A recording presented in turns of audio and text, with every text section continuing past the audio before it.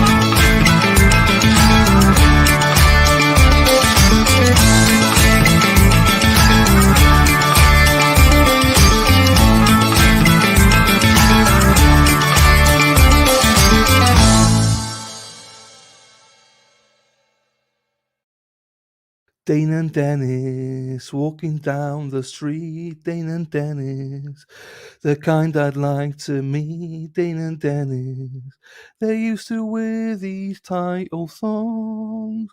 They didn't like them, so they're gone. Dane and Dennis walking down the street. Dane and Dennis, the kind you'd like to meet. Dane and Dennis, these two who look at them, they're definitely growers, not showers.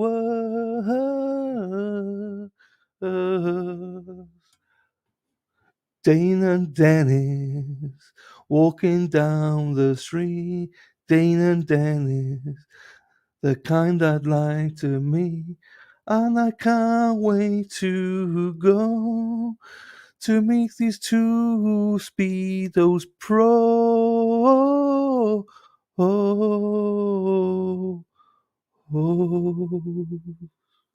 See you in Boston, boys. Tits and clams, that's a charity. Tits and clams, that's a charity.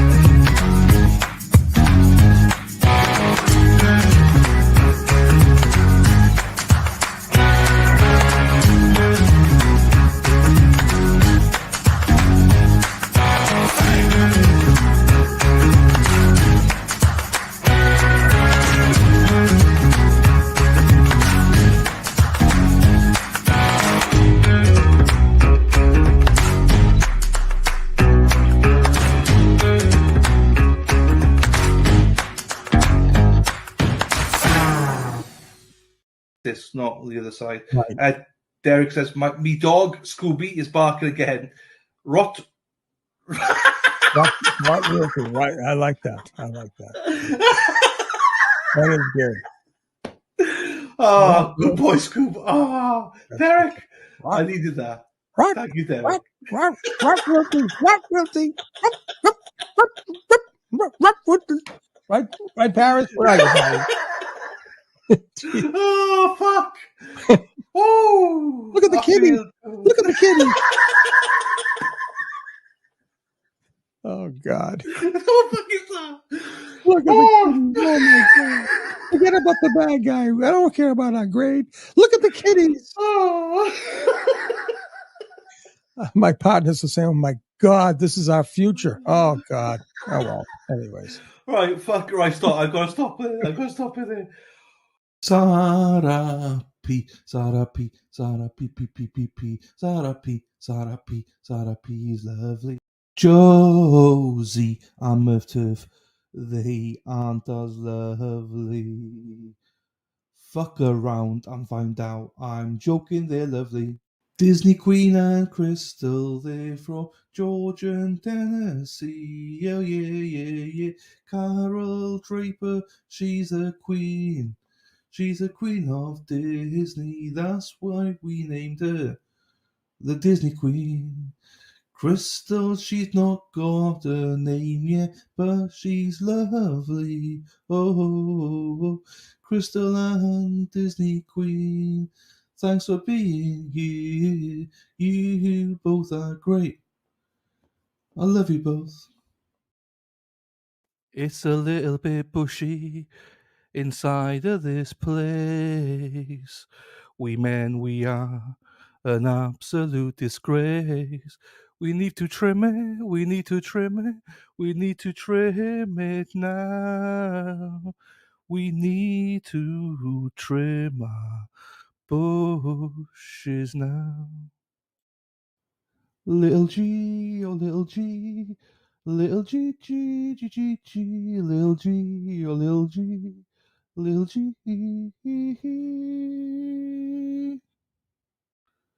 Daffy Dill, always with Will. Daffy Dill, also likes Bill. Daffy cheats on me with Will and Bill. Daffy Dill. Ole, ole, ole, ole, ole, ole, ole, ole. Erin hack, hack, hack, ole. Erin hack, hack, hack, ole. Let's go, Erin hack, hack, hack, ole. Erin hack, hack, hack, ole. Spot, sex bot. I'm a sex bot. Sex bot, sex bot. I'm a sex bot. Sex bot, sex bot. I'm a sex bot. Sex bot, sex bot. I'm a sex bot. Rhode Island's on fire. Deb's hair is on fire. Yeah. Looby Loo, where are you? Lou is pounding Terry. Looby Loo, where are you? Lou is pounding Terry. Robin G, riding through the glen. Robin G, chasing all the men. All the men can never find Robin G, G spot. Bing bong a bing bombay, bing bong a bing bombay, bing bong a bing bombay. Scott likes to wear lingerie. Whoa. Hello, everyone. Hey, look what we got on. Tits and clam for charity today, representing charity today. Tits and clams today. Because today is a day when two become one. We all love a bit of tits and clams. We love it. Charity loves her tits and clams. She loves it. I love tits. I love clams. So do most of you as well. Anyway, there we go. Hello, beautiful people. How are we, everyone? Hope you're all well. That was impromptu. I did not know I was going to sing, so apologies for that already this morning. How are we, beautiful people? What we got here? Robin G straight in the house. Look at her. Look, chasing all the men. How are you, Shelby? Hey, Shelby. I've not seen you for months. How are you, my darling? Hope you're well. Disney Queen, how are you? Nice to see you, my darling. Kelly Eggleston, we'll see you in the morning. We don't see you then for the rest of the day, but I love you, Kelly. Thank you for being here. Hope you have a great weekend as well, my darling. Daffy Dale's on holiday. How you doing, Daff? Hope you're well, my darling. Joe, hello to you, my darling. As always, love having Joe around here. It brings a bit of our IQ level goes up in chat when Joe's here. Ken, how are you, sir? Hope you're well. Dana, the Speedo man. Dana's a Speedo man. Dana loves Speedos. He loves his Speedo. Dana's a Speedo man. Dana. Hey, Dana, how you doing, fella? Lil G, oh Lil G, how are you, my darling? Lisa Reed, hello. Hey, look at this. Lisa Reed's got a new photo. Look at that. Happy days. I always note this stuff like that. It's that free Karen Reed top hat on. There you go, my darling. Looking great as always, Lisa Reed. Nice to see you, my darling. And can we start biting, Lisa Reed? Can you start shouting at me and stuff? Yeah. Every time I give you a boost, I'll need you to turn into Sarah P for me. Because Sarah P takes a lot of abuse. But I love it. Hippie chick, how are you, my darling? Hope you're well as always. As well, Cynthia Lynch. Hello to you, Paul. How's Paul? Send my love to Paul as well, Cynthia. Nice to see you, my darling. As always, love to see you pop in the mornings here. Tracy V, hello to you. Hope you're well, my darling. Gary, hello, sir. How are you? Oh, yeah. No, I thought you weren't here this morning. It was yesterday you weren't here. As in, you had stuff on. Hope you're well, my friend. So it's a bit weird. So, oh, Gary, I didn't think you was here this morning. But you are. Right, what else we got here? Am I skipping anyone? No. Country roads, take me home to the place where I belong. Rebecca, West Virginia, mountain mamas, take me home. Country roads. Hey, Rebecca, hey, Rebecca, hey, Rebecca, hey, Rebecca, Rebecca W. WV, Rebecca W, WV, WV. Hello, my darling. How are you? Nice to see you. Right, what else we got here? Oh, Danny boy. They're doing closing today. Yes, first thing morning. They have 40 minutes each side. 40 minutes each side to do their closing. So that'll be the first thing on today.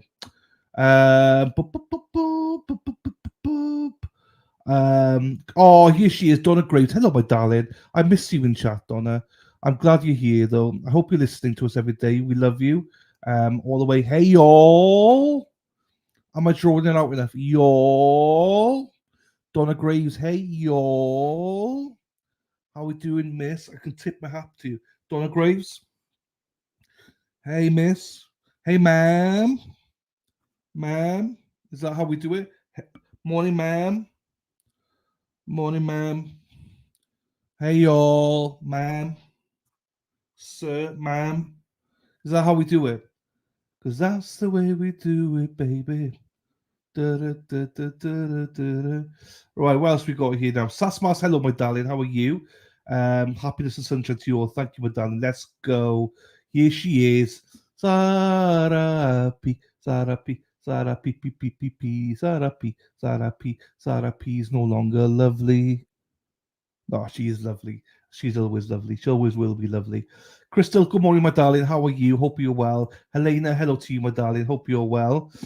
All right, where are we going with this one now? I'm skipping everyone. Skip. Emma, hello, my darling. How are you? Any news, Emma? Are you coming out to Boston, Emma? You coming out? Cortez, hello to you. Welcome back. We didn't scare you yesterday. Happy days. There you go. It's half the battle for me is in the mornings. I open the stream up and I'm like, oh, fuck. I hope people come back. Because, you know, when he first comes to the stream, people say hello and they say they're new. And then a lot of times they don't come back. They're just like, fuck this. It's just too weird. This is just like Fantasyland, this place is. No way I'm going to a serious channel. So nice to see you back, Cortez. Thank you for being here, my darling. Couch Jura, hello to you, my darling. Hope you're well as always. Gregg, how are you, sir? Hope you're well. Yeah, hello. You've been nice and early yesterday and today. Hope you're well. Yes, I think there'll be verdict today. Because they're going to deliberate all night long. All night long, all night, all night. They can deliberate all night long, baby. Probably till about 11, 12 o'clock tonight, if they have to. And I think that they will, by lunch, well, so closings are 40 minutes each. 40 minutes each. And during instructions, say that's 40 as well. That's 2 hours. So 9, 10, 11. So yeah, before lunch, they start deliberating. And I think early afternoon, they will, well, maybe later in the afternoon, they'll have a verdict. They'll unlike say rough Lisa Reed. I say this all the time. Lisa Reed to me, not that they're the same, but she's got the same mannerisms as Sarah P. So when Sarah P was lovely and she was really, really nice, she's not the bitch she is now. Like Sarah P is a bitch right now. But she used to be so, so nice, so quiet, welcome everyone, do everything. So nice. That's Lisa Reed. Lisa Reed is so, so nice. But like Lisa Reed, Sarah P's got a potty mouth. She just swears all the time and all that. So Lisa Reed is Sarah P. Or Sarah P is Lisa Reed. So that's how I see them. I don't think anyone else sees them like that, but I do. I think Lisa Reed's got a dirty mouth as well. So Sarah P, you're getting company, but she's not. She's same as you. Lisa Reed's not biting. Do you remember the days when you never used to bite? You just take it. Now you fucking give it straight back, which I love. I love that. Lisa, we'll get to that stage. Don't you worry. Hello, Toots. Where's Toots? I miss Toots. Oh, hello. Here she is. Hello to you, my darling. Hope you're well.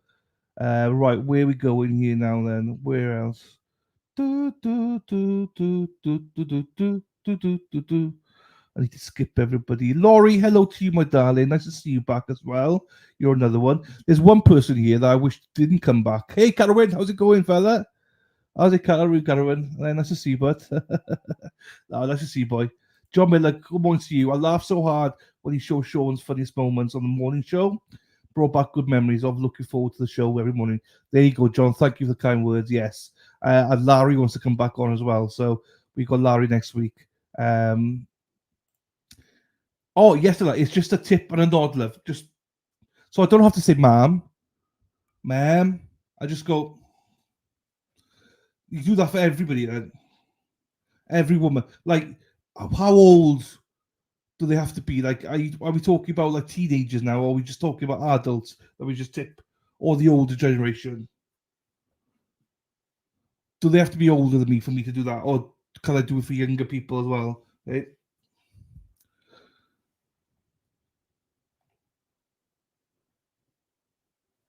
Good morning, Lady Di. How are you, my darling?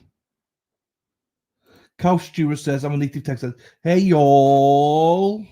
There you go. Hey, y'all. Hey, y'all. Tip of the cap. Dana didn't come back. I know. This stream does not suit Dana. You know, he's just too straight laced.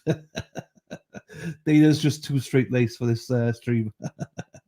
Drew, hello to you. Long time no see, Drew. Lovely to see you back, my friend. Nice to see you back. I just try for you, Donna.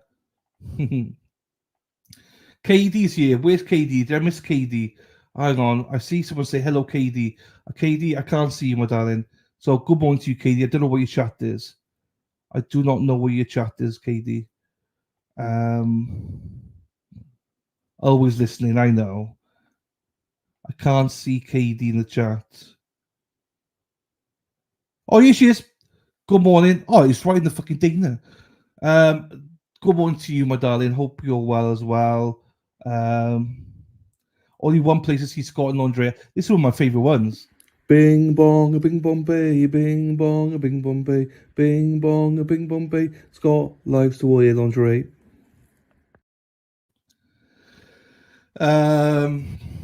There you go, everyone. I believe 56 people just heard you say I would always be lovely. Yeah, but they don't believe me. They know I'm full of shit, though. Do you know what I mean? Lisa Reed. Right. Good morning, Karen. How are you? Hope you're well, my darling. Oh no, I'm subscribed due to all the. Hey, I called her lovely.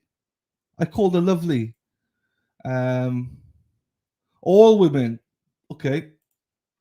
Just let El Chatty know I have lots of company coming next week for 2 weeks. So, we'll miss you, Carol. It's all good. We'll miss you though. You need. I'm gonna get one in. I'm gonna buy a hat in.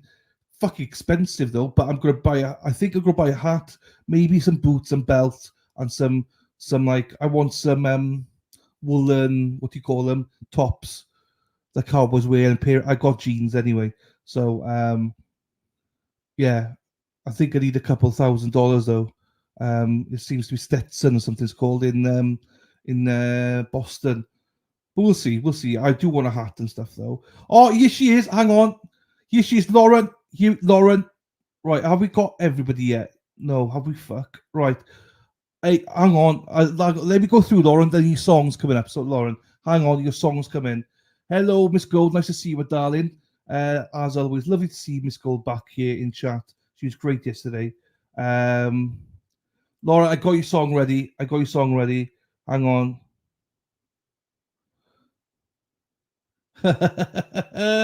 I went into your collection.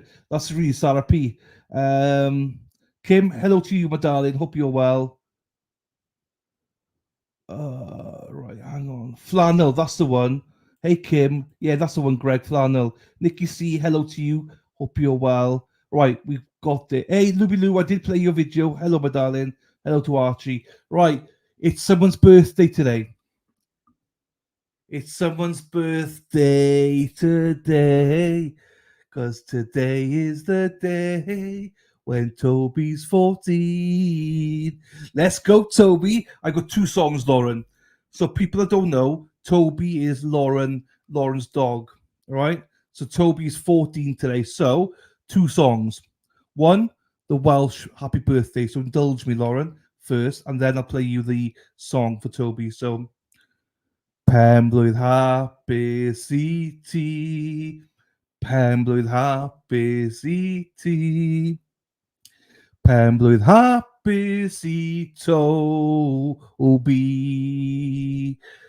pen-blwydd hapus I ti, hip hip hooray, hip hip hooray, hip hip hooray, let's fucking go, Toby, happy birthday, come on, Toby, hee-haw, let's go. Right, now for his song, birthday song, specially requested by Lauren. It's not the best, Lauren, but I did try my best.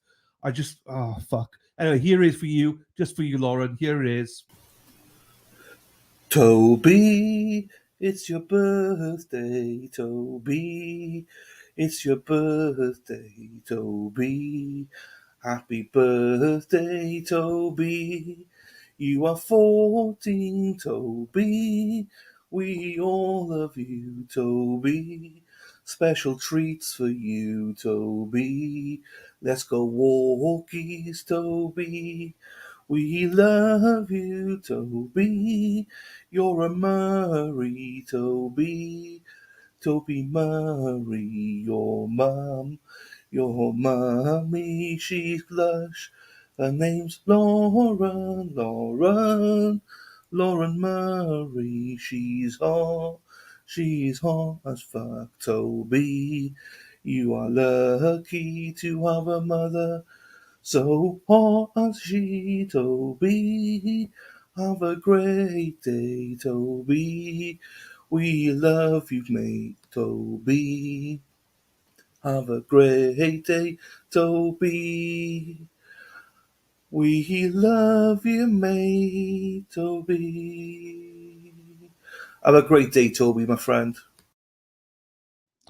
All right, I hope that was okay for you, Lauren. I hope that. Hello, Sue, my darling. Happy birthday, Toby. There you go. Ruka, hope you're well, my darling. Hope you're well, Ruka. Nice to see you. There you go, Lauren.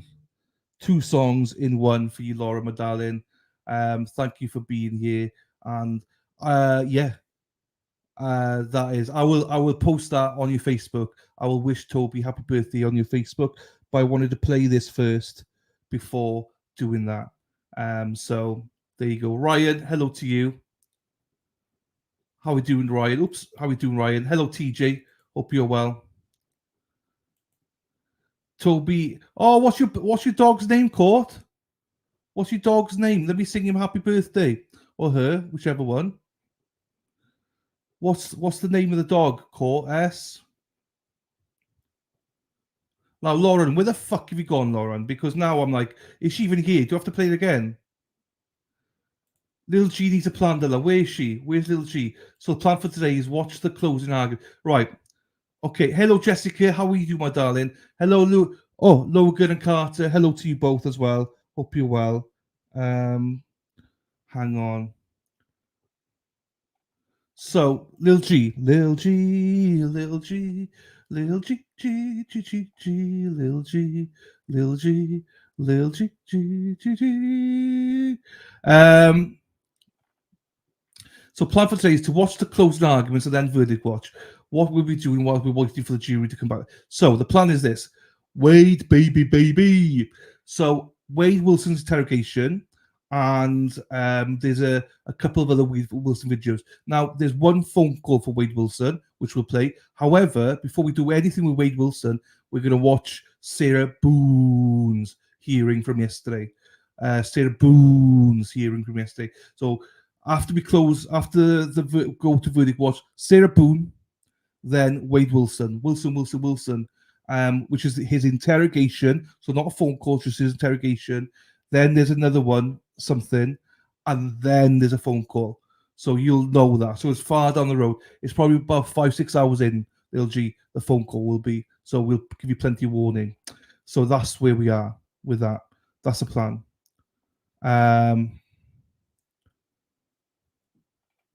Okay. I hope that's fine, Lil G. I hope that's fine, my darling. So that's the plan. Right, hang on. Court S said something. Court S, hang on. Court S, you did say something. Court S. Taylor. Okay.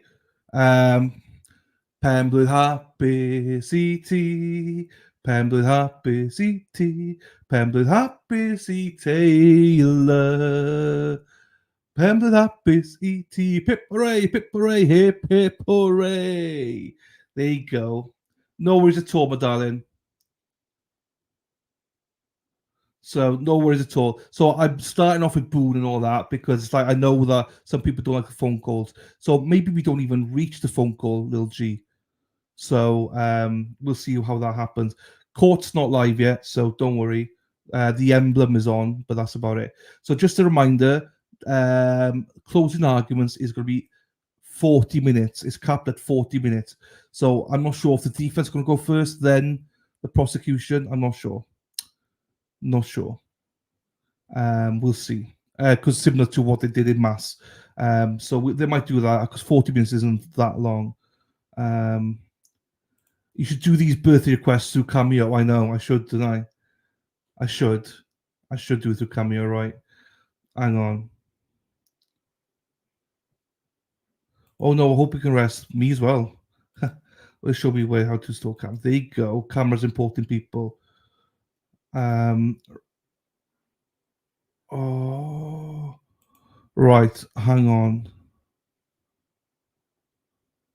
Ooh. Okay. Now I don't know if Laura Murray's seen that video or not. That's my problem now. I'm just gonna have to post it now to Toby. It's your birthday, Toby. Happy birthday, Toby. It's your birthday, Toby.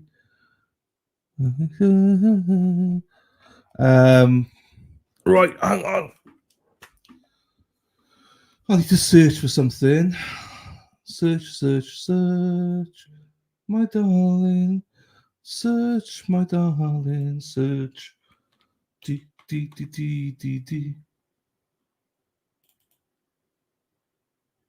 This might be it.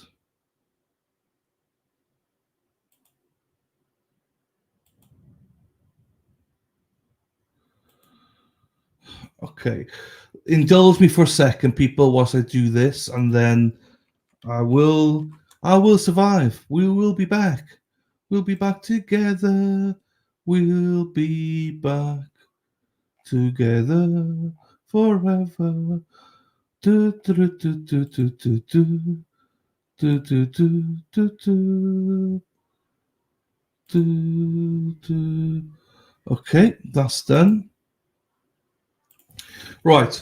Morning, Maureen. How are you, my darling? How are you? Hope you're well as well, my darling. What does the outcome of this case? Do you know what? I couldn't tell you. I think probably. I don't know. It depends on what the charges, final charges, are going to be. I think as well. I think she's definitely facing jail time. I think, but how long is the question? And yeah, I don't know. We'll see. We shall see. We shall see what happens. Dee dee. We shall see what happens. Right. Let me put court up then because I've got it. I got it here already, but it's just that. So I'll put it there.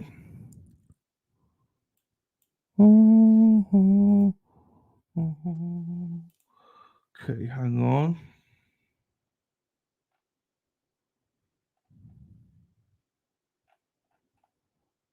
No, I can't do that. Oh no, I can't do it. Okay. So, right. I normally do the whole poll. We'll do the poll for guilty, not guilty afterwards, after you hear everything and stuff like that. So, Be Harmony, how are you, my darling? Hope you're well. Hope you're well, my darling, as well. Right. Well, this Scott one, I can't stop it.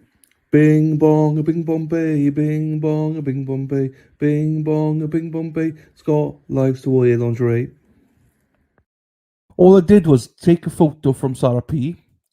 That's Sarah P, obviously, and just put his face on it, Scott's face on Sarah P. It's simple as that. Simple. Here they are. They're coming in. Let me play one more time then. Thanks, Sarah. Bing bong, a bing Bombay, bing bong, a bing Bombay, bing bong, a bing Bombay. Scott likes to wear lingerie. Jessica loves it. How are you, my darling? How's Logan and Carter doing? How's school going for them? How is school? Hey, also, whereabouts are you in Boston? Whereabouts are you? What, like, you're not in Compton, are you? Well, I look completely different in both songs. Well, no, how? You're the one that's got his face on it. You are the one on the lingerie, so we don't see your face on that one. I know, I should. I know, you're right. I should. You're right.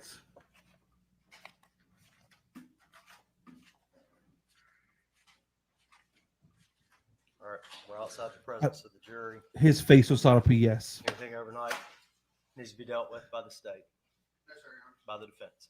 All right. As soon as they tell me the jury's ready, we'll get started. Y'all have your equipment hooked up. Yeah, fine. Message me privately, see where you are, because I need to hook up with you and the boys. We need to surprise the boys when I'm over there, but I need to know whereabouts you live. Yep, Sarah P. Come on. Bing bong, a bing Bombay, bing bong, a bing Bombay, bing bong, a bing Bombay. Scott likes to wear lingerie.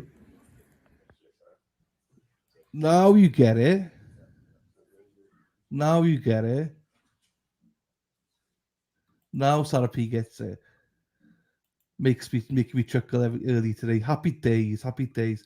Yes, of course, yeah. So the plan is when I go to Boston, I want to surprise Logan and Carter. When I see them, I'll be singing "Tits a clams, tits a clams."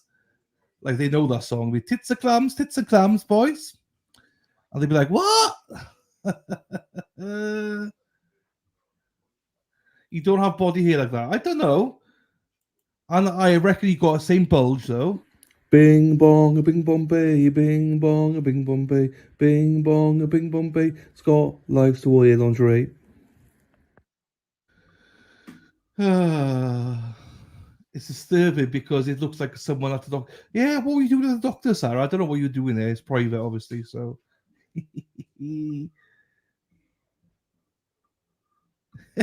No, no, I don't. Before anyone thinks I'm picking on Sarah, I know it's not Sarah. Hello, I can see you. I can see you now. Every now and then I get a little bit free. Ba. See you now. Every now and again I get a little bit sweet. Ba. See you now. I can see you now from a distance. Oh, I can see you now. I can see you now forever. Da. Tell me now. Every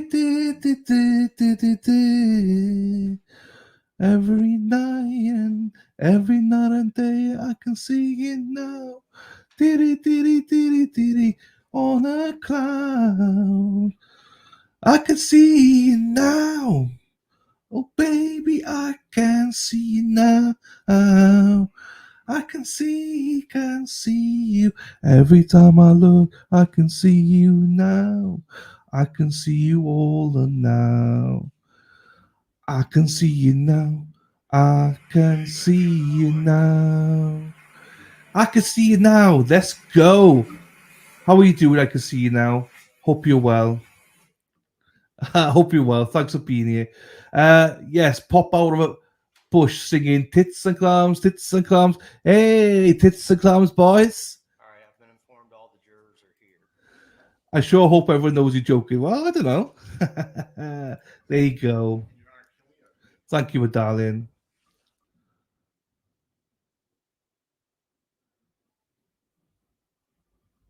What to get? Yeah, I know. Da. I can see you now. Gonna send you some noir for here. Sarah P. Enough already. Ken, you need to mute me, man. You need to mute. Mute. I agree with you for sure. Hey, Robin, how we doing? No way. Working at 9. Working 9 to 5. Where were you, Robin? Robin G, riding through the glen. Robin G, chasing all the men. All the men can never find. Robin G, Robin G spot. There you go. Right, there you go, everyone. Hello to Robin. No, I haven't seen Shari D today yet. No tits and clams yet today. I haven't seen her. Oh. Uh-oh. We're in trouble. Why? Why are we in trouble for? What have we done? Well, I'll tell you why we're in trouble. We have Josie and Murph. They aren't as lovely. Fuck around and find out. I'm joking, they're lovely. Hey, Josie. Right. Jury on the way in. So, just a final note here, right? Just remember, it's 40 minutes each for closing. 4-0 for closing. 4-0. 4-0 each. So it's up to the prosecution how they maybe do 20 minutes each, or they might defer to the defense to do theirs first and then the state do theirs. But then 40 minutes each, and then jury instructions, and then they deliberate. So maybe by 11 o'clock Eastern, 10 o'clock, or was it 11 o'clock? I don't know. By midday Eastern, they're probably going to start deliberating. So,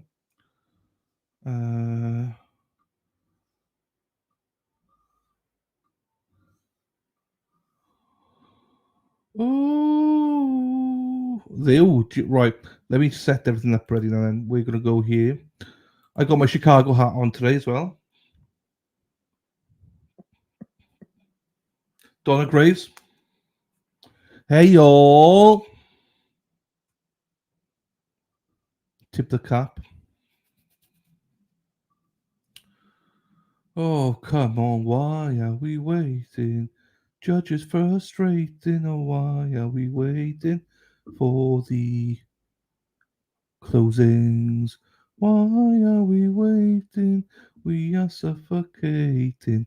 Oh, why are we waiting? Oh, why are we waiting? Oh, why are we waiting for closings? Boom, boom, boom, boom, boom, boom. Yeah. Boom, boom, boom, boom, boom, boom. The moment we walk down the boom, boom, boom. Da da da da da da da da da da. Hey, Sarah P. Do, do, do, do, do. Sarah P. P. P. Sarah P. P. P. Anything further? All right, anything from the state? No, sir. Defense? Bring them in. Bring them in. Bring them in. Oh no, safe. Be safe then.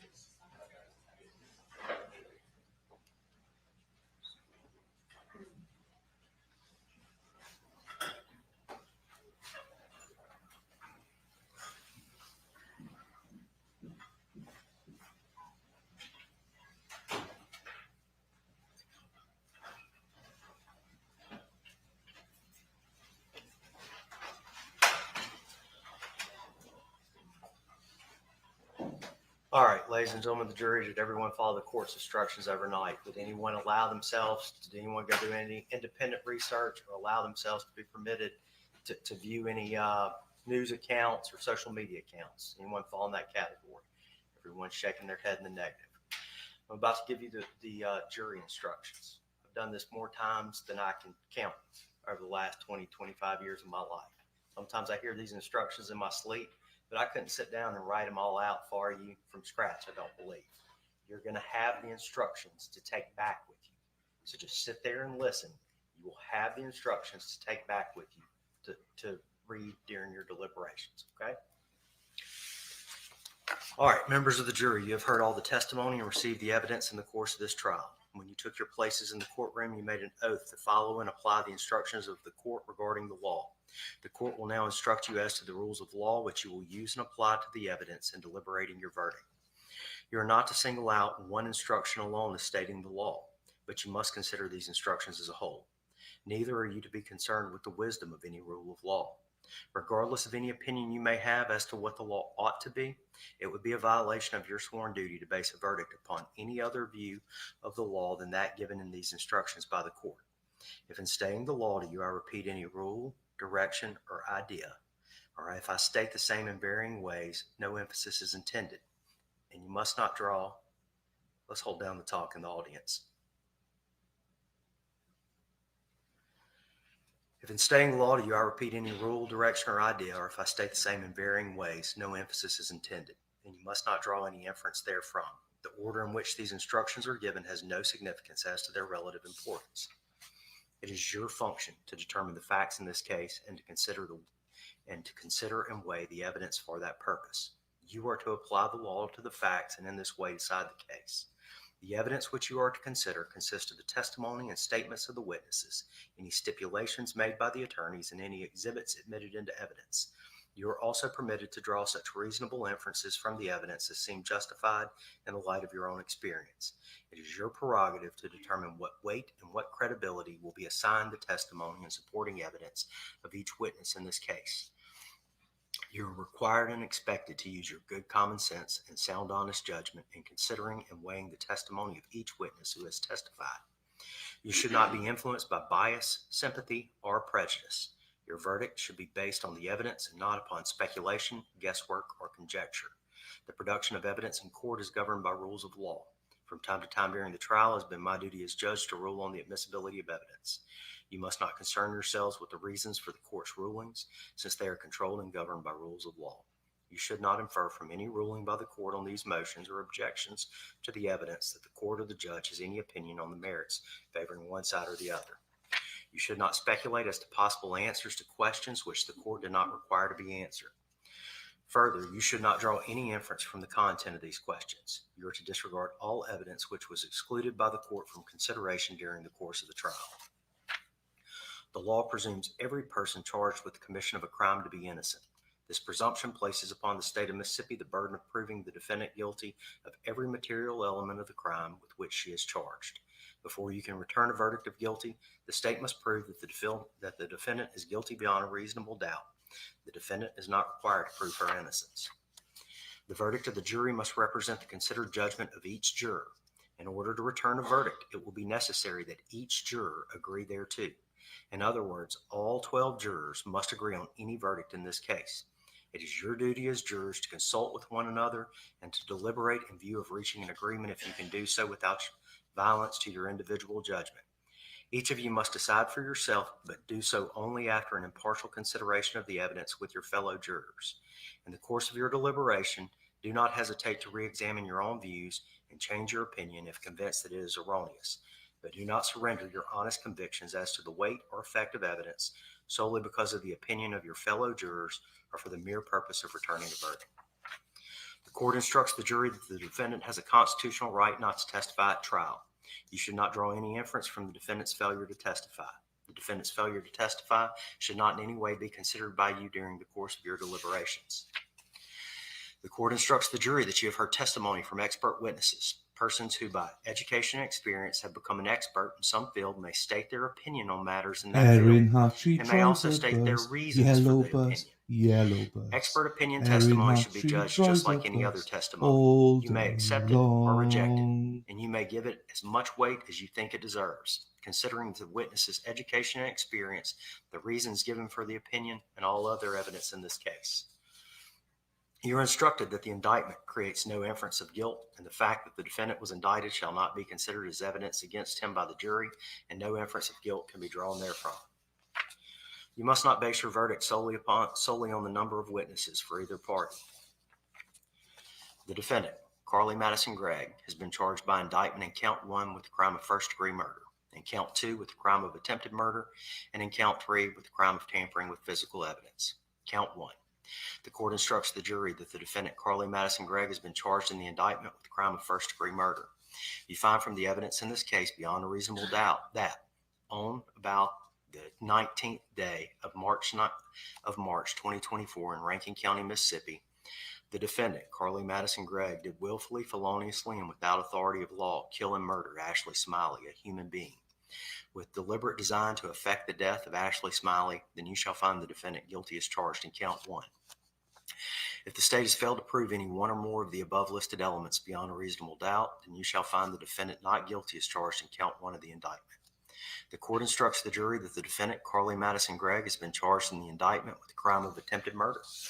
If you find from the evidence in this case beyond a reasonable doubt that on about the 19th day of March 2024 in Rankin County, Mississippi, the defendant, Carly Madison Gregg, did willfully, unlawfully, and feloniously attempt to kill Heath Smiley, a human being, but failed to complete the act, then you shall find the defendant guilty as charged in count 2. If the state has failed to prove any one or more of the above listed elements beyond a reasonable doubt, then you shall find the defendant not guilty as charged in count 2 of the indictment. Count 3, the court instructs the jury that the defendant, Carly Madison Gregg, has been charged in the indictment with the crime of tampering with physical evidence. If you find from the evidence in this case beyond a reasonable doubt that on about the 19th day of March 2024 in Rankin County, Mississippi, the defendant, Carly Madison Gregg, did willfully, unlawfully, and feloniously intentionally destroy, mutilate, conceal, remove, or alter physical evidence with intent to impair its use, verity, or availability in the pending criminal investigation or prospective official proceeding, then you shall find the defendant guilty as charged in count 3. If the state has failed to prove any one or more of the above listed elements beyond a reasonable doubt, then you shall find the defendant not guilty as charged in count 3 of the indictment. The court instructs the jury that there is a presumption that an accused is sane, and therefore the burden is initially on the accused to introduce evidence which creates a reasonable doubt as to her sanity at the time of the act. However, once the defendant has created a reasonable doubt as to the defendant's sanity, it is the burden of the state to present sufficient evidence to prove the defendant's sanity beyond a reasonable doubt. Court instructs the jury that the following is the definition of insanity in Mississippi. Insanity exists when at the time of committing the act, the accused was laboring under such defect of reason from disease of mind as 1, to not know the nature and quality of the act she was doing, or 2, if she did know the nature and quality of the act, she did not know that what she was doing was wrong.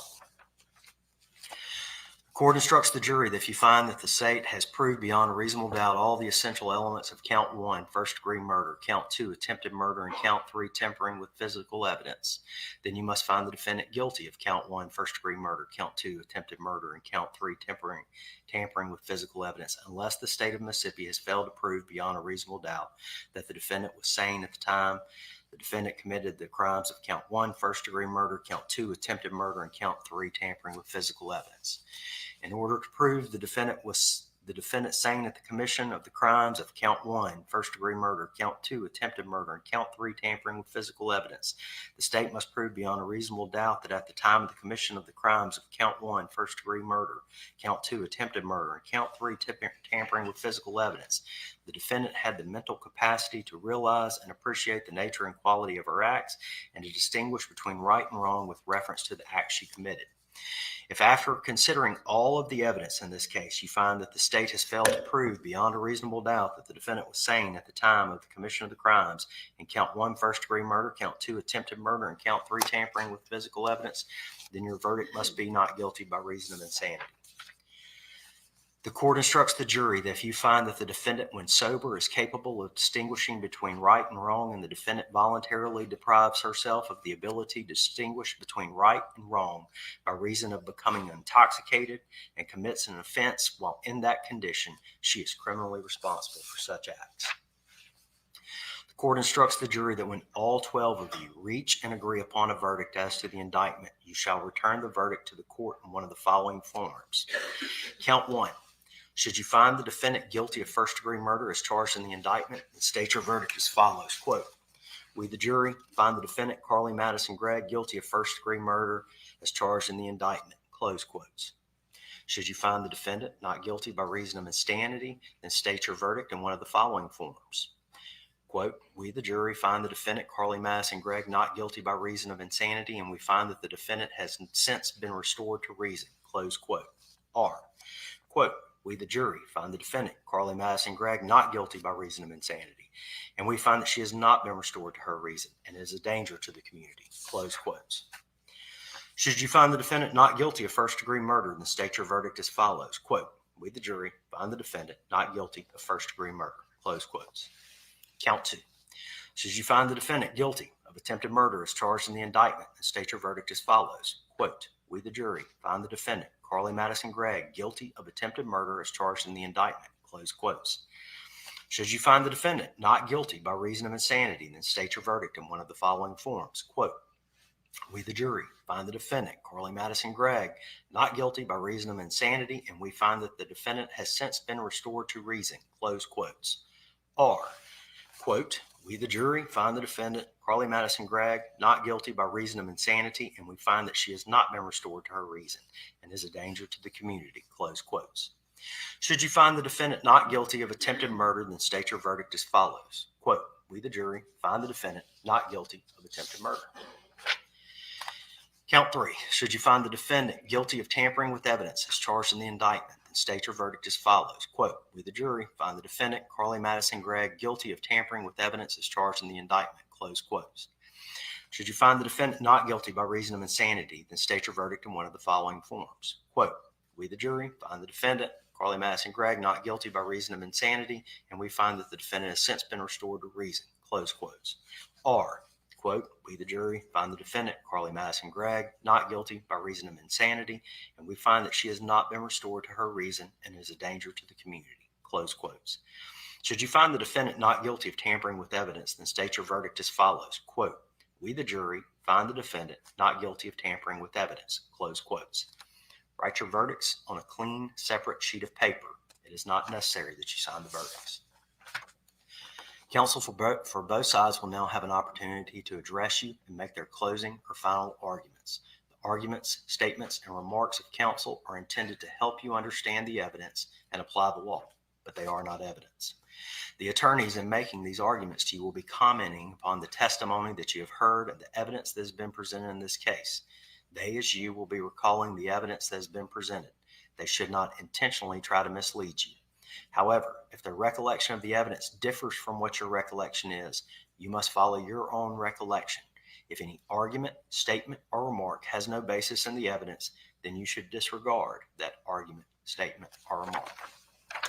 Jury instructions will be on the bench in front of the court. If either side needs them, you can come get them. If you use them, return them in the same order you picked them up in. Closing arguments on behalf of the state. Mr. Shipley, you'll keep time.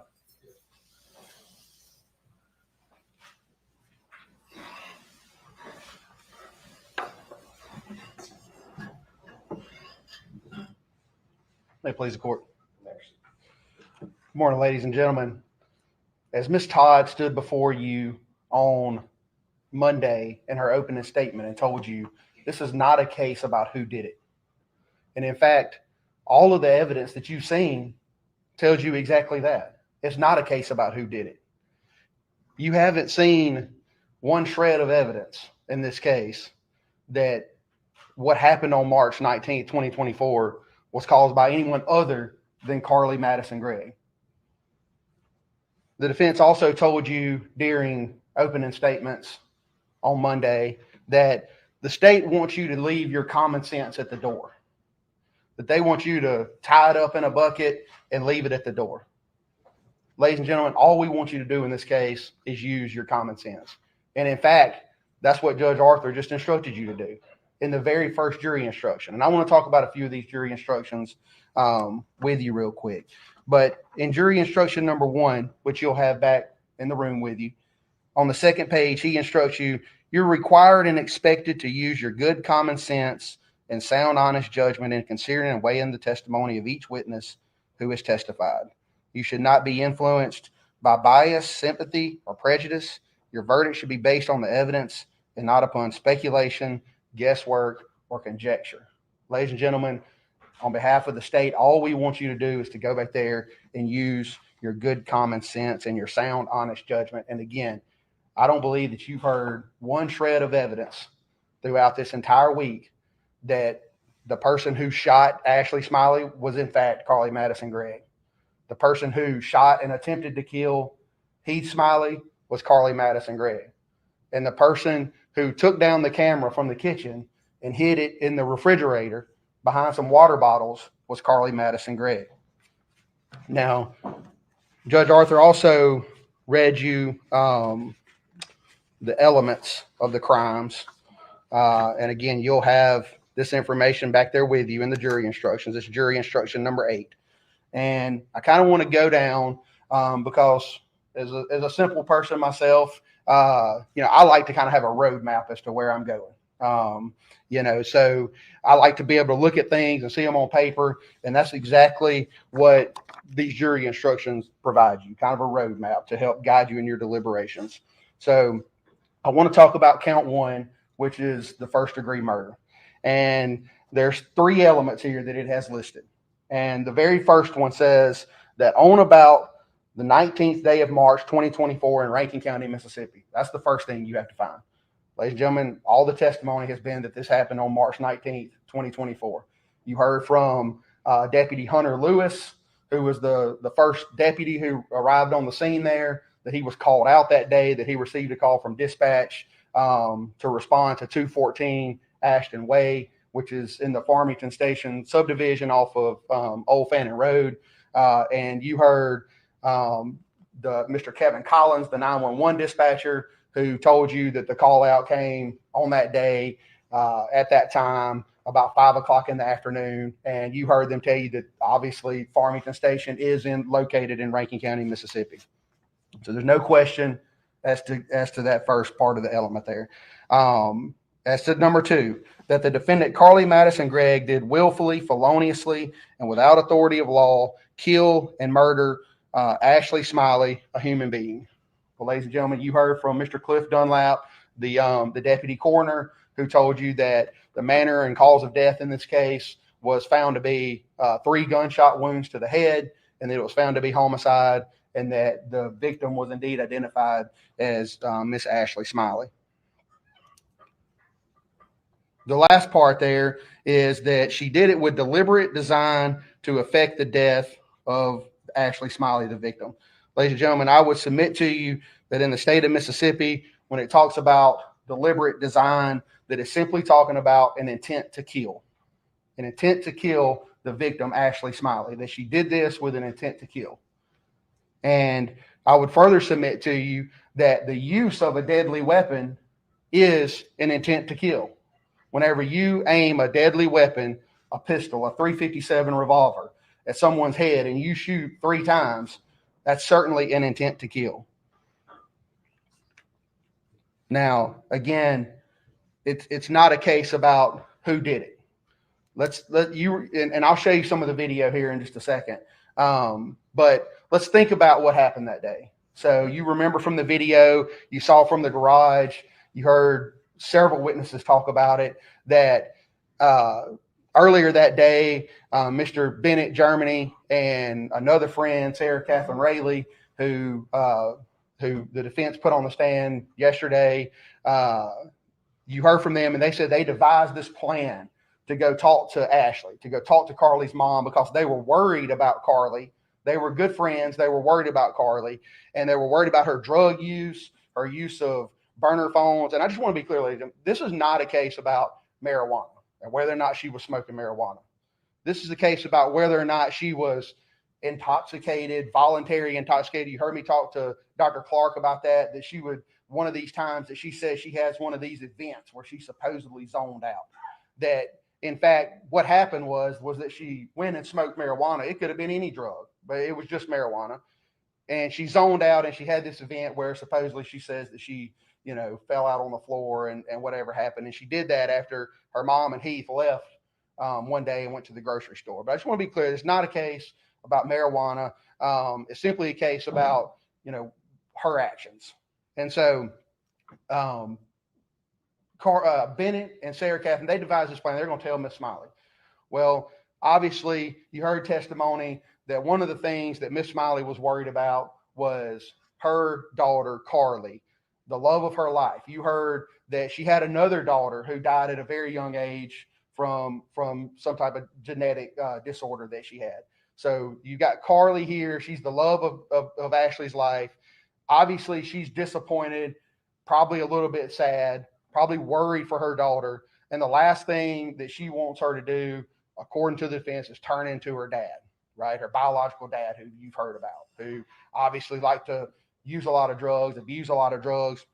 So at some point, she confronts Carly. She searches her backpack, whether in the car, on the ride home, or at the school. And then you see them get home, and you heard Dr. Pickett talk about it yesterday, that the situation seemed a little bit tense, right? That they get out of the car in their garage. You don't hear, they're not talking to each other. And they go in, you see Ashley put her coat and her phone down on the bar there in the kitchen, and she proceeds directly to the side of the house where Carly's room is located, presumably to start searching through Carly's room, right? And so you see Carly kind of walk back and forth. You see her walk there to the living room area and kind of listen to see what her mom's doing. At some point, she eventually takes the dogs out, right? I don't know what happened while she was outside, ladies and gentlemen, but at some point, whenever she was outside, she made up her mind, if not long before. We'll talk about that in a second, her conversations with her friend from MSMS, Thad, that you heard from. But at some point outside, she makes up her mind exactly what she's going to do. And she comes back in from taking out the dogs. She walks there to that living room area, kind of listens to see if her mom's still in her room. And then without hesitation, she walks, as Dr. Pickett said, to the side of the house, her mom and Heath's bedroom, where this pistol is located. She knows it's located there. Now, they want you to believe that from the time she brought the dogs back in or took the dogs out, that she blacked out at that point. You heard me ask Dr. Clark. Well, from the time she took out the dogs to the time she was arrested by Deputy Shack, who you also heard from, that she was blacked out in that period. Well, that's a real convenient time to be blacked out, right? And so she brings the dogs back in, and she goes directly to her mom's room and Heath's room, and she retrieves this pistol. And you see her walk back across the screen. Well, when she gets there, she looks around the corner into the kitchen to make sure that her mom hasn't come out of her room, knowing exactly what she's doing. Cool, calm, calculated, and callous. She walks directly. She proceeds to her room, and a couple seconds later, you hear the shots. Boom, boom. You hear 2 shots within 3 seconds of each other. You've seen the pictures. You heard Dr. Pickett testify yesterday. 2 well-placed shots right to the side of Miss Smiley's head, a relatively small target. And then a couple seconds later, boom, you hear a 3rd shot right under the chin. And we believe it's right under the chin is the 3rd shot. We know it's right under the chin. We believe it's the 3rd shot. You heard Deputy Investigator Burnell talk about the stippling, the powder burn around the shot, right? And he tells you that based off his training and experience, that shot had to be within 36 inches, because that's when you see stippling, the powder that comes out that's still ignited, that doesn't have time to burn, and it burns right here on Miss Smiley's face. And then what does she do? Immediately, you'll see on the video that happens at 4:14 p.m. Immediately, she comes back in. She gets on her mom's phone. She has the wherewithal to enter her mom's code onto her phone and to text someone specific. And that someone specific was her stepdad, Heath Smiley. And you'll see that text message was sent within the same minute, 4:14, that she shot and killed her mom. And what did she say to him? Something to the effect of, "When are you going to be home, honey?" And it's perfect grammar. The comma's in the right place right before honey, right? She knows exactly what she's doing. She comes in there. She knows exactly where the camera is. She comes. She's got the gun hidden behind her. She slides down into the chair, and you hear her put it down on the bar stool. You can hear it whenever you get back to the jury room. You'll be able to hear that. She puts it down. And you hear Dr. Pickett talk about she's got the wherewithal to know exactly where the dogs are. The dog walks behind her. You'll see it. He walks behind her, and she knows let me make sure he doesn't knock the gun off. Right? At some point, she begins text messaging her friend. She shoots her mom at 4:14. Then she invites her friend from school, who you heard from, Brooke. She invites Brooke over. You'll see the messages between her and Brooke. They're in evidence. And you'll see where Brooke texts her at 4:58, basically 45 minutes later, and says, "I'm here." Brooke had no clue what she was about to walk into. Carly meets her at the door, says something to the effect of, "Have you ever seen or are you squeamish of dead bodies?" Well, Brooke says, "I don't know. I've never seen a dead body." Not thinking that there's a dead body currently in the house, right? Carly's walking around with the gun. Carly leads her back to the room and shows her dead mom, who's got her arms crossed over, who's been posed, right? She's posed her mom at this point. She's put her arms across her. She's put a red towel over her face. Again, cool, calm, and calculated. She knew exactly what she was doing. She knew exactly who to reach out to during this time. She's reaching out to all of her friends. You heard from multiple friends that she reached out to. You heard from her friend Thad, who she was texting, and actually before they text, she calls him on FaceTime. And what does she tell him? Well, she tells him, and excuse my language, "I fucked up," right? Well, how do you know you messed up if you don't know what you did? She knew what she did. She knew the difference between right and wrong. So she obviously tells Thad, but she can't tell him what she did. She knows she can't tell him over the phone. Well, then, being a good friend and being worried, Thad begins to text her after they get off the phone. And they're messaging. Well, of course, in the meantime, she's walking back and forth in and out of her room where her mom's located. She's walking back and forth. She's sending messages to multiple other friends. And Dad is messaging her, but he can't get a response. And he says, I'm worried about you. If I don't hear from you, I'm going to call 911. And she says, you can't do that. Why? Why can't you call 911? Because she knows what she did was wrong. And she doesn't want 911 over there because she's about to try to kill Heath. And she doesn't want 911 over there because it's going to ruin her plan. Right? Knowing the difference between right and wrong. And you heard me, I very specifically asked Dr. Clark, you render the opinion that she could not appreciate the difference between right and wrong. Right? Well, you heard Dr. Pickett and Dr. Gugliano testify yesterday. That's not the standard in Mississippi. In fact, there's an instruction in here that defines, it's jury instruction number 10, that defines exactly what insanity is. And it goes on down there, and it says that the accused was laboring under such defective reasoning from disease of mind as to not know the nature and quality of the act she was doing, or 2, if she did know the nature and quality of the act she was doing, she did not know what she was doing was wrong. It's not appreciate. The standard in Mississippi is not that you appreciate the difference between right and wrong. She knew what she was doing was wrong. Look at all of her actions. Sneaking around the house, calling over the friends, knowing not to tell the friends over the phone what she did. SK that they called in yesterday, her friend. What does she say? Dr. Pickett talked about it. Well, she says, I'll tell you tomorrow if I see you. Well, why would I not see you tomorrow? Well, because I'm going to be in jail probably. Right? She knew what she did was wrong.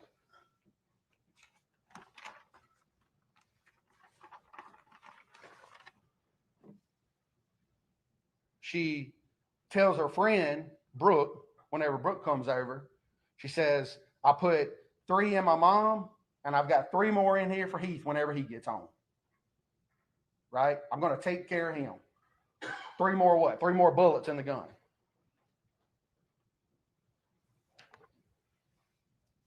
She texted her friend, Bennett, tried to call him, did call him, text him, and he tells her, of course, again, he's a good friend too. He's worried about her. Same one that told her mom what had been going on, that he was worried about her. Trying to do the right thing. He tells her, don't hurt yourself or anyone else. Don't harm yourself or anyone else. What does she say? Too late. Again, knowing the difference between right and wrong. You saw the video from Deputy Shack, and they want you to believe that he did something wrong because he muted his body cam or whatever he did. He told you that whenever he got Carly out of the back of his car and the other deputy started performing the GSR test on Carly's hands, which you saw them doing there, being as nice as all get out to her, right? Baby, are you okay? You heard him say that his involvement in the case was over. He never went in the house. He didn't transport her to jail or anywhere else. They want you to believe that him muting the body cam was him doing something wrong. He told you that his involvement was done and over at that time. Now, I want to play just a short clip of the video for you before my time's up.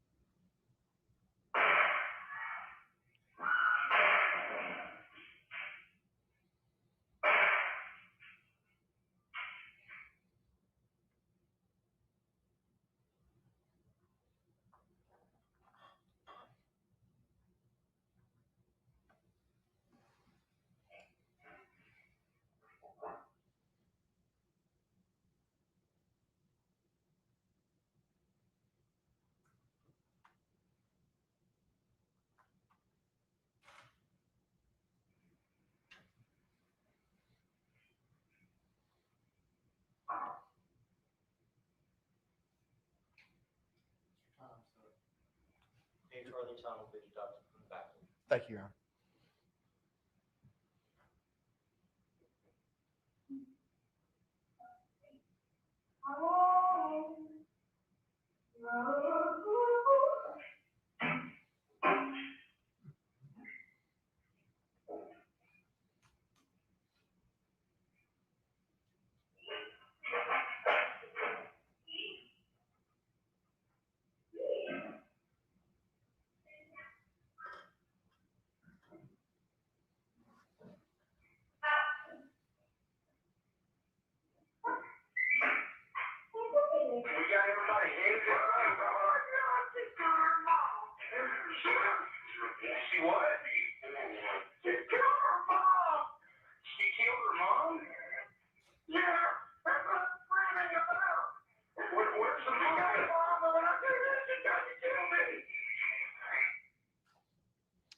Ladies and gentlemen, there's no doubt that Carly Madison Gregg is the one who killed her mom, Ashley Smiley.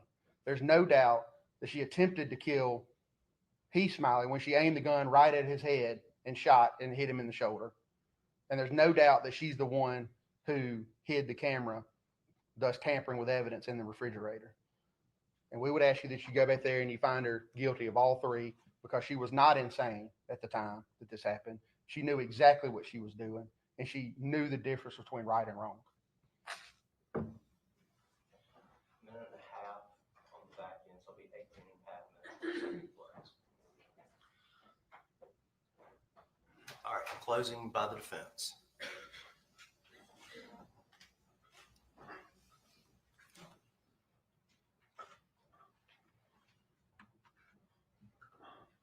May we begin? Yes, sir. Good morning. I know it's been a long week for all of you guys, and I know you're tired of coming here every day, but I want to take a minute and talk about why the state has the burden of proof that they have, the highest burden of proof that our law allows, which is beyond a reasonable doubt. A lot of people think that having that high of a burden is there because it's supposed to protect the defendants in criminal cases. But in fact, I think it protects the jurors just the same, if not more, than it does the defendant, because making the state prove every element of their case beyond a reasonable doubt is what is going to keep each of you from waking up in the middle of the night.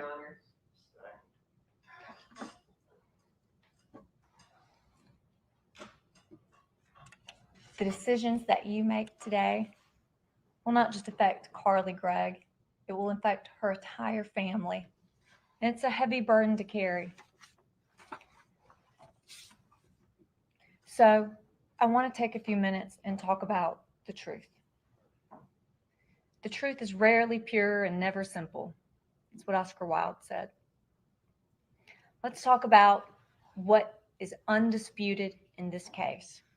It is undisputed that Carly loved her mom. You never heard the testimony of one person in this case who said otherwise. It's undisputed that Carly had no history of violence prior to March 19th. Nothing you heard. There is no evidence that tells you otherwise. It's undisputed that Carly Gregg loved her stepdad. In fact, he was the only dad she really ever had. No one told you otherwise. It's undisputed that Carly Gregg believed her father had a mental illness, bipolar disorder, and schizophrenia. Carly was afraid of her dad. She knew he was an unsuccessful man. She knew he was abusive. She didn't like being around him. She didn't want to be like him. It's also undisputed that that's something Carly worried about all the time, because that's something her mom worried about all the time. Her mom frequently worried that Carly was going to end up with the same mental illnesses that her dad had, because they're hereditary. It is undisputed that Carly had been experiencing serious mental health issues for quite some time prior to the events of March 19th. She had bulimia for 2 years. She had intrusive thoughts. She had racing thoughts.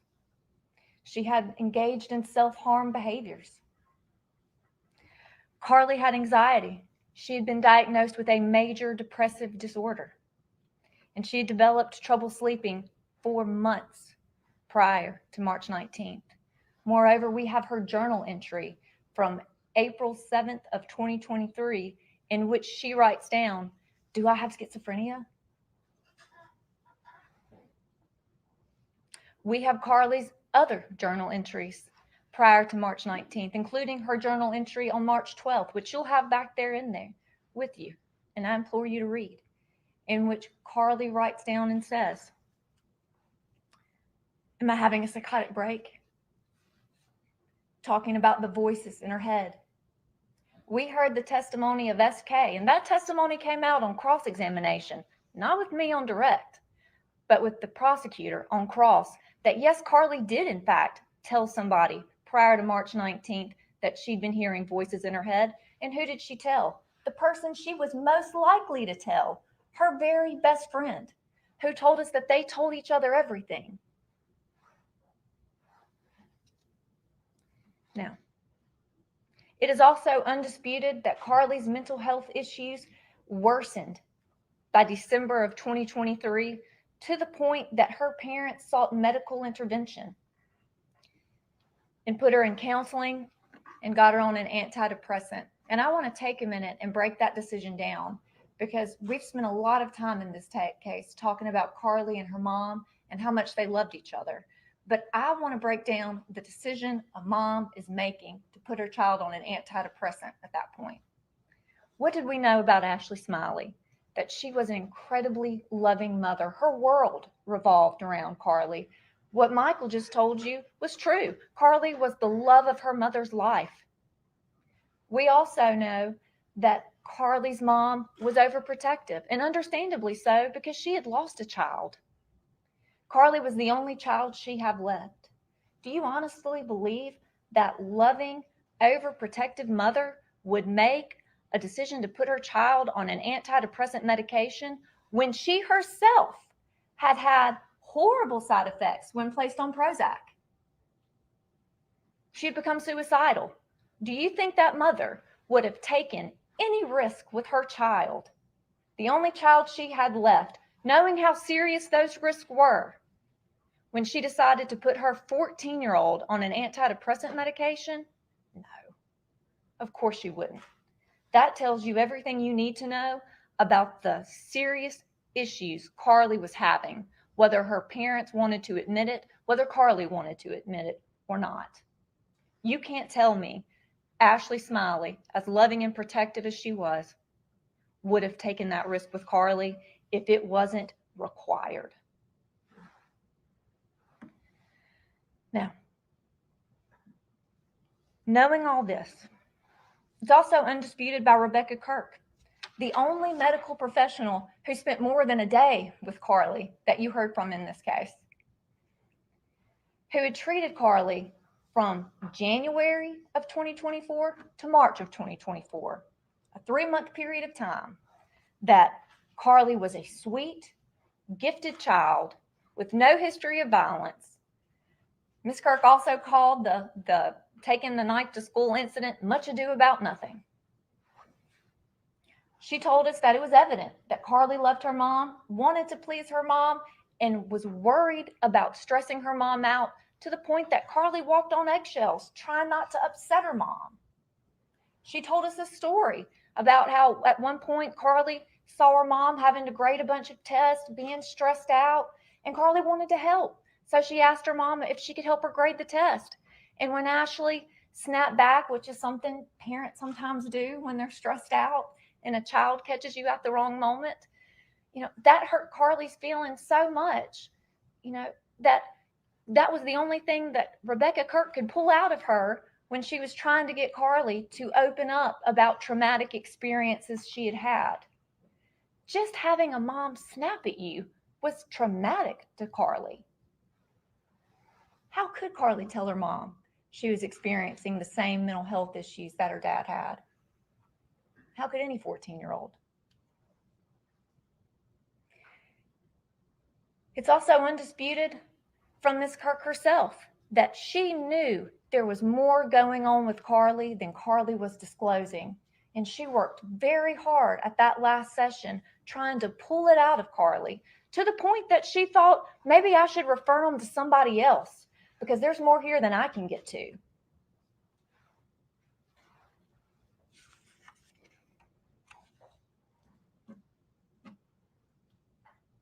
We've heard the testimony of Carly's stepfather, who has no reason to defend this child. It's not his biological child. He was very much in love with his wife. They were still in the honeymoon phase. You heard him on that 911 call. That was a man in shock, in grief, and in pain. You heard his testimony about feeling intimidated regarding his testimony in this case. But despite all of that, he has continued to tell the truth consistently from March 19th until his testimony in this courtroom today, and he continues to stand by Carly to this day and support her. And he said, yeah, I've noticed that Carly was experiencing memory lapses in the fall of 2023. It was bizarre. I noticed that Carly was losing track of time. It was bizarre. They knew Carly wasn't able to sleep. They were worried about how much melatonin she was taking to try to sleep at night. We heard from Dr. Pickett how that all correlates with bipolar disorder.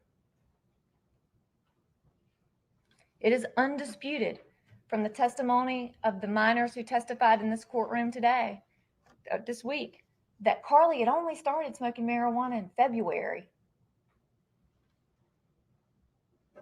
It is also undisputed by the testimony in this case and the records we put in evidence from Vital Corps, which you'll have back there with you, and I hope you'll look at, that it was only after Carly was finally put on Abilify, an antipsychotic medication, that the voices stopped and her mental health issues decreased. The crying spells, the depression, the low lows. Only after the antipsychotic medication. And why? Well, we heard from the medical professionals why. In the words of Dr. Clark, when you have a child experiencing psychotic issues, you have to stabilize their mood before an antidepressant can be effective. And if you don't stabilize their mood, then the antidepressant can do more harm than good. And that's exactly what happened to Carly Gregg on March 19th. We heard the video from the garage cam of Heath Smiley coming home on March 19th. We heard those feral screams that Carly made the whole time. And we heard the testimony of Mr. Smiley that he was so convinced by the state of terror Carly was in that after she left that house and he was wounded and bleeding, he walked around the house with the handgun looking for the intruder that he believed was there based on the state of terror Carly was in. We heard the screams. You can't fake that. You can't make that terror up. Carly has consistently reported to everyone that the last thing she remembered on March 19th was taking the dogs out, and the next thing she remembered was crawling through a sewer filled with water. And I personally believe that it was the cold water that brought Carly back out of it and back to herself, the shock of it. The state would have you believe that Carly intended to kill her mom on March 19th when Carly didn't even know during the evaluations that her friends had sought to intervene because they believed that what they saw from Carly was due to marijuana use that started in February rather than symptoms of a mental illness that they could not know about. But that story just doesn't track. Because for the genius kid that Carly has been repeatedly described as, don't you think she would have known if she intended to do what she did on March 19th, where the camera was in the kitchen, and that she ought to take it down before it films her doing everything she did? because I didn't make a 30 on my ACT, but I would have known to do that. That doesn't sound like the actions of a smart kid who was intending to do anything. If Carly intended to kill her mom because her mom found out she was smoking pot, then why wouldn't she have left the house after she killed her mom? Why not run then? Why call all of her good friends asking for help, terrified, crying, saying she couldn't tell them what happened? Why text her stepdad anything? Why wait in the house? And what did her stepdad have to do with anything? He didn't know about the marijuana usage. He didn't have any skin in that game. It doesn't make sense. And the state can't tell you why she did any of those things. But they have to prove it to you beyond a reasonable doubt. Now, no one, not her stepdad, not her counselors, not Dr. Clark, who was teaching psychiatry at Harvard while Dr. Pickett was still in medical school, believed that Carly was a sociopath or a psychopath. Even Dr. Pickett said that was going too far. The state put on the testimony of BW, who is the only person who told us anything about Carly making a statement about shooting her mom, and she had 3 more for her stepdad. I didn't hear that statement from the law enforcement officers that interviewed her. I heard it from the prosecutor. But I also heard from the prosecutor that BW was a little bit of an unreliable witness because she answered the first question of, where did Carly get marijuana from? I don't know. To have to answer immediately with the follow-up question, well, isn't it true that you bought it and gave it to her? Yeah, that's true. So that tells us right there, we've got a little bit of an unreliable witness. Now, we also had Dr. Pickett, who gave us his opinion. But Dr. Pickett admitted that he had no experience whatsoever in the field of child and adolescent psychiatry. He had never evaluated a child before Carly.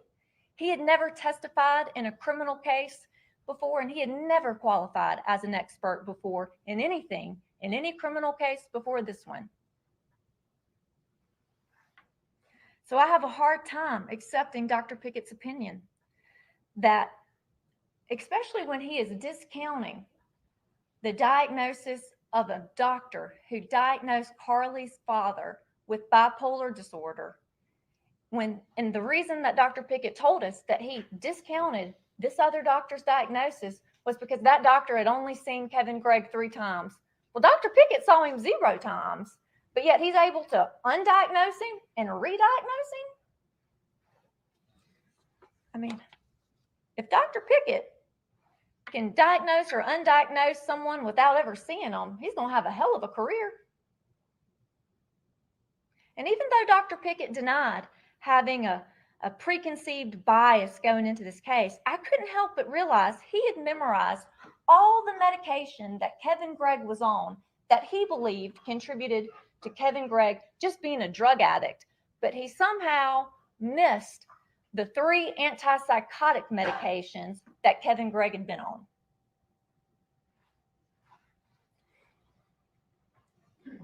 That Mr. Gregg had been prescribed for his bipolar disorder and possibly schizophrenia. But you know what? Those facts didn't fit his story, so no need to include them. And I actually couldn't stop thinking about that. Why was it that he memorized the medications he believed were easy for people to abuse and become addicted to, but just couldn't remember it all? The 3 antipsychotic medications that Mr. Gregg was on at the same time. That stood out to me, who's not a doctor and who doesn't have training in this field. I had to go Google those drugs to learn they were antipsychotics. And then I realized when I was looking at Dr. Pickett's CV, which we also put into evidence, and I hope you look at, that he served as a Hinds County Sheriff's deputy for 3 years prior to going to medical school. And it made sense. Dennis' diagnosis made sense to me, because when you're a hammer, everything looks like a nail. 2 minutes, ma'am. I hope that seeing all the people who knew and loved Carly the best prior to March 19th, her friends, her maternal grandparents, her stepfather, her counselor. I hope seeing that they still love and support Carly Gregg after March 19th tells you everything you need to know about the incident that occurred on March 19th, that wasn't Carly. Because if it was, why would the parents of those friends still let their daughter call Carly?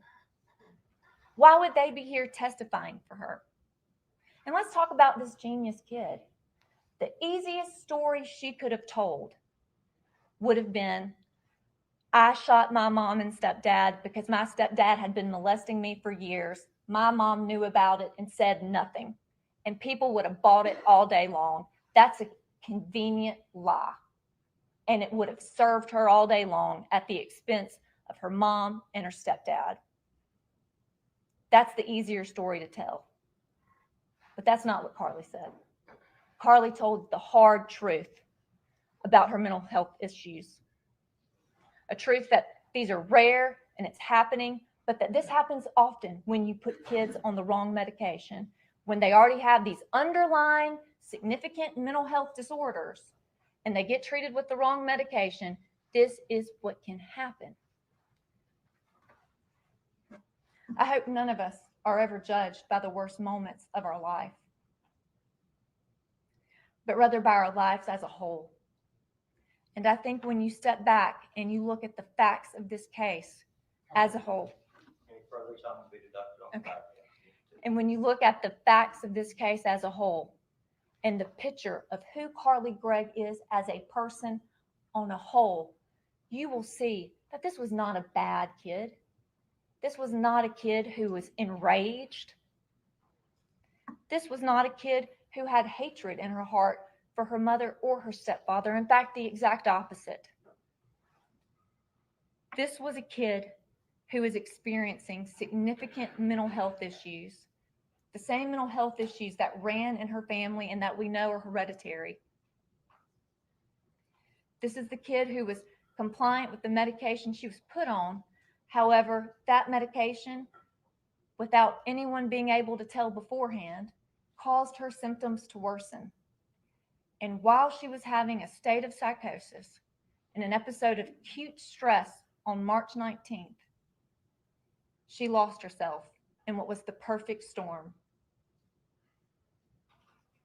I am asking you, for those reasons, to please find Carly Gregg not guilty by reason of insanity and finally quell this storm for Carly and her family.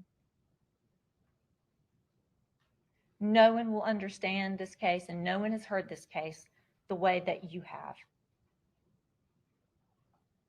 And passing judgment on another person is a heavy burden to bear. And I'm sorry that it falls on you.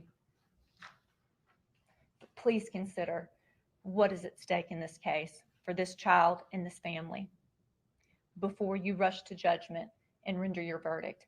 Look at those documents. Consider the testimony. Search your heart for what you know about this child from the picture painted by her of all the people that knew her best. And you tell me, what was the intent? You tell me why someone who intended and had planned to murder someone wouldn't have taken the camera she knew was in the kitchen and was easy to see down before she did anything, especially when she was a genius. I mean, that's not the actions of a diabolical, evil genius, leaving camera footage up for everyone to see, crawling through a sewer instead of just running away, calling friends for help, friends who could later testify about what happened.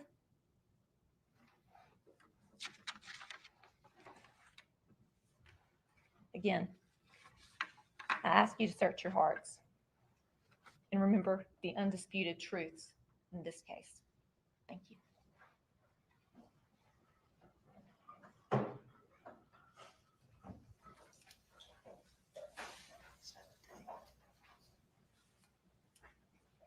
Mr. Camp, 17 minutes. Thank you. Won't start the clock until you have everything set up and you're ready then.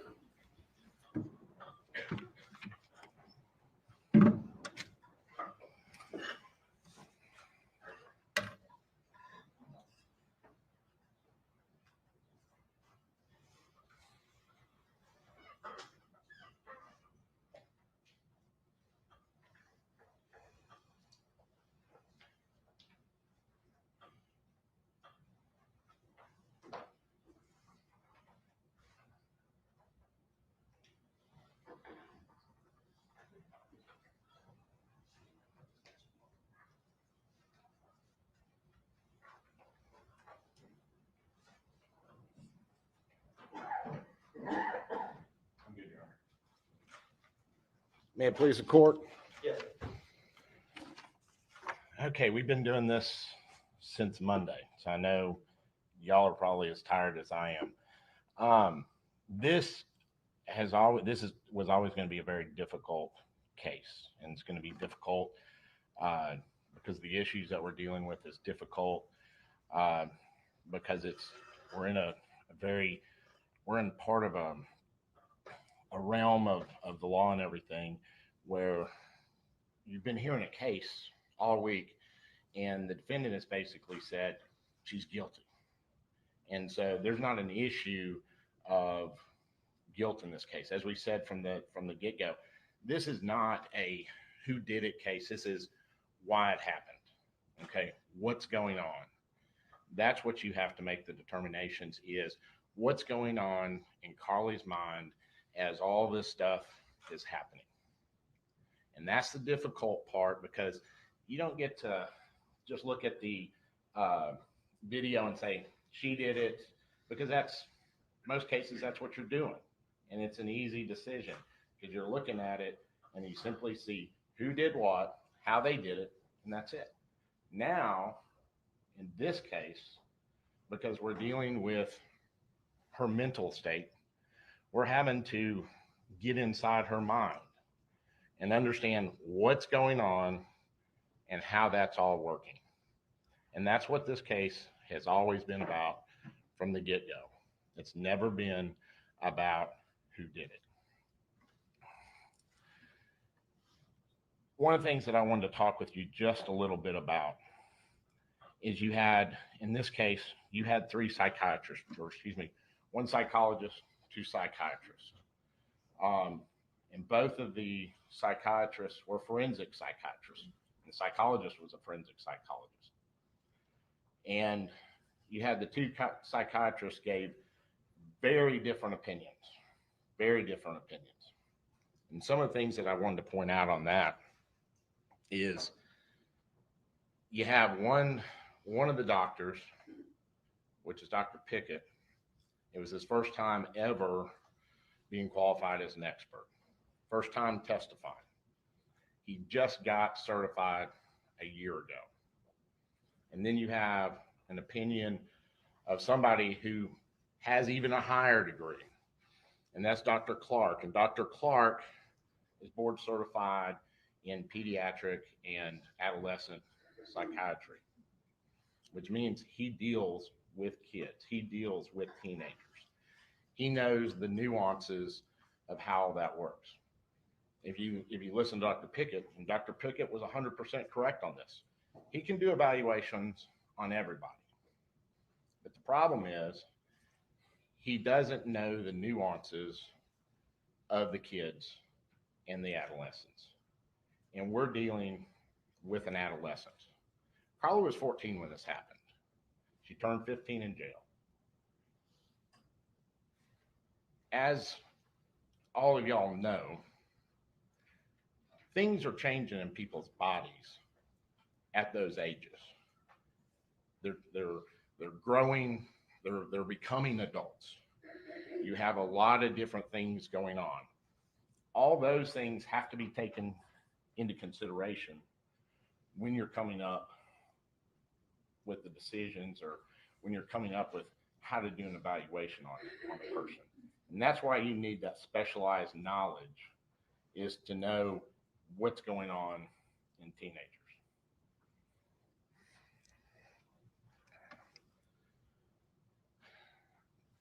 Dr. Clark gave you a very precise reason of how all this happened, why it happened. And he said it was a difficult case to look at. Dr. Pickett, he basically wanted to just pick Dr. Clark's case or diagnosis apart and say, couldn't happen. One of the big issues with that was the diagnosis of Carly's father. And why that's important is one of the prongs, and I know you've heard psychiatric stuff all week and it sort of gets old, But one of the prongs in order to see if somebody, I guess, is bipolar, one of the big issues is, has that person or does that person have a family history? And that's why that became a big issue. And you heard Dr. Pickett get up there and he looked at Dr. Hardy's stuff and said, well, I'm going to change the diagnosis. So he said, I'm going to discount that, which takes one of the prongs away with one of the things you're looking at with Carly. The other stuff that he wanted to discount, and I thought this was interesting, is you just heard, you're reminded about SJ or SK when she got up on the stand. And she said, yeah, Carly had been hearing voices. I knew about it. Carly said that. Dr. Pickett, you heard him on the stand. It's like, if you bring me credible evidence, you bring me something, I'll change my mind. Well, you had the friend say, oh yeah, I mean, we talked about it. Comes out on cross-examination, not direct, which was interesting. But it comes out, and then Dr. Pickett sits there and says, well, it's a friend, so I'm not going to count that. Okay, there's a journal. Okay, in the journal, Carly makes some notes about that she's heard voices and stuff. I'm going to discount that because I think that's her embellishing. All this stuff is all the SJ's testimony, the journal, all that stuff's happened before this situation took place on the 19th of March. And it's important because what you're seeing, and it's what Dr. Clark said, there's probably an undiagnosed, or there was an undiagnosed situation going on. It happens for a lot of different reasons. You have an individual, Carly, who's not telling everything.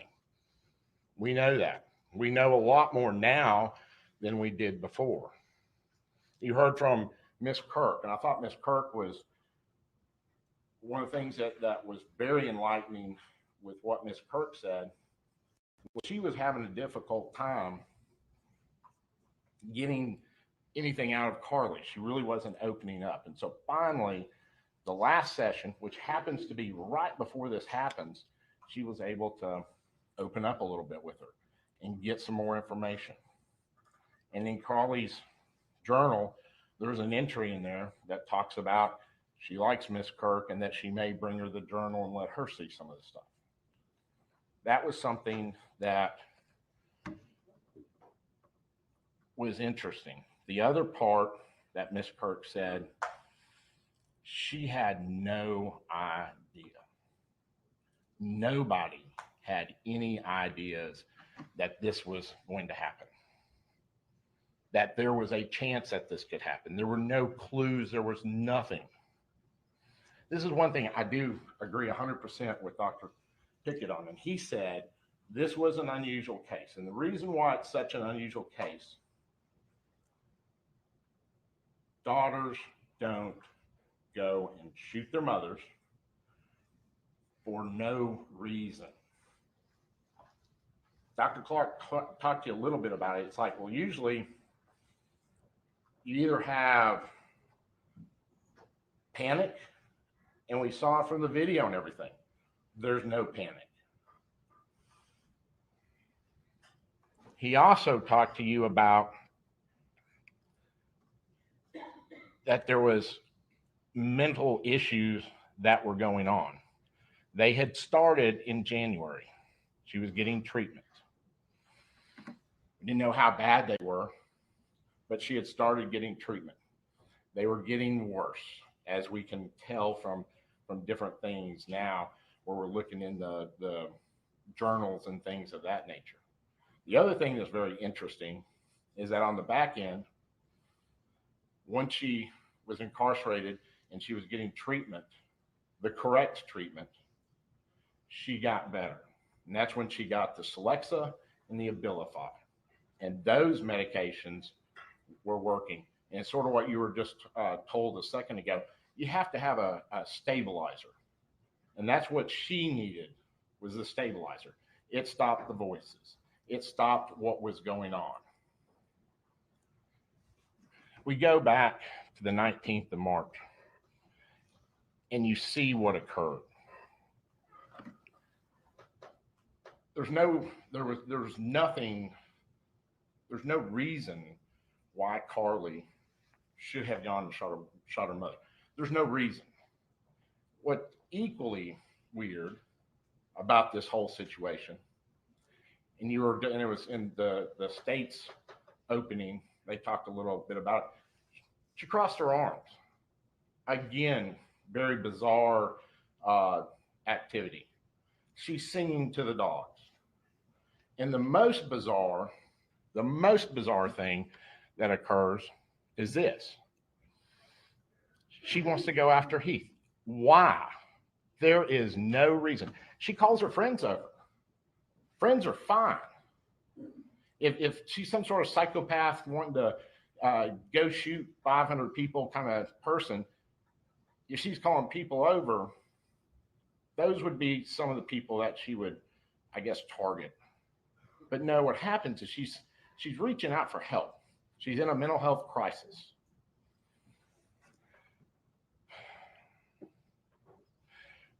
You heard the video that, or the audio, I guess, of Heath when Heath was when he arrived home, opens the door, and gets shot at.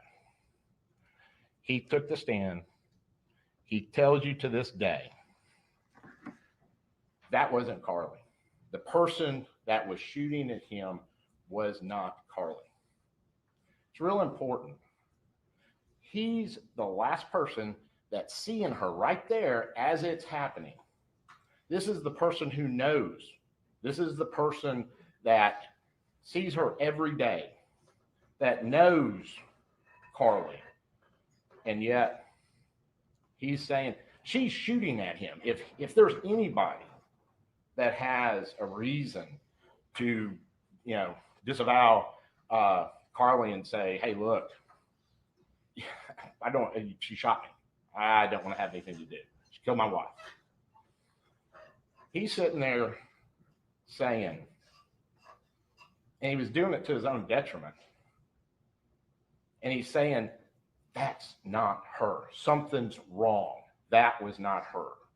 And that's what he was trying to convey to you. Now, the next thing we have, can I play the video real quick? Will you help me with that? We have the video from Hinds County Sheriff Officer or Deputy Chat. And we played it. And if you remember, the last thing that he says before, I guess it would help if you have the last thing, and we put it to, move it up a little bit. The last thing that he says before he mutes his body cam. Listen to what it is. He says something to the effect that she doesn't know about her mother. And before we go back and listen, remember what Shaq said, why he was muting it. He said it was a personnel issue. If she doesn't know about her mother, that she is shot, and all this stuff that's gone on, she doesn't know what's going on. That's why that's important. And I want you to listen to it. You're going to be able to take this back and see and hear this video again. There's a policy, and I put the policy in evidence just so everybody's clear. They cannot do what Shaq did. They cannot mute it. They don't have, yeah, you can go ahead. We're going to watch it.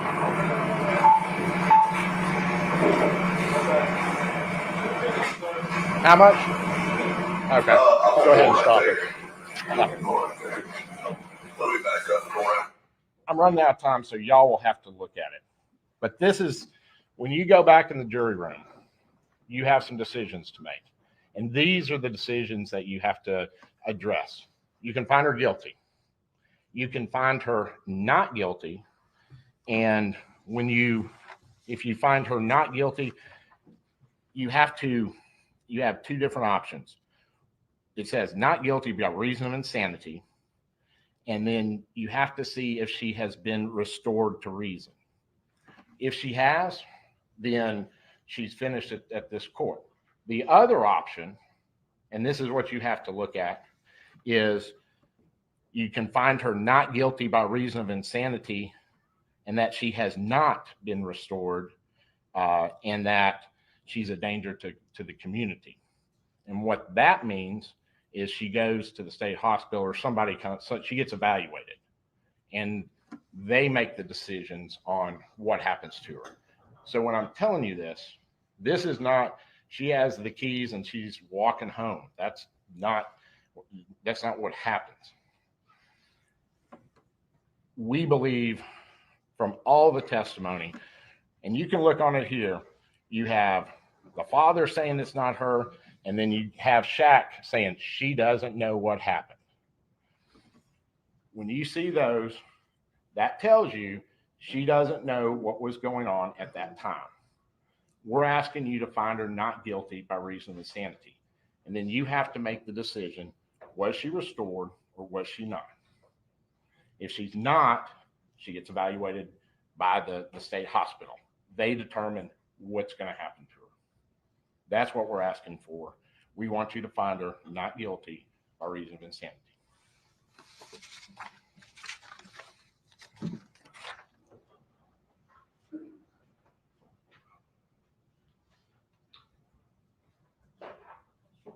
State has 18 and a half minutes. We won't start the clock until you get everything set up. Yes, ma'am. I have some of your exhibits here. If you would just return them up here to the exhibit table, please, sir.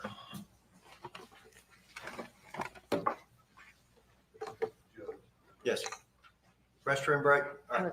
I love that. All right. If y'all don't mind, we'll sort those out. If y'all have a seat for just a second, we'll sort out the exhibits. One of the jurors has indicated they need the restroom. We're going to take a brief restroom break, all right? Everyone remain seated while the jury exits. Y'all just knock and let us know when you're ready, okay?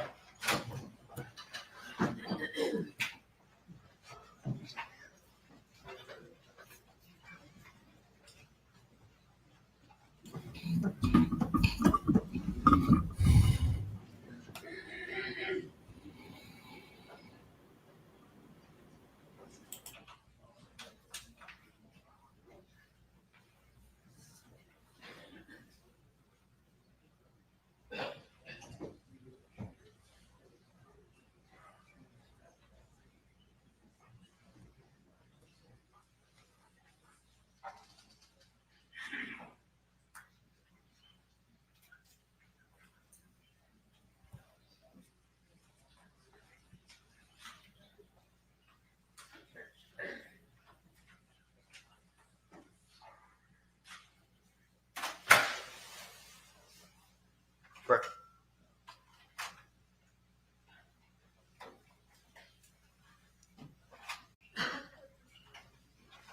All right, record reflect we're outside the presence of the jury. Juror need a restroom break. We're in recess till they knock on the door. Not a minute longer. All right.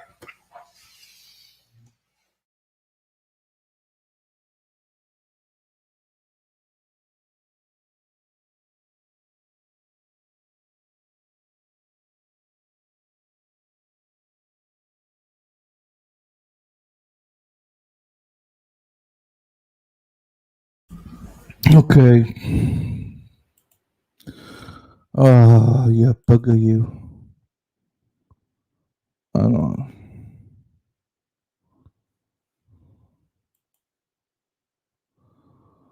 Cancel that. I'm not that impressed with any of the closing. Well, I thought the female one was okay. The woman was all right, but closing been very disappointing for me anyway.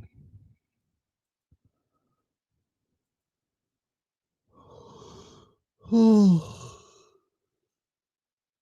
Oh. Hang on.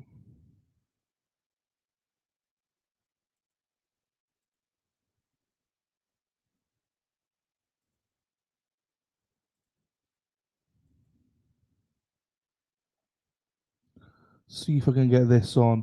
Right. Let me put this up here for a second. Just so you can all see it. This is the Karen Reid.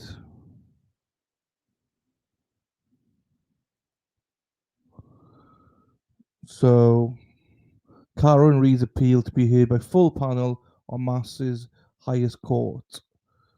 So, Boston find Karen Reid's decision. I hereby reserve and report this case without decision for determination by the Supreme Judicial Court for the Commonwealth. Justice Elizabeth Dewar wrote in a ruling issued late Thursday. Had the power to dismiss the appeal in entirety or pass it on the full panel of the Mass Supreme Judicial Case Court. Sorry, she chose to do the latter, meaning that this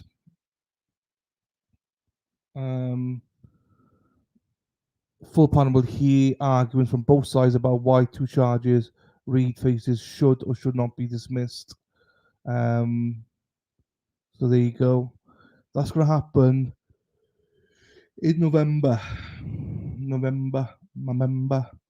That's going to happen in November, and it's obviously quite close to the trial in January. There you go. That's just a bit of news that came out earlier on. That's going there. That's a good win for Karen anyway. Good win for Karen. It's nice to have a little bit of a mini wins.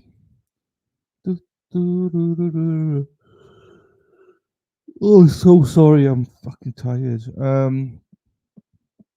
Yeah, back to this case though. I don't think that much of this case. Hey, Jonathan. Job. How are we doing, Jonathan? I haven't seen John for a while now, and I miss Jonathan. I miss him dearly. I know the mods miss him dearly, and I know a lot of people in chat miss him. But he's a busy guy. Busy guy. Working man. He's a working man now, everybody. He's got so much on at the minute with his new business, but I miss you, dude. Miss you more than you know. They die. The Druid. Shomai Geezer. Oh, I love. Shomai love. Hope you do well, die. Oh, jeepers, everybody. We'll see. Oh, this lady, lawyer as well. I'm not a big fan of this one coming up now. She's just always like fake smiles and all this. I was like, fucking shut up. Doing great. I don't have anything to do today. Don't want to. I'm a Jigsy. There you go. Well, we get to see you for a bit, which is nice. It's lovely to see you. Mr. Days used to be a trolling all day long. Now we don't hardly see you, so it's change. Doing good, my friend. Hope all is good. Yes, very good. Thank you, Di. Very good, buddy. As you can see, going out to Boston on 14th of May, Di. 14th to 28th of May. Not sure if anyone else. Oh, I did ask Emma. I don't think Emma came back to him with an answer. I don't think Emma's coming. Let me know if you are. So, flights are booked. My flights are booked. My accommodation is, well, semi-booked. So, good morning, David. How are you, sir? Nice to see you. Terry, hello. Also, everybody, can people? Bill is right. People on here. Lisa Reed, Lil G, Crystal, Dill, Duffy Dill, Ruka Shroom. Ruka's done it. Robin G. Shari D, Heather Taylor, Luby, Lou, Lovely Sarah P, Erin Hack, Shari D, Heather Taylor, Luby Lou, Lovely Sarah P, Erin Hack, Shari D, Heather Taylor, Luby Lou, Lovely Sarah P, Erin Hack, Shari D, Heather Taylor, Luby Lou, Lovely Sarah P, Erin Hack. Oh, die. Happy days. Let's get it on, son. If the druid's coming out, look out. The place will be a mess. The stream is always 2 times better when Dylan has a full beard growing. I am, but Jonathan, did you know, right? The ladies are saying they don't like beards. That's too long. It tickles. It tickles the cookie, so they don't like long beards. So I'm gonna have to trim it before long. Sarah P. So I'll show you now, right? So this is from Bill. He was responding to Terry Martins. He was.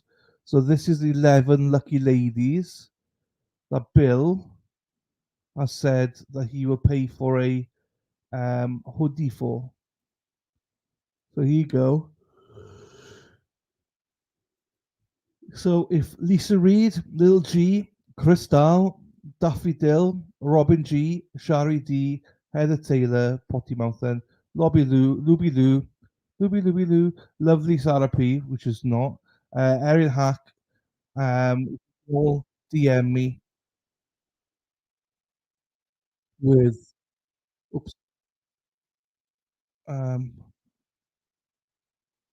hang on, let me just pause. The court's, jury's not back in here, hang on. So those are the ones, he has said that he will pay for hoodies for. But if you need a hoodie, that means you need to send me on Twitter, Messenger, or Discord. I need to know what your size is, which hoodie do you want, and what color, and your address as well. I need your address. So your size, size, which hoodie. Remember to go to the proper link for the go to the Shopify link, take a look in Shopify, and look at the hoodies for your countries, which ones you want. So just I need to know properly, right, which one it is. Oops, jury coming in. Your address, full address, your size you want, color, and which design. It's handy if you just screenshot it so I know the color and design. And yeah,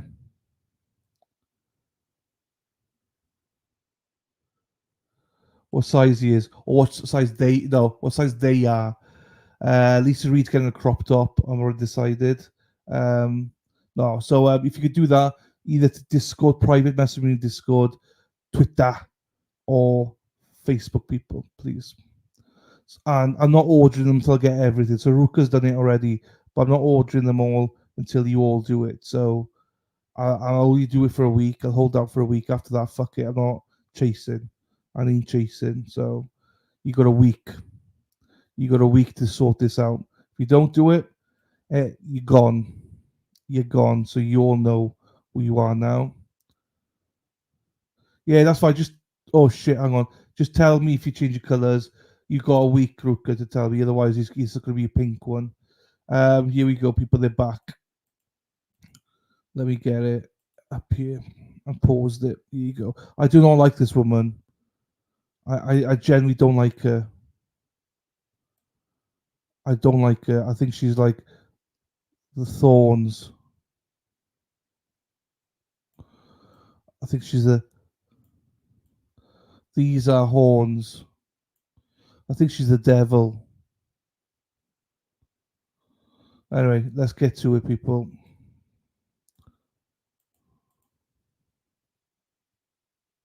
She'll walk out the door of this courthouse. You heard about voices. Let me tell you whose voice I'm talking about today. Ashley Oh, Smiley. here we fucking go. What a fucking Ashley intro. Smiley's voice matters. Oh. Because of Carly Gregg's actions, we will never hear Ashley Gregg's voice again. Ladies and gentlemen, you heard the very last noise she made. Carly Gregg, her daughter, took a gun, walked across the house, pulled it out on her mother, fired once, You hear her mother scream. Fired twice. You hear her mother scream. 1, 2, 3, 4. You hear the third shot, ladies and gentlemen. You saw that awful picture. You saw the stippling. You saw what she did.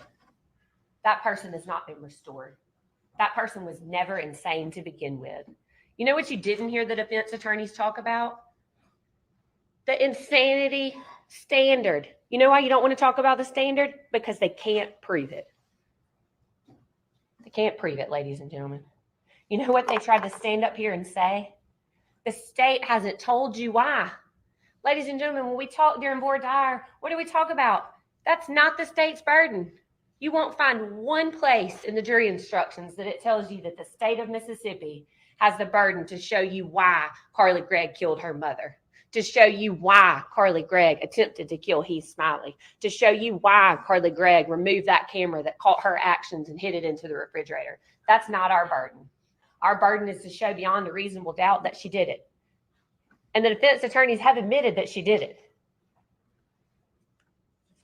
Let's talk about who needed help. Ms. Todd wanted to talk about Ms. Gregg needed help.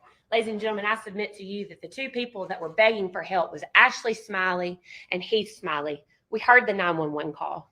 He says, "Oh my God, she's killed her mother and she tried to kill me." He says on there, "Please help. Send me help." He tried to say that, oh, now maybe Carly didn't mean to kill me. Ladies and gentlemen, I don't know why he's saying that, but I know that she shot him 6 inches from his head. And I know that she told Brooke Wafer, her friend, that I put 3 in my mom and I got 3 more waiting for my stepdad. You think that sounds like an insane person? No.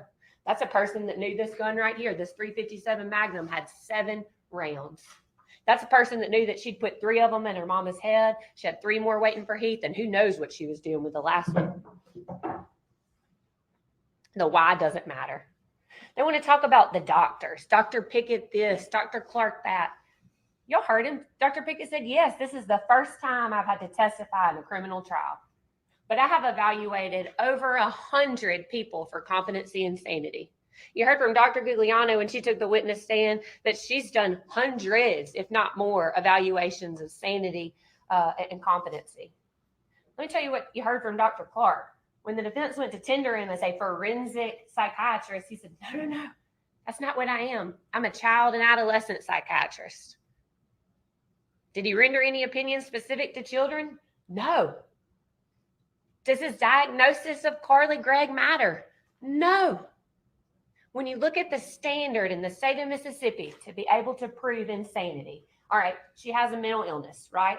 I think we can all agree that those records state that from the time she was a small girl until we sit here today, that she has anxiety and depression. Ladies and gentlemen, it is undisputed that anxiety and depression do not cause someone to commit murder.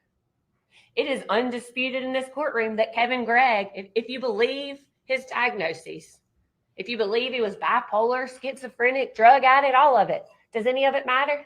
No, because you know what he didn't do? He didn't kill his parents. Ladies and gentlemen, the diagnosis doesn't matter.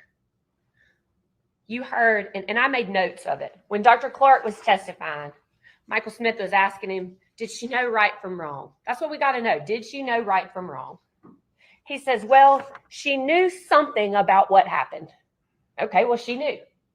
Then he goes further and he said there was some level of awareness about what she was doing.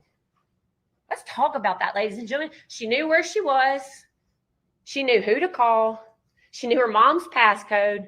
She knew where the loaded weapon was. You have pictures and evidence. There were other guns at the house. She didn't go pick up that unloaded shotgun and take it in there to where mama was. No. She went in there with that .357 Magnum that she knew was fully loaded. She knew to text her friends. She knew to FaceTime her friends. She called them by the right name. She called them by their nicknames.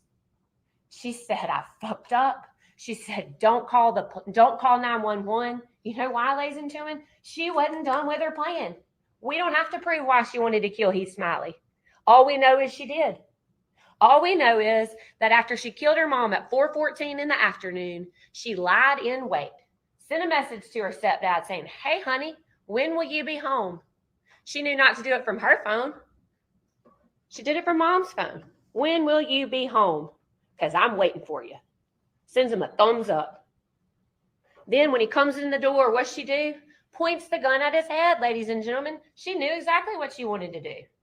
And then when she wasn't sure if she was successful, she ran. Insane people do not run because they don't know right from wrong. Insane people do not tell people, I need help, because they don't think they've done anything wrong. Insane people do not flee the scene. Again, they do not know right from wrong. Carly Gregg knew everything she was doing that day. What Dr. Clark said from the witness stand is that he wants you to put all your common sense aside. There's a whole stack of medical records. He says, I didn't really pay much attention to the medical records. Not any of those other providers that actually treated Carly that said there was no mention of voices. There was no mention of lapses in time, these disassociations. But you know what I'm going to rely on? Oh, wait, no, I also didn't look at the text messages. I didn't think it was important to know what the defendant was doing at the time of the crime and between when she killed her mom and when she attempted to kill her dad. That wasn't that important. You know what's important? What the defendant said after she's been arrested for violent crimes. That's what he relied on, ladies and gentlemen. He said, well, Carly said that there were voices before. Pretty convenient, right? We talked in voir dire on Monday about why do people lie? Why do people lie? Protection. Dr. Clark said on the stand, Lexapro doesn't cause murder. Lexapro might cause people to be more prone to suicide. Lexapro does not cause people to murder. Dr. Clark said on the stand that disassociation, that's what Carly had, right? That's what he diagnosed her with. But he couldn't say that disassociation causes people to commit murders. In fact, what he said was that people tend to disassociate when they are experiencing trauma. Let's think about that. Common sense tells you if someone's in a disassociated state, they don't know what's going on, it's because they are on the receiving end of the violence. They're sex trafficking victims. They're prisoners of war. They're not children that are mad at their parents because they found out about their secret life. He expects us to believe that we can take the word of the defendant who has never reported, even to Rebecca Kirk, who she said she loved and trusted. She never reported voices to Rebecca Kirk. She never reported these lapses in time. In fact, you didn't hear that from any provider that's ever seen Carly. Let's take another step. Then Carly doesn't stop there, ladies and gentlemen. She tells Dr. Pickett, oh yeah, I was still having one of these moments. So let's talk about she's safe. Heck no, ladies and gentlemen. She's claiming that she's still having those moments while she's in our courtroom. During one of our hearings, she's saying she was in one of these disassociated spells. During her evaluation with Dr. Clark, she reported that she was having one of these disassociated spells. During her evaluation with Dr. Pickett, she was claiming she was having a disassociated spell. But you know what? She remembered every bit of it. I find it interesting that she told Dr. Clark that she has nightmares. She hears gunshots. You don't hear gunshots if you don't remember them. You don't have PTSD from an event that you don't recall. She told Dr. Gugliano that she gets queasy. She gets sick to her stomach when she thinks about what happened that night. I would too. Ladies and gentlemen, unfortunately, we've seen the pictures. We know what she did. That's not the face of someone who's insane. We don't have to prove the why. When Dr. Gugliano asked her, Carly, what's bothering you the most right now? She said, I always ask patients that when I'm evaluating them. Carly said, I'm missing school. Think about that. Not, I miss my mom. I'm so sorry that I did this. Oh, I hate what I've done to my family. I'm missing school.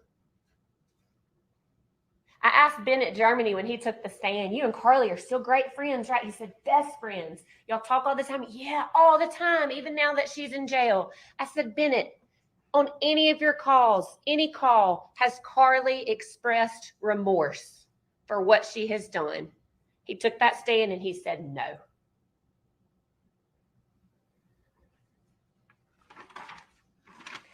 I want to talk about Bennett too. He said, while I was asking him a question at some point, he said, "I'm sorry, can you repeat the question? I zoned out." Ladies and gentlemen, we've all had a moment where we've zoned out. We've all had a moment where we've driven down the road and got there and thought, how did I get here? I don't remember, but I knew I drove here. I tell you, when I have those moments, I'm not insane. I know exactly how I got there because I was the one driving the car. I know right from wrong, and Carly knew right from wrong that day.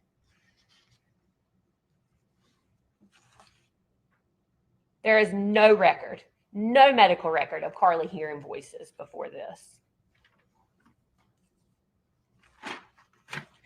I want to talk to you about some of the things, some of Carly's actions. Let's talk about some of her willful actions. First of all, I want to show you these two. Let's not forget this. These were recovered from inside Ashley Smiley's brain and neck. Who put them there? Carly Gregg. Carly Gregg's willful actions. Let's talk about that.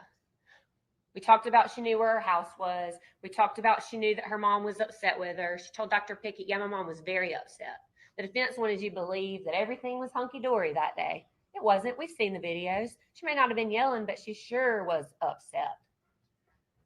We know that Carly knew her mom's password. We know that she intentionally pulled the trigger not once, not twice, but 3 times, shot her in the head. We know that she called her friends over. We know that she told them don't call the police. We know that she wouldn't let them know what was going on. We know that she tells Brooke, right? Let's talk about the tampering with evidence. She tells Brooke when she comes in the house, one of the first things she asks is, are you queasy around dead bodies? Ladies and gentlemen, use your common sense. What does that mean? I know if I'm asking somebody that, it's because there's a dead body. She knew that she had killed her mom. She tells Brooke, I got 3 waiting for my stepdad. She knew that she was going to shoot her stepdad. She also tells Brooke something important. Oh, don't worry. I pulled the cameras down already. I pulled the cameras down. She knew enough to rip that camera off of where it was, hide it in the refrigerator. Was it a perfect plan? No. Nobody ever said her plan was perfect. That's why we're here. But ladies and gentlemen, that's not insanity. That's not insanity. I want to talk about Deputy Shack and his interaction. Mr. Camp said, oh yeah, he's saying she doesn't even know about her mother. We heard from Deputy Shack. He took the stand. He said she never asked about her mother. Ladies and gentlemen, you know the only person she asked about in her interaction with law enforcement? How's Heath? You know why? Because the only thing Carly Gregg didn't know from that day was whether or not she was successful in killing Heath Smiley. That's the only thing she didn't know. Again, the defense wanted to talk about it's the highest burden of proof. We have the highest burden of proof in criminal law. The state of Mississippi has to prove beyond a reasonable doubt that Carly Gregg intended to kill her mother and did kill her. We have done that. They don't dispute that.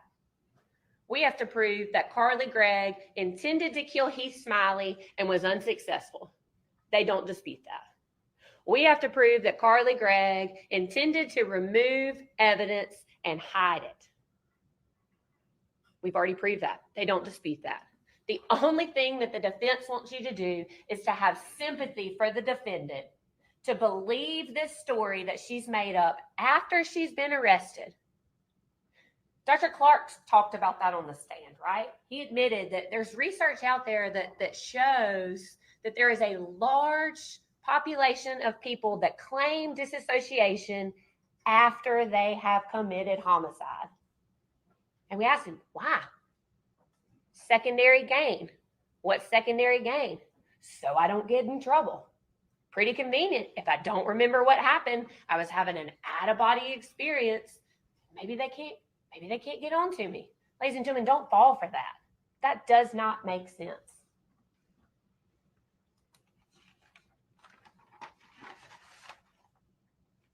I want to talk about some of Carly's journals and some of the text messages. The text messages are in evidence, the ones that she sent to her friends between the time she killed her mom and when she attempted to kill her stepdad.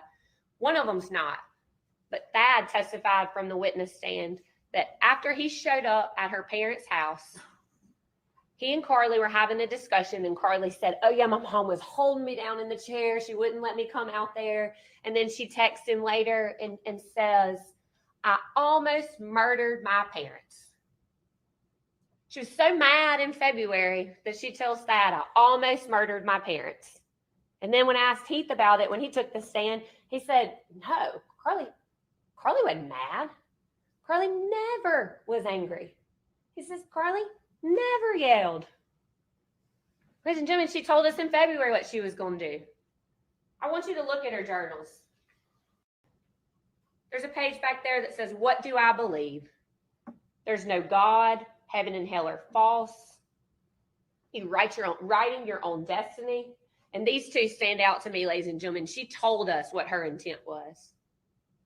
You don't need family, and it's okay to be evil. There's another one I want you to look at. Dr. Pickett talked about it. She wrote, water, fire, earth. Water, fire, earth. She circles fire, ladies and gentlemen. And she wrote, these are Carly Gregg's own words. Miss Todd stated when we got started the other day, what's better, watching a video of what happened or hearing somebody talk about it? Well, I submit to you, we have all of the above in this case. We got to, unfortunately, watch a video of what happened. We've seen photos of what happened. We have audio of what happened. We have the defendant's journals and text messages telling us what happened. She says, I choose fire. It is powerful, beautiful, and deadly. These are the traits I desire, so I choose fire. Ladies and gentlemen, that lady right there chose fire. She chose to murder her mother, tried to kill her stepdad, and then tried to cover it up. We ask that when you go back to the jury room, that you'll look at all the evidence, that you'll consider the testimony that you've heard, that you will not be misled or confused by the fact that the defendant tries to put a burden on the state that does not exist. We do not have to prove the why. We will likely never know the why, but we know that Carly Gregg is guilty of murder, attempted murder, and tampering with physical evidence, and we ask you to find the same. Thank you. All right. I need Mr. Don Bass and Mr. Philip Hunt to stand, please. Apologize, gentlemen. I've watched y'all. Y'all are paid a lot of attention, but y'all are the alternates. At this time, I'm going to ask Madam Bailiff to escort them to the other courtroom if it's open or the other jury room if it's open. Please gather your things out of the jury room then. Once the bailiffs let me know that the alternates have been separated, I'll release you to begin your deliberations. Please do not begin your deliberations until you receive the instructions of the court and all the evidence. Many times jurors find it helpful to pick a foreperson from among their group. Foreperson has no more power than any other person. Highest qualifications, you should be able to write legibly so we can read any verdict, okay? Second thing a foreperson can do is call for a vote. Many times disagreements can be resolved by simply calling for a vote and finding out where everybody stands. All right. That being said, let me know once they're separated.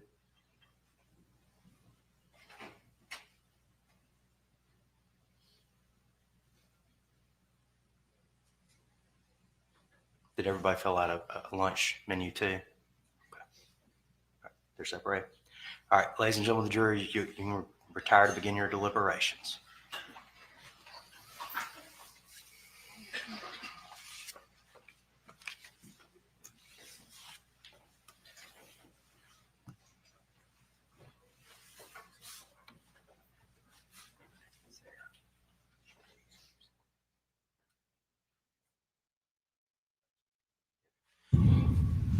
Okay.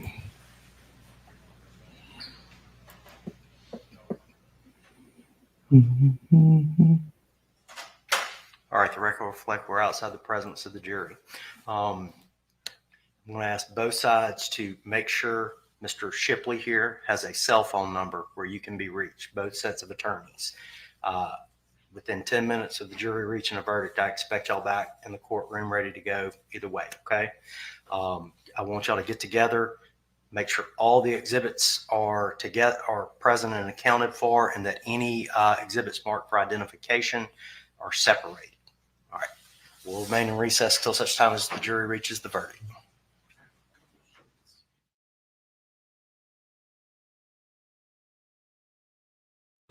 Okay, there you go. They're the grandparents.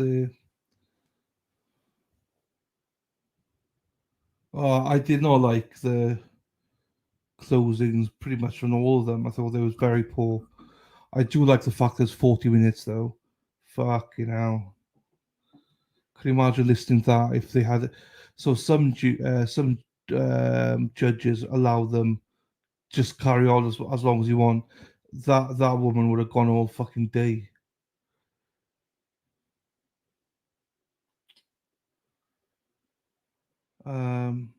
Yeah, she's allowed to chat with them.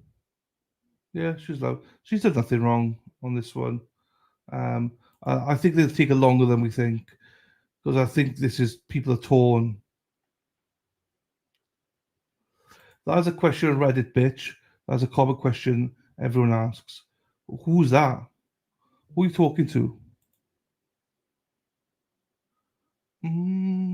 Ba, ba, ba, ba. Aaron Hack losing his shit. I love it. I love when Aaron Hack loses his shit.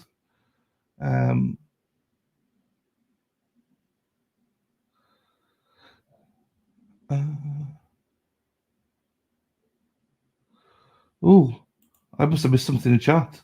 Donna's agreeing with Erin. Whoa. I love this. But I don't know what happened though. Fuck.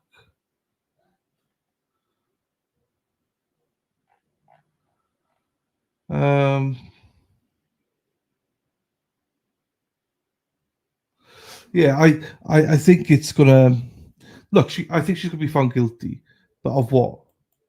Of what? I think end of the day she's gonna be found guilty of murder. I think at the end of the day, but I think a lot of people will have some compassion and will fight for insanity. But about picking fire, I'm lost. Doesn't take me long to get lost though, so I just trust that. You know, I just think that you could. I trust the mods to do what they want. Thank you very much, but thank you, Josie, my darling. See, that's why Josie's #1 mod. You see, so thank you, Josie. She knew what she was doing, guilty or there you go. So Sword thinks guilty on all charges. What's the poll saying so far? 61% saying guilty of murder, 39% saying not guilty, but is guilty of insanity. There you go. I think there'll be a lot of people. I think a lot of people in this chat. I know a lot of people voted to say what they think will happen. Do you see my message? No, I didn't. I'm sorry, Lou, I did not. I don't know.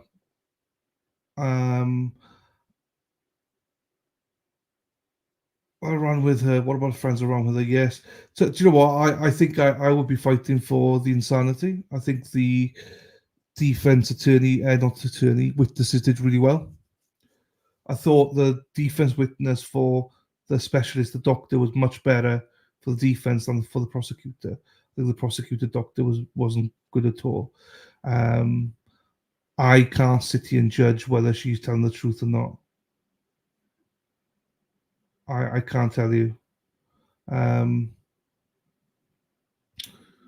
Because I'm not going to guess and be like, oh, I think she's lying. No, I'm not. That's not my job to guess. I want to see all the evidence, and I think that the defense expert was better, so that's what I would go for. Would go for that insanity. What did Lou say? Sorry, my darling. What did you say? I said just give it to one. I don't think not everyone's going to Boston, Lou. I think Bill just wants to give a. I don't think it's for Boston at all. I just think he just wants to give some out. Not everyone on that list is going to Boston, Lou. So don't worry about it. Just tell me what you want.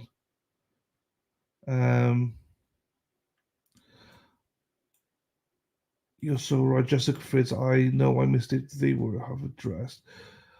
Oh, I don't know. Anyway, that's what they got a battle in the background there. As I say, I think they'll come back with a guilty verdict. But the stepfather, you see, is interesting because he said she had black eyes and stuff, as in she did not look sane at all. So I think that's also important.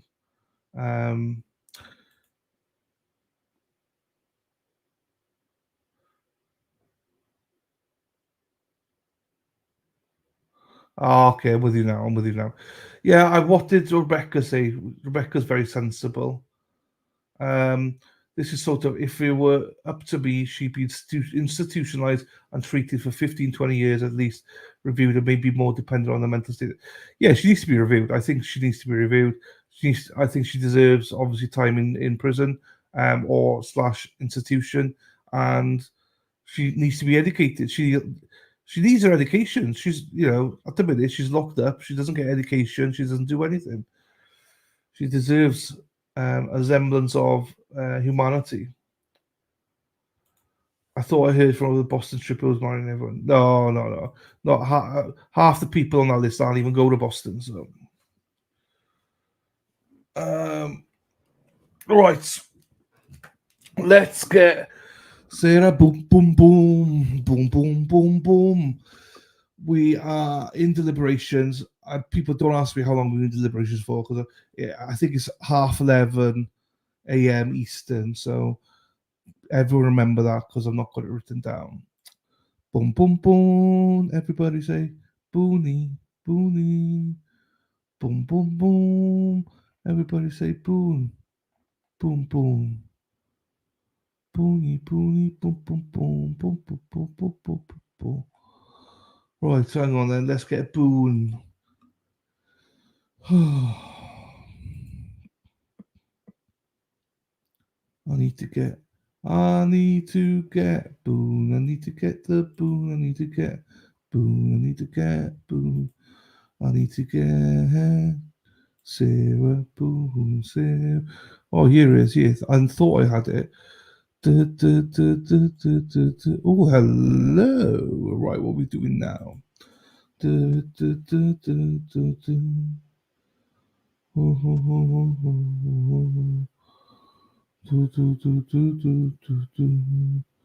Right, stop screen.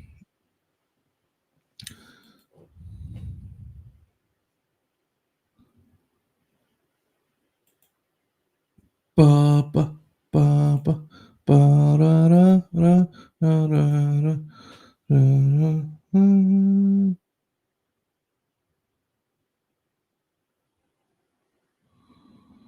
I love you, baby. It's quite all right. So here you go. There's boom, boom, boom. Everybody say. So this is from yesterday. This is from yesterday's hearing.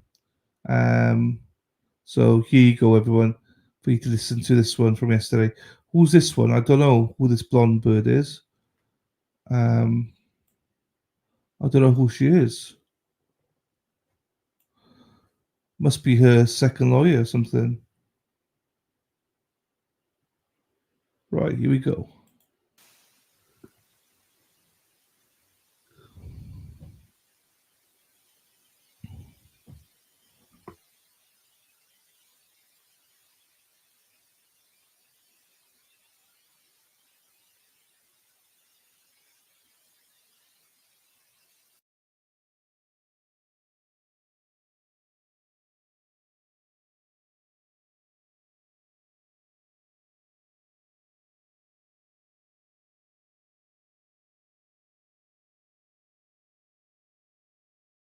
I did not say anything, hippie chick. I am not in love, my darling.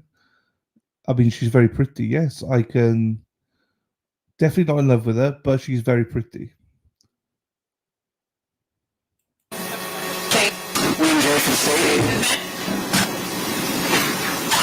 Judge, I'm James Owens. I represent Ceredigion. From counsel, we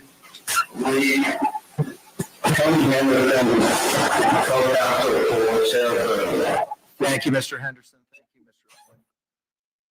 Any other appearances on behalf of Mr. Beck? Good afternoon, sir. Your Honor, Kevin Beck on behalf. Good afternoon, Your Honor. All right, I'm Kevin Beck on behalf of Sarah Boone as well. Thank you. I'm going to moot Messrs. Beck and Henderson for the moment. We seem to be getting some feedback. If they need to speak, we can address that if and when that's necessary. We're here this afternoon on a litany of hearings. The court did receive the state's response to the motion to return property, which just filed yesterday, and the state's amended notice or amended motion to strike the amended notice of battered spouse defense. The court was reviewing the authorities cited therein, which is why we're a few minutes late this afternoon. Are there any housekeeping matters, state, that we need to address before we begin this afternoon? Not from the state. All right, any housekeeping matters from your side of the ledger, Mr. Owens? Judge, I appreciate being here, and I just wanted to introduce my two assistants that are helping me, Shelby Andrews and Lauren Henderson. Afternoon, y'all. Anything else, sir? No. Okay. To the extent we may be hearing from Ms. Boone, ma'am, if you could, please raise your right hand. Madam Clerk's going to go ahead and swear you in.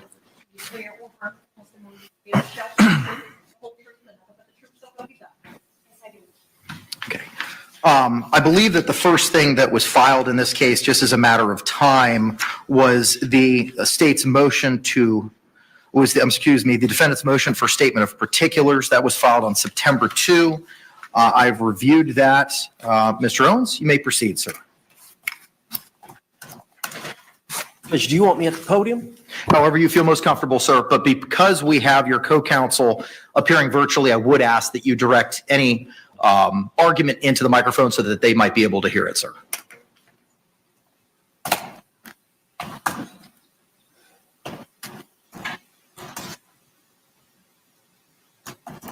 Judge, as you know, I filed on behalf of Sarah Boone this motion for statement of particulars. And in my motion, I quoted the language in the information that she was charged with. And the pertinent part charges Sarah Boone on the 23rd day of February of 2020 in said county, Orange County, violated statute 782.04, paragraph 2, by an act eminently dangerous to another and evincing a depraved mind regardless of human life, did kill George Torres. Judge, that's about as bare bones of an information as you can file in a case. I know anytime there is a weapon used, it's usually shot with a firearm that was used, that type of language. That is as bare bones. It doesn't even spell out all the essential language of the jury instruction, which I followed. To prove the crime of second-degree murder, the state must prove the following three elements beyond a reasonable doubt. 1, the victim is dead. 2, the death was caused by the criminal act of the defendant. Now, there is no language in the information that alleges what criminal act Sarah Boone committed that caused the death of the victim, Mr. Torres. This is a unique case, Judge. It does not involve a firearm, which I believe many of these cases do. I'm sure you're well aware, the state's well aware, the defense is well aware of the report, the videotapes in this case, and the overall general facts about the suitcase and Mr. Torres being in the suitcase asking to be let out by Ms. Boone. But the state, in their charging document, has failed to say exactly what it is that they believe is the criminal act that caused the death by Sarah Boone. Some information that the defense could receive from them so that we could properly prepare a defense for Ms. Boone. In count 3, the unlawful killing of the victim was an act eminently dangerous to another and demonstrating a depraved mind without regard for human life. goes on to define an act as a series of related actions arising from or performed pursuant to a single design or purpose. We have no information, no particulars in the information that explains a series of related actions arising from and performed pursuant to a single design or purpose. None of that language is in the information that would let us know what it is they're claiming that she did or series of acts that she committed that constituted the cause of the death of Mr. Torres. The definition goes on to explain that an act is imminently dangerous to another or demonstrating a depraved mind if it is an act or series of acts that, one, a person of ordinary judgment would know is reasonably certain to kill or do serious bodily injury to another. What is the act or series of acts that an ordinary person of ordinary judgment would know is reasonably certain to kill or do serious bodily injury? Two, is done with ill will, hatred, spite, or evil intent. What acts or actions by the defendant did they present or will they intend on presenting in the trial that would tend to indicate that she had ill will, hatred, spite, or evil intent towards Mr. Torres? And three, is of such a nature that the act itself indicates an indifference to human life. Again, some explanation that give the defense, my understanding of the rule of criminal procedure, the defendant has a right to know the charges against them with specificity. Upon request, the state must provide specificity and clarification on the details of the alleged offense in order to minimize surprise at trial and ensure that the defendant's rights are protected. The rule requires that the information shall, in plain, concise, and definite written statement of the essential facts constituting the offense charged. In this case, based on the bare bones information that has been filed in this case, it fails to inform the defendant and the defense counsel of the particulars sufficiently to enable the defendant to prepare a defense. Thank you. Response.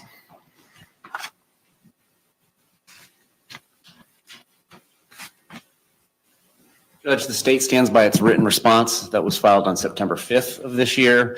In addition to that authority that is cited therein, the state would also cite State versus Pajon, Pajon, 374 Southern 2nd, 1070, Florida 3rd DCA, 1979, and Sutherland versus State, 305 Southern 3rd, 776, Florida 1st DCA, 2020.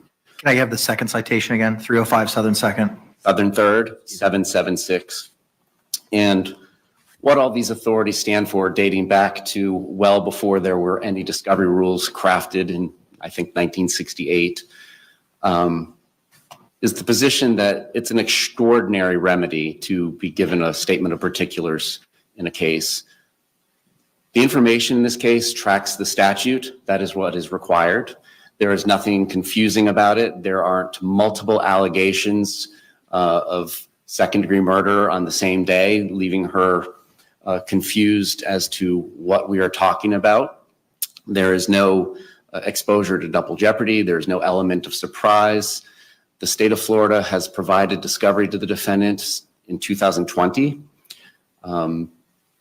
The state waived any opinion work product arguments that it had under Williams versus State in going ahead and providing the defendant exactly which exhibits we're going to enter in a trial, exactly which of the witnesses we've disclosed will be called at trial. And their motion does not set forth why it is specifically that they don't understand what she is accused of doing and how. In fact, opposing counsel cited the videotapes, the videos that were taken on her phone while the decedent was in the suitcase begging to be left out. And then what they didn't mention is what she said during these videotapes, which certainly would constitute the mens rea for second-degree murder. So it's our position that they have not stated why it is that a statement of particulars is necessary. It's an extraordinary remedy. They have all the discovery. Not only do they have all the discovery, they have the narrowed down list specifically as to what will be introduced. And they are clearly on notice of what constitutes the acts and the mens rea, because they have mentioned those videos that were taken on her phone. So it's our position that this is not one of those extraordinary cases that necessitates a statement of particulars. There are cases where, for example, somebody commits multiple acts of battery against a victim, perhaps an hour apart, 2 hours apart, and comes back, and it's unclear as to what the state is talking about. If counts 1, 2, and 3 all say battery on X day, there are informations and indictments that span years that don't get statements of particulars articulated to the defense. In this case, the date is specific as to February 23rd, 2020. The metadata on the 2 videos that were taken from her phone are both from the 11 p.m. hour of February 23rd, 2020. Given all the discovery in the case and the amount of narrowing down that we've already done, there is no need for a statement of particulars in this case. Thank you. Thank you. Any response? My understanding of the law is the court has broad discretion on this issue about whether to require the state attorney's office to give more particulars about the offense. And this is somewhat of a unique case. And the state attorney just mentioned where there was prior incidences of violence or battery that occurred prior maybe to the death, and whether or not that was relevant or admissible. That's the case we have here. Judge, I'm sure you're aware that Mr. Torres suffered from some blunt force trauma that was unrelated to the death. The medical examiner who did the autopsy took photographs and described that there was blunt force trauma on Mr. Torres's body that did not cause the death, that was unrelated to the cause of death. And that information has not been detailed, whether or not it's relevant to his death, whether or not they're going to try to tie that in to Mr. Torres's death. And if not, if we're relying on the medical examiner's explanation of the cause of death, which was asphyxiation, suffocation, then there's a question about whether that information is. But is there anything that's missing under the statute? I understand your reliance on the jury instructions, but what's your response to Mr. J's position that it tracks the language of the statute wholly and completely, which it seems to? Well, I have the rule for motion of particulars then. If that's the case, then in every case in the country, you just have to track the statute, and at no time a court would ever order a motion for statement of particulars. But the date's there, the time's there, where it happened is there, the underlying charge is there. I understand, and I explained that this is not a shooting where death would occur fairly quickly after multiple shots, that this was an unusual death, asphyxiation over a period of time, which we don't even know whether it was the day before or the next day. There's questions about that. The injuries, the blunt force trauma that the medical examiner is claiming that they're there, I believe is going to testify they could have been there 24 to 36 hours before. We don't know when those prior injuries were. They're fairly fresh, but they can't state that they were close to the time of death. Again, they weren't related to the cause of death. So there are situations in the law based on the unique set of facts that a court feels compelled, I have the discretion and I feel like for the defense to properly prepare for this case due to this unique set of facts, that I think there are some details that you must give. There's blunt force trauma. We don't know exactly when it was. We know it was fairly recent. And the medical examiner says the cause of death is asphyxiation. He doesn't know where it was environmental or not. He gives 2 explanations. So there's a real question about that. And of course, we'd like to know what theory they're going under and whether or not they're intending to introduce evidence of this blunt force trauma that occurred sometime prior, and what exactly they're claiming that she did that constitute. Is it just the video, the 2-minute video that everybody's seen, or the suitcase video? Is it that? Because there was a lot that occurred prior to the video. There was a lot that occurred after the video that's not on the video. So is that what they're referring to in this narrow window of just tracking the statute? And I go back to there wouldn't be this rule in the criminal procedure if there wasn't a time when a statement of particulars was necessary. Thank you. All right, thank you, sir. The court has reviewed the motion, reviewed the authorities provided, including the additional authorities, State v. Pajan, 374 Southern 2nd, 1070, and Sutherland v. State, 305 Southern 3rd, 776. And relying on State versus Peel, if the indictment is sufficiently full in its allegations of fact constituting the crime charged to enable a person to plead to it, the greater part of the reason for allowing particulars does not exist. The application was not so much for a bill of particulars as for a detailed statement of the evidence by which the state proposed to prove its case. If the defendant was advised of the nature and the cause of the accusation against him and had notice of the dates on which the acts constituting the offense were committed, there was no necessity for the bill of particulars. All this information was given in the indictment. And that is at 154 Southern 2nd, pinpoint 912. It sounds like, based on your argument, you're looking for the particular evidence as to the cause of death and the meaning of the death, which, based on Peel, is not something that falls under the ambit of a motion for particulars. So reliance on State v. Peel, understanding the age of this case as well, understanding there have been multiple lawyers who have filed responses denying the charges in their notices of appearance, your motion is denied, looking at the totality of the circumstances. Thank you. Moving now to, give me a moment, and I think we could probably address these collectively. The defense's motion for additional discovery filed September 2, and the defense's second motion for additional discovery filed September 6th. Similar to the first motion, the court has reviewed all the authorities and those motions. Mr. Owens, you may proceed, sir.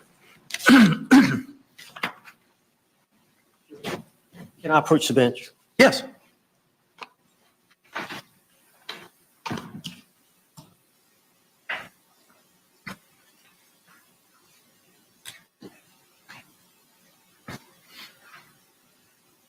Thank you, sir. Judge, we're going to handle these both collectively, and I believe we should. The first motion for additional discovery was filed on September the 2nd at 8:30, and then the second motion for additional discovery was filed on September the 6th. The first motion refers to the rule 3.220F for additional discovery. On a showing of materiality, the court may require such other discovery to the parties as justice may require. Specifically, the defense is requesting the Office of the State Attorney to provide a written policy of the Orange County Sheriff's Office relating to in-house interrogation procedures, in particular the policy in place at the time of the interrogation of the defendant at the Orange County Sheriff's Office, which was back in February of 2020. And then the second motion for additional discovery, specifically the defense requests the Office of the State Attorney to provide the standardized Miranda rights written policy, the form, and the card of the Orange County Sheriff's Office relating to Miranda rights form utilized and read directly to any suspect before any interrogation. Now, the argument by the state is well taken. The defense does have a duty to try to gather the information independently of the state attorney's office. And we did make a request to the Orange County Sheriff's Department back on September the 10th. And the request was for the written policies and procedures of the Orange County Sheriff's Office relating to the in-house interrogation procedures, in particular the policies and procedures in place in February of 2020. And the written policies number 2 and procedures of the Orange County Sheriff's regarding Miranda rights, written policy, the form and the card relating to Miranda rights utilized and read directly to the suspect before any interrogation in effect in February 2020.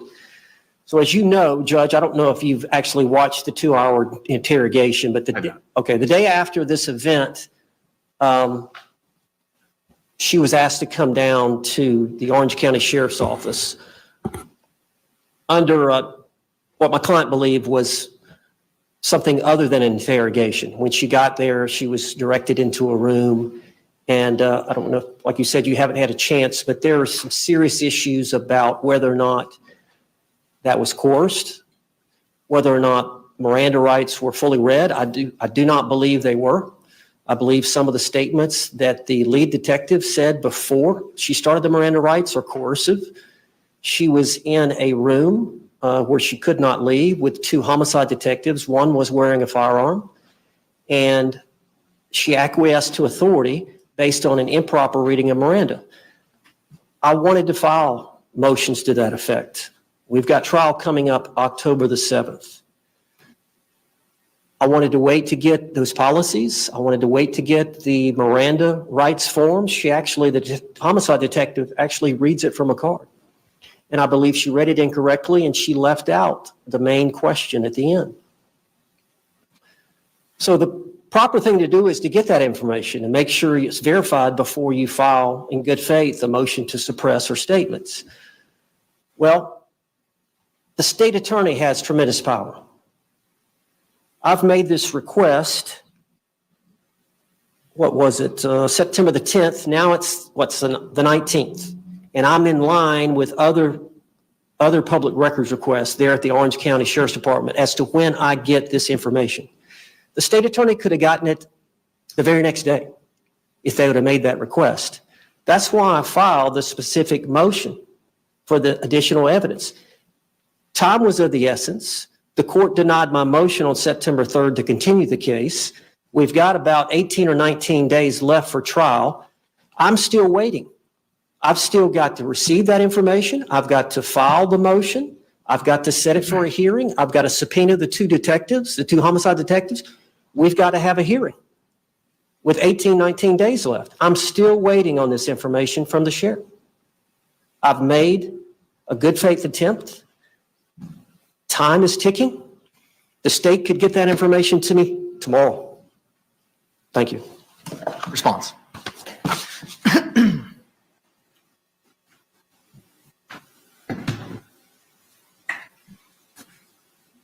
Your Honor, it's not Mr. Owens who's on trial, it's Sarah Boone. Sarah Boone was interviewed by the Orange County Sheriff's Office on February 24th and 25th of 2020. Now, some 4 years and 7 months later, there's this exigency not created by us, created by them. It's the defendant who has not done this for 4 years and 7 months. Now, turning to the merits of this, they are asking for discovery from a third party. Any discovery request, whether it is of the state or of a third party, has to involve allegations that this information is reasonably calculated to lead to admissible evidence or be pertinent to some analysis in this case. They have not stated why in their motion, and the arguments in court today do not state why it's pertinent either. The case law does not say statements are inadmissible or only used for impeachment if the law enforcement officer violates policy. There's no case law that says statements are inadmissible or only used for impeachment purposes if they don't read from their Miranda card properly. What the case law states is statements are inadmissible if there are Miranda violations and only used for impeachment, or if statements are involuntary, basically through promises, then they can't be used for any reason. But nowhere in this analysis does it matter to any degree what a standard issued Miranda rights card looks like or what their policy is on interviewing. What they do have and what the defendant has had since February or April or whenever discovery went out in 2020 was a videotape of these interviews. There has been absolutely nothing stopping anybody from filing a motion to suppress if they believed under the case law relief could be granted under the law. And the law does not have any analysis regarding standardized issued Miranda cards or policies of law enforcement agencies. And I don't believe that's admissible at trial either.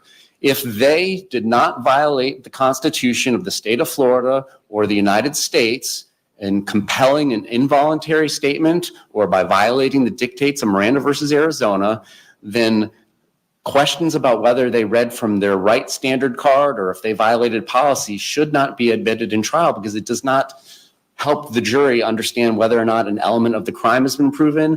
It's not a part of the lengthy jury instruction now that we give about defendants' statements. There's nothing in there about, Well, did they violate their Miranda card? Did they violate their policy? So first of all, the state's position is they have not asserted the materiality needed to get discovery ordered by this court, which would be reasonably calculated to lead to admissible evidence or to lead to it being found inadmissible by the court. And then secondly, it's on them to conduct this discovery, and coming in and saying that I can snap my fingers or not snap my fingers and get it for them instantly isn't evidence either. So it's our position that their request should be denied, primarily because it's immaterial, and then secondarily because it's on them. She's been aware of these statements since February 24th and February 25th of 2020. Thank you. Thank you. Response to the materiality, please. Judge, I believe the prosecutor is wrong. One of the jury instructions, standard jury instruction in criminal cases said that essentially a statement has been placed before you that's made by the defendant. And I don't have the language here, but it should be weighed with great care and caution to make sure it was freely and voluntarily made. These are some, but not all of the circumstances that you should consider in deciding whether or not the statement that was made by the defendant was freely and voluntarily made. If you decide that it was not freely and voluntarily made, that evidence should not be considered by you in this cause.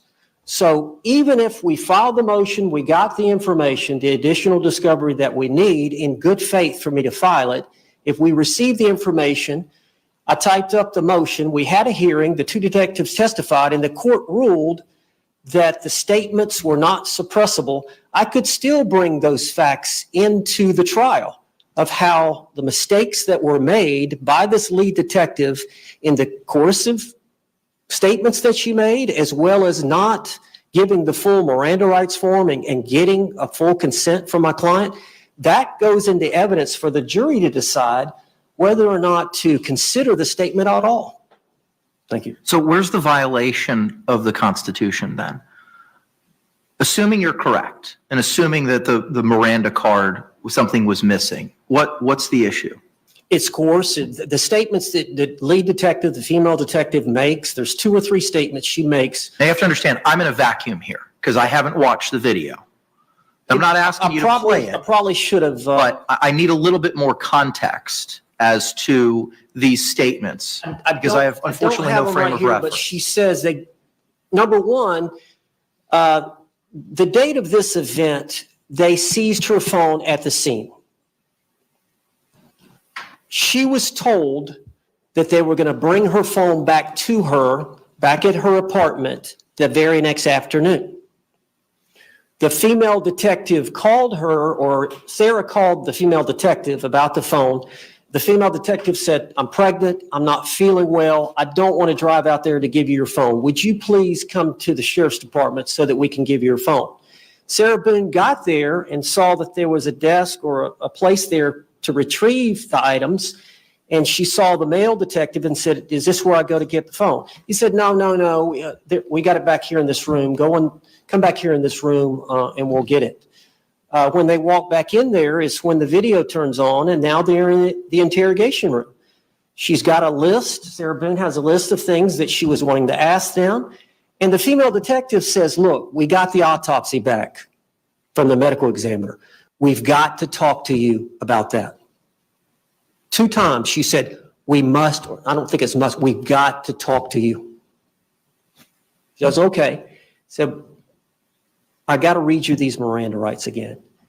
And again, she had read them. There was a statement that Sarah Boone gave. Of course, she gave a general statement to the first deputy that responded to the scene. She was wearing a body cam, so that deputy had called the 2 homicide detectives, but it took them a while to get there. So she asked Sarah Boone what had happened, and Sarah explained that situation. After the detectives got there, they took a general statement from Sarah, but at some point they got into one of the squad cars. And I believe it was Sarah Boone. I believe it was the female detective and the male detective. And she was read Miranda rights, again, incorrectly, and she gave a statement.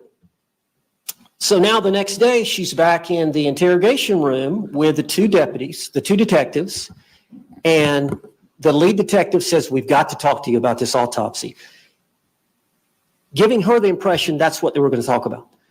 But I've got to read you these Miranda rights. And she said something, and Sarah said, protocol, because they had told her in the first Miranda rights that this is just protocol. We have to do this before we speak to you. And she said, yes, protocol. So based on those statements that we've got to talk. You have to talk to us. We've got the autopsy. Led Sarah to believe that they're going to talk about the autopsy. In addition, then she starts in the Miranda, judge, she made a mistake on it. I don't know if it's an anonymous mistake, but in her probable cause statement, she said, I read the rights verbatim. The constitutional Miranda rights, I read to her verbatim. That is not true. Fortunately, we have it on audio. Fortunately, we have it on video. There is a legitimate question about whether that statement, that 2-hour interrogation, is admissible in this trial. That's what I'm going to show the court. I'd like to get their policy just to see. What does the policy have to do if those statements were inadmissible? What does the policy have anything to do with that analysis? To see if they... Because if you're saying you have a deposition, I'm assuming it's a deposition of the female detective, said I read it verbatim, and you're telling... That's in the probable cause statement. Okay, that it was read verbatim. Okay, Yes, excuse they me. formulated the arrest report. It was a supplemental report or either the actual probable cause report. And the representation in there is it was read verbatim. That's correct. Now, you've reviewed that interrogation. It's your position that it was not read verbatim. What does the policy have anything to do with that issue? I think that's a simple constitutional issue, right? Yes. If there's a case law that buttresses that position, and that de facto is a violation of the Constitution, ergo that confession or statements are not admissible because of the violation of the Constitution. What does the policy or the Miranda card have anything to do with anything if you have the video and the audio? Well, the Miranda card is going to show that she actually omitted the last question. Okay? So the Miranda card is there for a reason. I don't know if they have them in the interrogation room or every deputy or homicide detective is issued that card, but it's a small card. But I believe it's going to say on there that you've got to get the waiver. There's 2 questions at the end, which is, did you understand the rights that I've just read to you? And the next question, understanding these rights, do you agree to speak with us now? That question was not read. It was omitted. I don't know why. She's sitting there reading it, and does the fact that question was not read impact constitutionally under case law the admissibility of those statements? I believe so. That doesn't answer my question. Respectfully, that doesn't answer my question. I understand what your belief is, but where's the case law that you can provide to the court? I'm not ready for that, Judge. Okay. I'm going to file a motion to suppress, and I'll supply you with the case law, but I'm not ready for that. But the reason I wanted the policy, getting back to your first question, is because I'm sure the policy is going to say you don't make any pre-Miranda statements like, we've got to talk. We've got to talk about this autopsy. Those type statements are improper.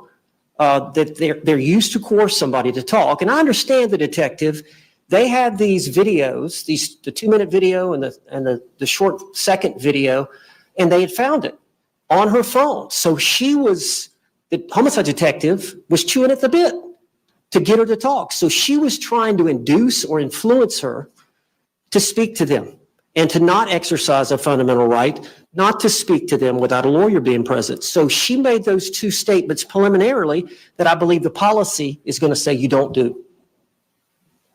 Okay. Mr. J, anything else, sir?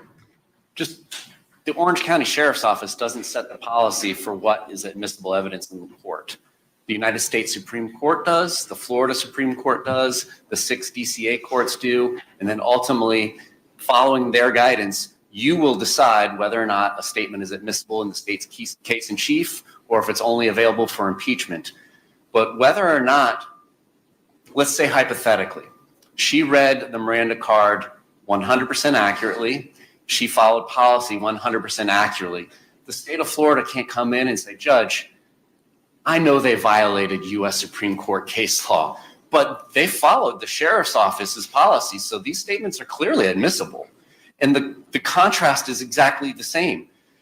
Whether or not they followed policy or read the Miranda card accurately has nothing to do with the analysis as to whether these statements are going to be admissible or only admissible for impeachment. And I don't believe that under the case law, they can come in if those statements are admissible and argue to the jury, they violated policy. They didn't review, they didn't read everything on their card. They violated. How does that help the jury decide whether or not the statement's voluntary? It doesn't matter what the policy is. It doesn't matter what the card is.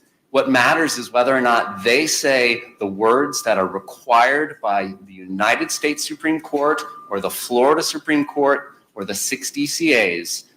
That's what matters. That is what determines the bar for the admissibility in the case in chief or an impeachment. Okay, thank you. All right, thank you both for your arguments and your positions.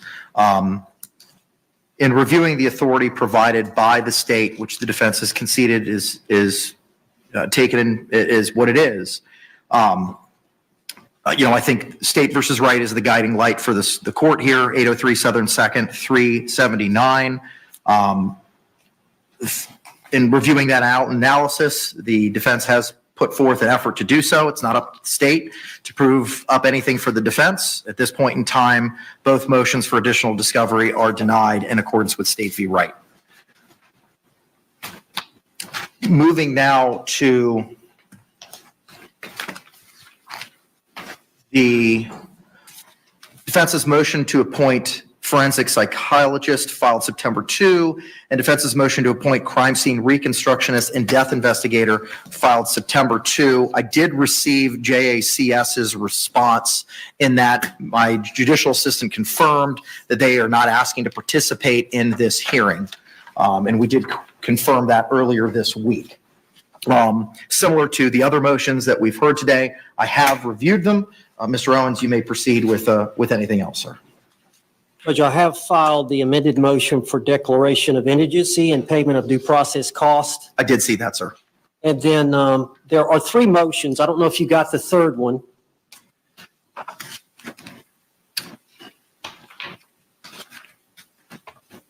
Are you referring to the motion to return property? No, relating to cost. Relating to cost. I don't know that I have. I'm just going by what the notice of hearing reflected. So no, I don't. I filed a second amended notice of hearing. I don't know if you got that. Was it forwarded to my office? Because if it wasn't, I don't know. I'll have to ask Margaret. I don't know. Okay. But I filed a second amended notice of hearing. Can I Please. give you my copy? And Mr. J, have you seen that, sir? State doesn't have a dog in the fight with the expert appointments. Understood. Thank you. Judge, what I had done Don't was see a date on here, Counselor. When was this sent? The certificate of services contains no date. It was filed this afternoon. Okay. This morning. Okay.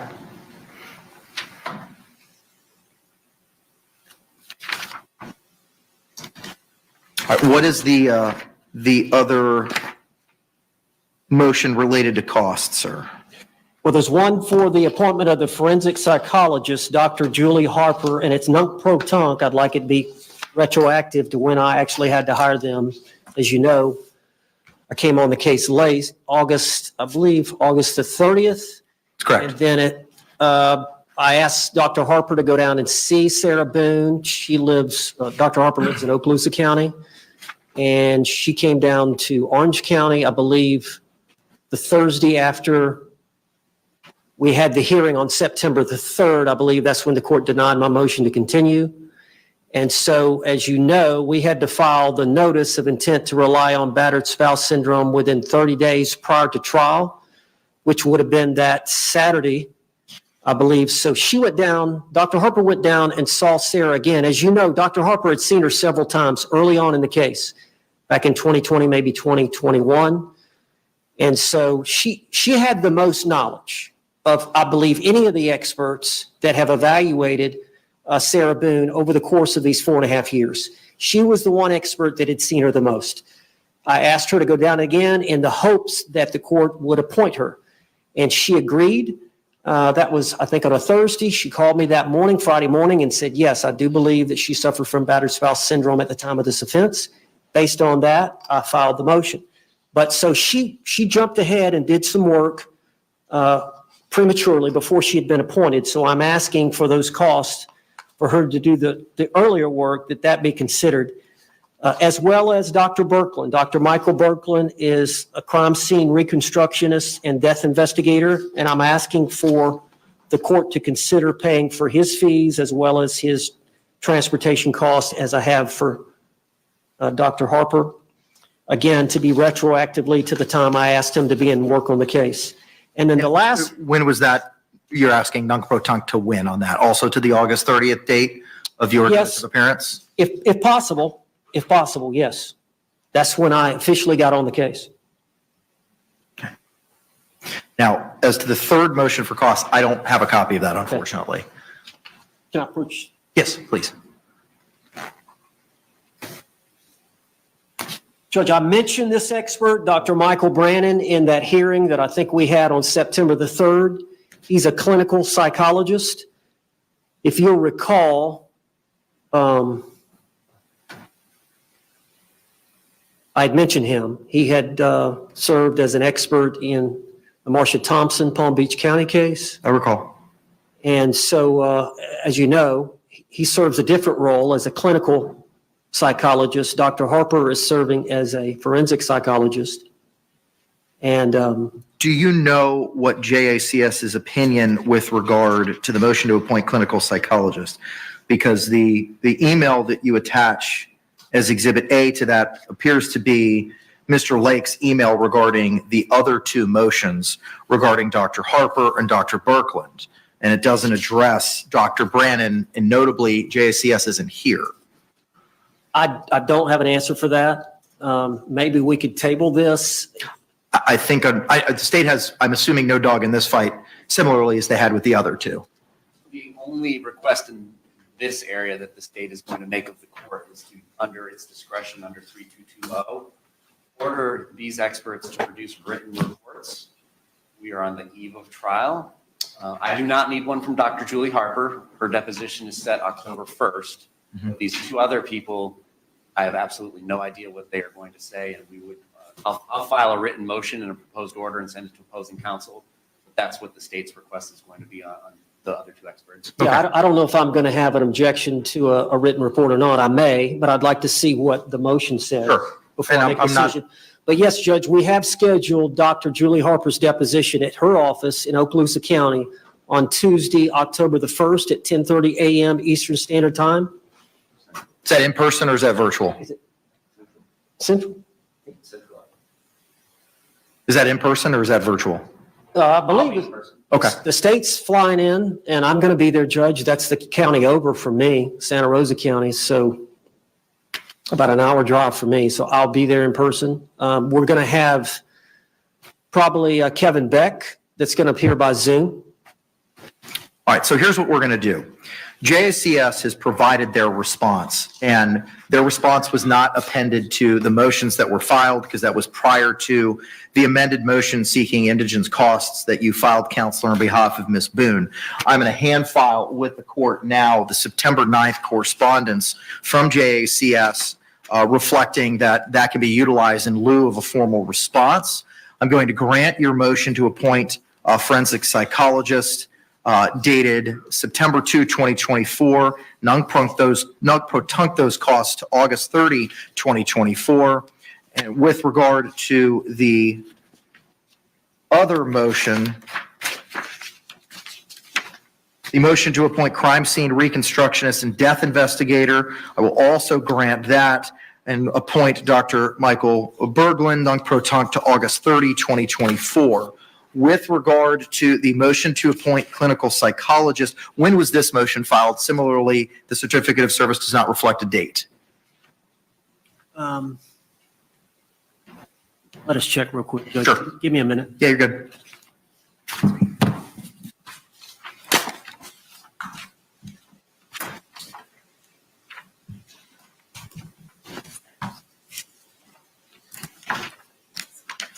Excuse me. Brandon. It had to be filed. Michael Brandon. While you're waiting on that, I do see on your second amended notice of hearing, you also requested the amended motion for declaration of indigency and payments of due process costs also be heard. When was that motion filed as well, Mr. Owens? It was filed just prior to filing these amended ones. It had to be filed prior to my motions for appointment of these experts. Give me a second.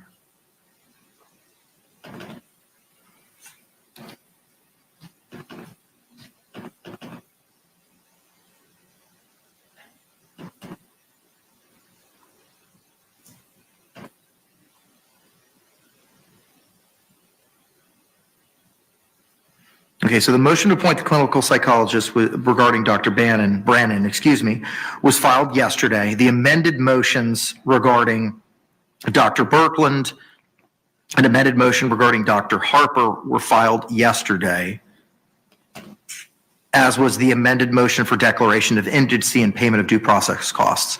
That motion has not yet been granted. It is going to be. So the amended motion for declaration of indigency and payment of due process costs is granted. The amended motions regarding Dr. Birkeland and Dr. Harper are also granted non-protunct to August 30. With regard to the motion to appoint clinical psychologist filed 9/18, I'm going to ask Ms. Barrios, my judicial assistant, to forward that directly to Mr. Lake. And I know that she's watching this virtually. If she's able to do that now, I would greatly appreciate it, and see if we can get his response to that this afternoon. And maybe we'll be able to address that. It may be a similar vein as to the prior response that JICS had provided. Moving now to the motion for return of property, or in the alternative, motion for independent exam by the defense, filed September 18th. Similarly, with everything else, I've reviewed that and the authority, and I have reviewed the state's response to defendant's motion for return of property, or in the alternative, motion for independent exam by the defense. Mr. Owens, you may proceed, sir. Judge, I believe the state's response is well taken. And I believe that what we need to do is get an expert of our own that can do the phone extraction and meet with the state attorney and the sheriff's department and extract the data, all the data that we need from her phone.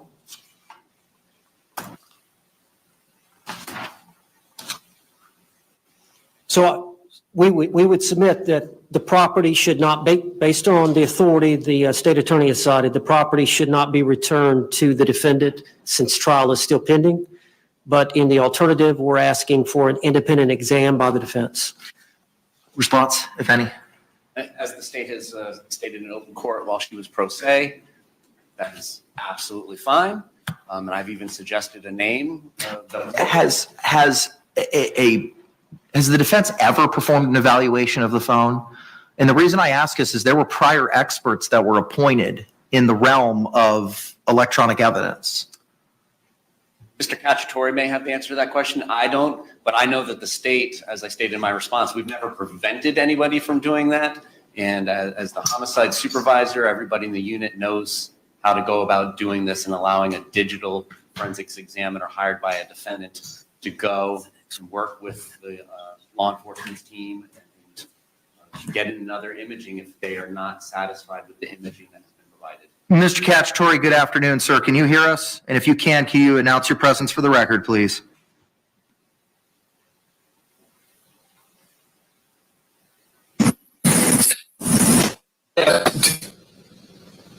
There has not previously been a forensic exam of that phone by a previous defense counsel. Okay. All right. Thank you very much, sir. There was a John Sawicki that was appointed back in, not appointed, authorized back in 2020 as to electronic evidence. So I'm going to deny the motion for return of property based on the citations contained in the state's response. And I'll leave it up to you, Mr. Owens, to do what you need to do in order to have that review. All right, I'm gonna do my best. We got about 18 days. I'll cite to the parties for their own benefit. There were motions, specifically defendant's motion to appoint an electronic evidence expert and order the Justice Administrative Commission to pay costs. It was filed back on May 5, 2020. An amended motion was filed the next day, May 6th.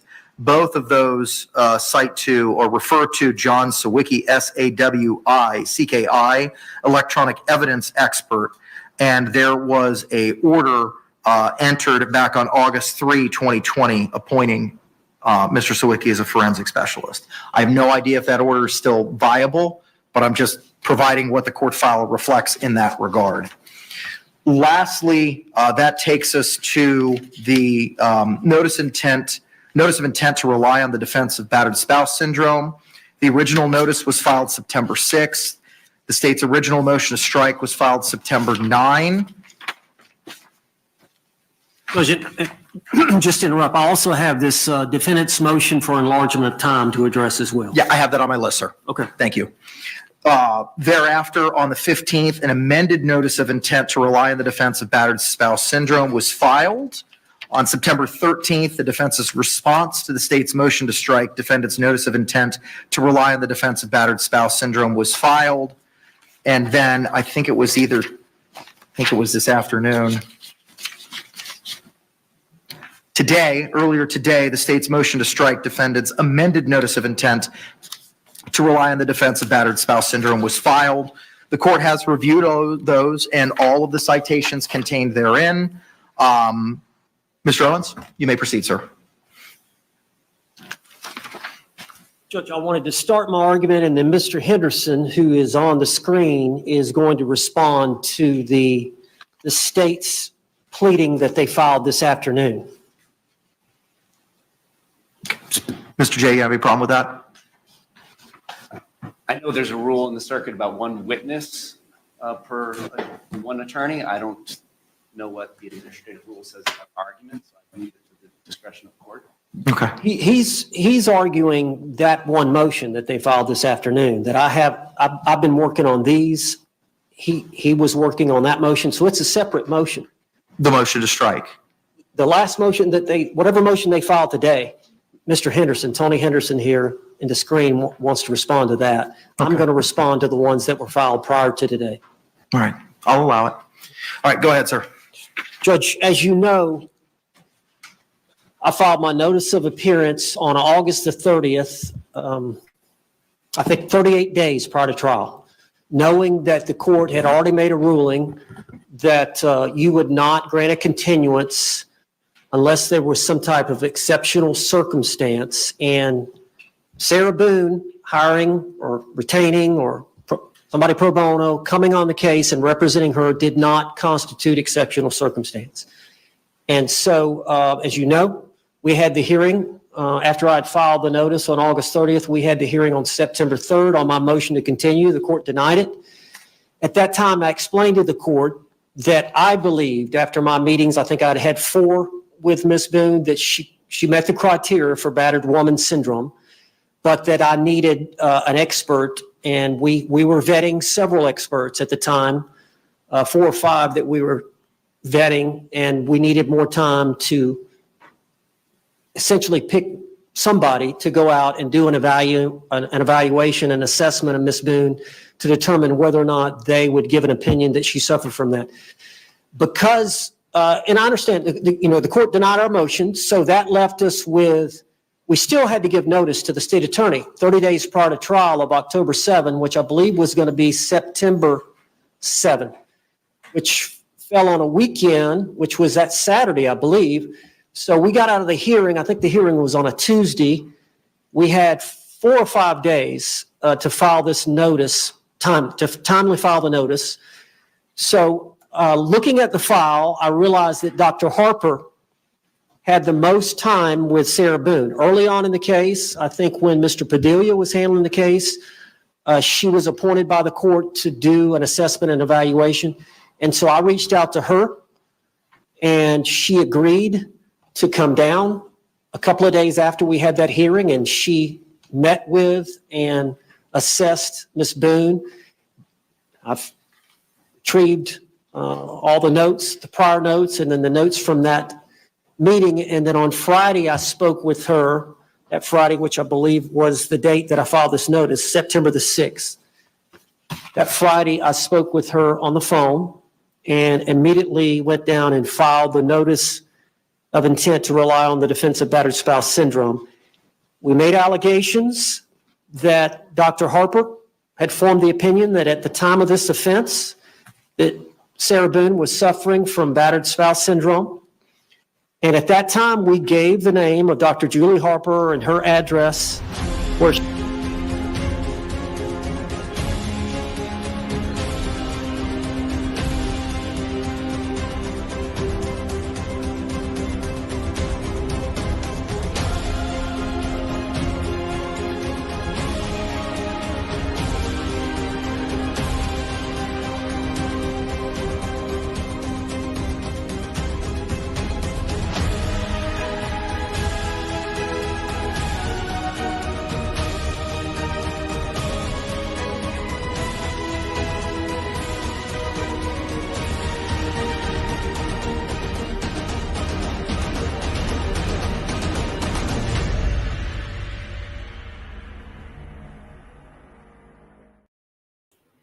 Thank you to Dana Leonard.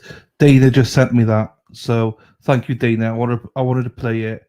It wasn't me, people. It wasn't me. Joe. Yeah, I know. Get your official merch here.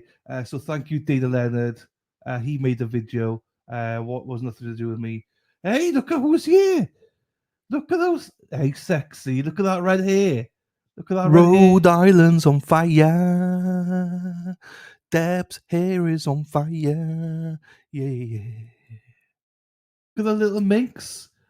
Deb is here with a red hair. Happy days. Nice. Yeah, no, again, Dana, there you go. Thought I hit something. Yeah, no, fair play to Dana, isn't it? Great job, Dana. There you go. You see, Dana's great. He's great. Dana's useless, right? He's useless normally, but he's got some talent when it comes to doing that. So I appreciate him for that. Right, I'll get back to the trial now, but thank you to Dana Leonard, resistant to silence. And if you want, remember, people, we got my tits and clams, that's a charity. Tits and clams, that's a charity. Get titties out, way. There you go. Thank you, Dana, again. Thank you, my brother. Thank you, my friend. Great job, Dana. Right, here you go, people. Back to the hearing for you. Oh, shit, wrong one. she could be found and located. And of course, the state has set her deposition for October 1. Now, the state has filed a motion to strike the notice of intent, alleging that we didn't give sufficient facts or evidence. But Judge, realized at the time, I was simply trying to get it filed because the last day was the next day, Saturday. And of course, I had just gotten discovery. Judge Creighton, we have not finished reviewing all the discovery in this case. I pretty much shut my law practice down to try to do it. I've gotten my staff, and we're trying diligently to go through all the discovery. At the same time, we realize that we've got to establish corroboration of the battered spouse syndrome from eyewitnesses, from medical records, from potentially neighbors, court records, her phone and the information on phone. So we're diligently trying, number one, to review all the discovery, which still has not been done. At the same time, trying to locate additional evidence that we could utilize in helping to establish the battered spouse syndrome. In addition, the state attorney yesterday filed a notice that they're amending their discovery, and all the jail phone calls, or I think they have the ability not only to call, but they have a tablet and they can text back and forth with third parties, that they have disclosed that they have I guess, 4.5 years worth of communications between Sarah Boone and parties on the outside, and that some of that may be relevant to the case. And we were advised that when I got in town that I was to bring a CD, and I did this morning. I went to the state attorney's office and spoke with the secretary and explained to her that here's my CD. I'll wait. And I was willing to wait in the lobby to get this additional discovery when we have 19 days for trial. She told me that there was quite a bit of it, that she would try to get it to me after the hearing or by the time of the hearing. I said, okay. I left the CD. I told her she had my number. She could text me. I was staying at the Hilton across the street from the courthouse. As soon as she had it, I wanted it as soon as possible. A short time later, they have started, I guess, going through that material, and now they're sending discovery through email. I assume instead of the CD, they're going to do it that way.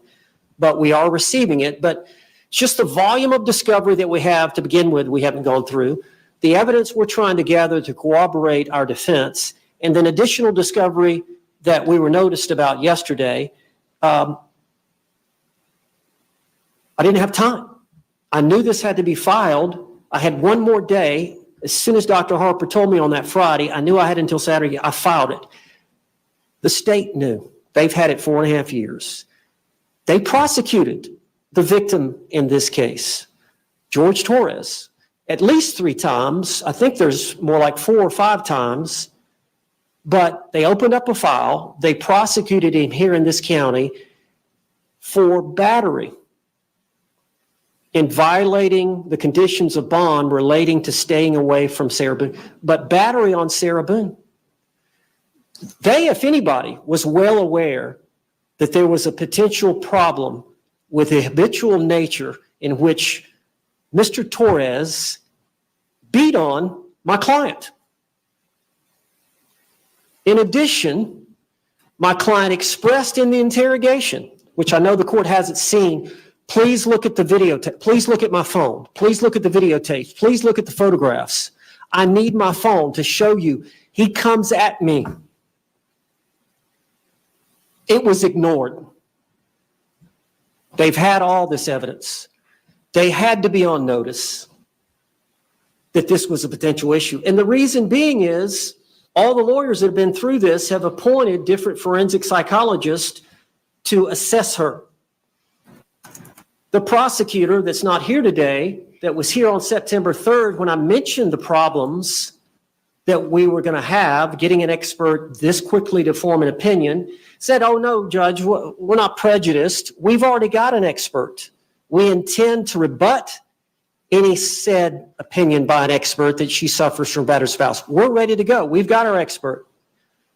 Such that they said, we don't even need a continuance. If in fact he finds somebody and they file something, a notice of intent to rely on battered women syndrome, within the time limits, we're ready to go. We don't need to continue it. We'll have our expert. And as you know, they're requesting that their expert now be allowed to go to the Orange County Jail and assess Ms. Boone, which they have every right to do, since we had filed this notice. But they indicated they would not be prejudiced. They indicated they were on notice. They didn't think it was going to happen 4.5 years, but it did. They knew all the prior abuse that Sarah Boone suffered at the hands of Mr. Torres. I did the best I could, Judge. I filed it. I felt like I had to have an expert. I explained in general terms that she was psychologically and physically abused by Mr. Torres repeatedly over a period of time that led to this event. They filed their objections, which we believe is misplaced. The court, as you know, by that rule,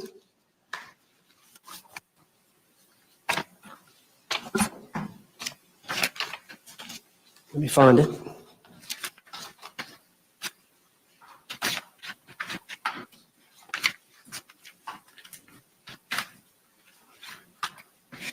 It's apparent not only that the state was on notice, that we were going to rely on it, it was prepared to respond, and was not prejudiced in any way. The notice of intent to rely on the defense of battered spouse syndrome comports with the requirements outlined in 3.201, given the current circumstances of the case. And as you know from that rule, it says the notice shall contain a statement of particulars showing the nature of the defense, the defendant expects to prove, and the names and addresses of the witnesses by whom the defendant expects to show battered spouse syndrome, insofar as possible. Insofar as possible. I did the best I could, Judge. In addition, as soon as we started going through the discovery and gathering information about the prior events, the prior arrest of Mr. Torres, the prior prosecutions of Mr. Torres, we immediately amended the notice on September the 15th of intent to rely on the defense of battered spouse. And again, listed as many witnesses as we could based on the good faith belief that we had that corroborated either by witness testimony or physical evidence, photographs, videotapes, medical record, whatever we could find that would corroborate our defense. In addition, we've listed the ex-husband, Brian Boone, and the last paragraph, paragraph 14 says the defendant's investigation of evidence to support the defense of battered women syndrome is ongoing. The defense anticipates additional witnesses, photographs, videotape, medical records, court records, and other evidence gathered from the defendant's phone will be forthcoming. This evidence will be disclosed as it is discovered. Thank you. Response, sir. Judge, the state is not surprised by any of the evidence that has been in the discovery for years. I'm not going to belabor the facts in the discovery, but suffice it to say that the decedent and the defendant had a violent relationship, and generally this violence seems to be fueled by alcohol. We're completely aware of all of this domestic violence history, but that does not make a battered spouse syndrome defense. Right. Quickly, this is my dinner tonight. Oh shit, hang on. I don't know you'd like to see my dinner. This is my dinner. Huge portion. Huge portion. White rice. Chicken, sweet and sour.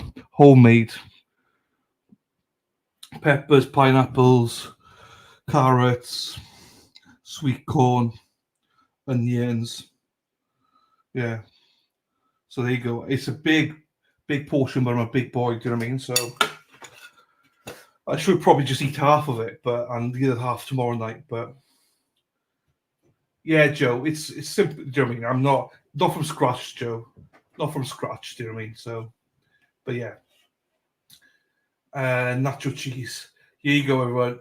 Let's get back to this for you guys. Hang on, let me get here. Thanks, Joe. Thank you, Dana. Save me some.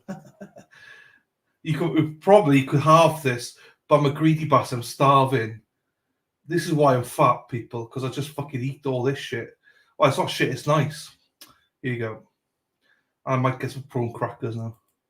Any more than being mentally ill without showing more makes for an insanity defense.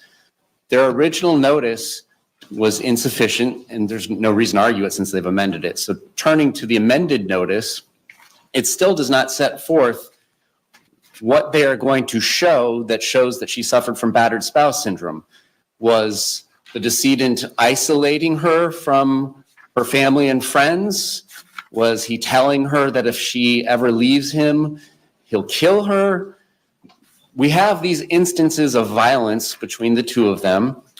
And when we get referred to the ex-husband, Brian Boone's deposition and statement, what he reports is that Sarah Boone would attack him, scratch him, punch him, and that she was a habitual alcoholic. And he would have to lay hands on her to restrain her. So we are going to potentially dive into all of this information in trial, but there are still the rules of evidence. And the cornerstone for the battered spouse syndrome defense, which is a misnomer under the case law because self-defense is defense and battered spouse syndrome evidence is relevant to help a jury understand why it's objectively reasonable for a battered spouse to stay in a situation that puts them in fear of continued violence. The state and wherein our confusion lies is nowhere in any of the witnesses or any of the discovery that they have listed, exhibits that they don't even have been listed, medical records and so on and so forth. Nowhere does it set forth this cornerstone that is absolutely necessary before we get into any of this battered spouse syndrome evidence, before we get into any potential reputation for violence evidence of the victim, before we get into any potential specific acts of violence by the victim, before we get into the rebuttal evidence that is going to be offered against her for her violent nature and her drinking. The cornerstone is self-defense. Her statement to the police is not one of self-defense. It is one of accident. She repeatedly says there was no violence that day. So that is where the state's position is, that their notice is deficient. It only sets forth that there has been violence between the two of them, and it's apparently exclusively alcohol related. But it doesn't go on to say this violence has caused her to suffer from the syndrome. And here's why. She was afraid to go meet with her family. She was afraid to leave. She was any of the things that make up what is actually battered spouse syndrome. And moreover, it doesn't set forth the self-defense claim, which is the cornerstone of this. None of this comes in without a claim of self-defense. And so that's in part why we filed our motion in limine with that response, is the court can and should not allow any mention of battered spouse syndrome come in until self-defense has been established at trial. And as far as I can tell, the only person that can set forth a self-defense claim, since it was just her and the decedent in the apartment that night, is her. So she'll need to testify, and then she'll be impeached unless there's a ruling that the statements that she made to the Orange County Sheriff's Office are not only a violation of Miranda, but are involuntary and unavailable for impeachment use. That's what we're hoping to avoid, because we can't unring the bell during trial. If they put on all of this testimony and evidence about battered spouse syndrome and about the past violence, and then we introduce evidence about her past violence against him and against Mr. Boone, it's hard to unring that bell. And even though King versus State, a 2000, I forget which year, 19 case allows the state to point out the things that are promised in a defendant's opening statement, but then don't come to fruition, that doesn't unring the bell. So that's what we're asking for. We're asking for sufficient notice. The statement of particulars that is required by the rule, where is it setting forth there is a self-defense claim, and then there is going to be this shown beyond just the past violence between the two of them. Thank you. Judge, they're scheduled to take the deposition of Dr. Harper October 1, so they're gonna know fairly quickly what her opinion is. What's your response to Wagner? We're going to talk about Wagner, Judge, and I don't want to talk about that in a minute, but he's bleeding the argument into state's motion to strike the defendant's amended notice. And I would like for Mr. Henderson to respond to what he said about that. But Judge. I agree. There's two different issues here. The first issue is the sufficiency of the notice, and whether the notice is sufficient under the rule. The second issue from the court's perspective, is it applicable? And that's the hang-up that I'm having. That's not to be decided today. That's not Wagner, whether it's an accident or whether it's battered spouse and there was self-defense. That's not to be addressed today or not to be decided today. That's going to be based on the testimony from Ms. Boone about what was going on. But I'd like Mr. Henderson, if you don't, but that's not what Wagner stands for. Wagner didn't allow. Wagner struck after multiple amendments, and the court, and we can take judicial notice of it if you want to, the court has pulled the file from the trial court in Wagner and has looked at the notices that were filed in that case for the battered spouse defense. Judge, ultimately, the female defendant in that case claimed that the firearm discharged accidentally. Correct. And the court ruled, hey, you can't have it both ways. It can't be an accident and at the same time be intentional that you committed as self-defense because you're a battered spouse. Right. So how is How is battered? Even It's premature for them to be arguing the question of intent. But that's not what Wagner says. What Wagner specifically specifically? says, although the trial court found the third legally sufficient, the court granted the state's motion to strike the notice and precluded appellant from presenting the battered spouse syndrome evidence at trial. And the DCA says that the evidence underlying in that case was all accident. Specifically, the located battered spouse syndrome as admissible where the defendant claims accident rather than self-defense. We're not claiming accident. Well, then what are you claiming? Self-defense. But every case that you cite, Medina, Hickman, its progeny, all pertain to some act by the accused. And that battered spouse is an excuse, a justification, an explanation for those actions. How is your purported defense applicable legally? That's the reason we asked for the statement of particulars, Judge, so we could find out exactly what they were claiming that she did, what overt act or what omission. The overt act, was it zipping him into the suitcase? Was that the overt act that caused the death? All of the battered spouse syndrome cases talk about a defensive issue. Not meaning defense, your side of the ledger issue. I mean an action in defense.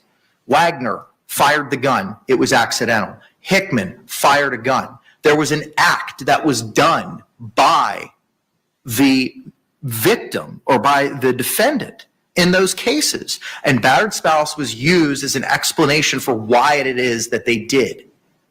How is that applicable to the case at bar? I assume they're going to say she overtly zipped him up in the suitcase.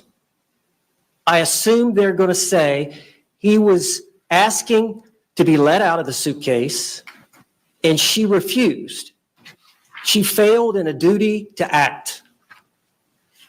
Later on, she went upstairs and fell asleep.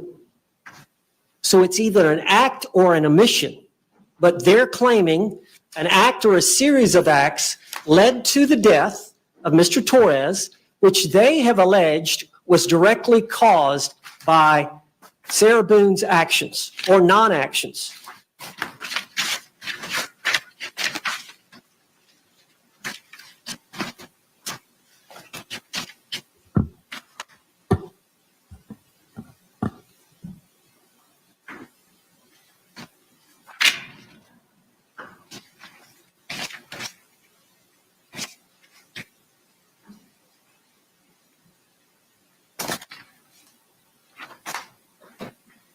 Hickman, the defendant, stabbed the victim to death. And the justification was battered spouse. In Terry, which you provided to the court, Terry v. State, 467 Southern 2nd, 761, it was firearm. What's the mechanism? What is it? They're the only ones that can answer that, Judge. That's why we asked for the statement. I don't understand that circular logic. And the reason I don't is because it's your defense. Okay. I'm assuming that they're claiming that she zipped him up in the suitcase against his will, would not let him out of the suitcase, and therefore he suffocated. So the act of zipping him up and then the non-action of not letting him out when he asked to be let out constituted the offense of second-degree murder.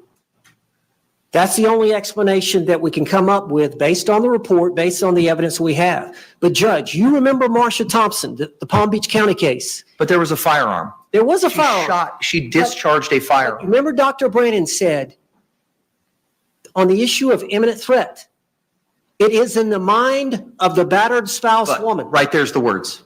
Imminent threat. That's correct. There was a threat. Now, I don't know all the cases. I don't know the facts and circumstances of that West Palm Beach case. I know snippets that you provided to me, but I haven't read any opinions on it. I don't know where it is on the DCA or appellate perspective, and trial court findings are not binding on another trial court. I mean, the case law is very, very clear on that.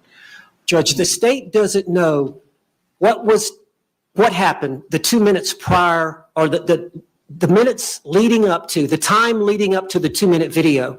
The state doesn't know what happened after the 2-minute video. Only Sarah Boone can testify to that. That's for her to testify to. Florida, the appellant has not cited, nor is our research located, any Florida case holding that evidence of battered spouse syndrome is admissible where the defendant claims accident rather than self-defense. Who claims accident? Are you claiming self-defense? Yes. Well, that's the first time that I've heard that.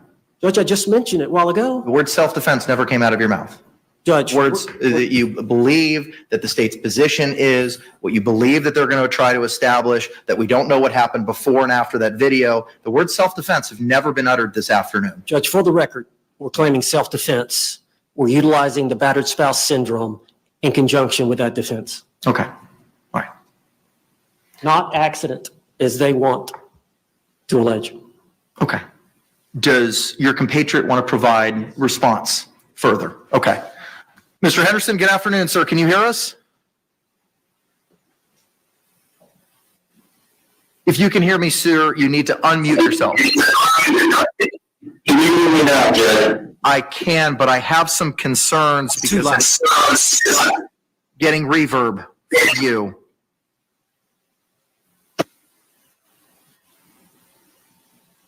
I am trying to talk you to now. Are you able to hear me better? I am, but it's my that we're hearing back again through your microphone.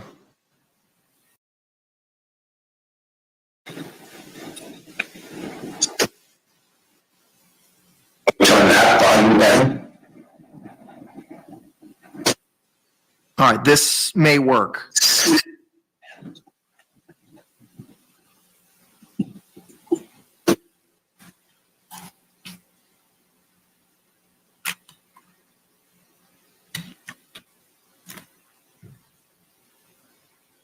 Mr. Henderson, we'll give this a shot, sir. You can go ahead. Yes, sir. Can you hear me now? I can, sir. Is that better? Yes, sir, it is. Yes. Yes, Judge. I'd like to respond. And first, where I want to start is here. But just the self-defense, justifiable use of deadly force, justifiable use of non-deadly force. Those are defenses that do not require a notice at all. A defendant doesn't have to come in before trial and say that I am relying on self-defense. The standard is it's in the standard jury instructions, and before you can give that jury instruction, you have to have, and the cases are pretty clear, an indication or evidence. It's just a scintilla of evidence, is what the cases say, to get the instruction. There's no notice requirement in self-defense at all. Now, battered wife syndrome is not a defense in and of itself. There's no such thing as a defense there. It is a part of a jury instruction, and the part of the jury instruction and what it explains is when you get to the point when you're starting to talk about imminent danger, and that because of this syndrome, they would perceive an imminent danger different than someone else. Because what the self-defense instruction requires is that the jury place themselves in the position of the defendant in those circumstances at that point. That spouse was to help explain those circumstances. So the first instruction that you have to get before you can even start talking about that spouse is this. You have to get the self-defense instruction. So, and that would be decided based on the evidence at trial. The defendant doesn't have to come in and say, I am claiming self-defense. This is self-defense. There's no rule or circumstance to that extent. But there has to be testimony of self-defense. Now, once there's testimony of the self-defense part of it, then the court can give that instruction. If they find it sufficient, the testimony can give that instruction as to self-defense. where battered spouse comes in and it goes into a series, you have to have self-defense or some type of evidence of abuse before you can get into the battered spouse. And this is how it should work. There could be the testimony of Ms. Little. There could be testimony that's actually in the notice from officers who responded to calls and actually observed physical injuries on Ms. Little. There could be testimony from others, neighbors, or other people who observed injuries or certain things to Ms. Little. But once you get to the point where you significantly or sufficiently apply that there is a battery or domestic violence situation that is ongoing, then, and not before that point, can the expert come in and testify. So the stopgaps on this that are built into our system. First, there has to be some accountability or some evidence of self-defense. Secondly, there has to be some evidence that will support the expert's testimony to become relevant at that time. Once the expert's testimony becomes relevant, then the expert can testify about these are the symptoms that I observed, this is what I watched, this is where it came from, this was interviews, this was reviewing other type of data and other types of things and preparing their expert opinion.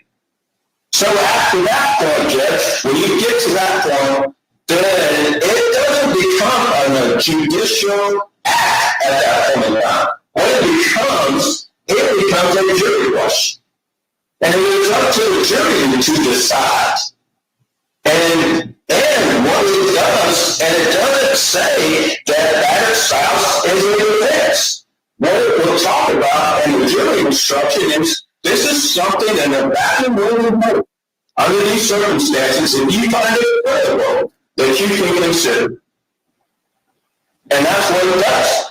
So we at the beginning, when we started talking about motions to strike, because if I think the case was Wagner, there wasn't any testimony there. Wagner's testimony was accident in that head. And I really put it. No one was even ruling on that. That was the testimony. In this case, we do not have testimony.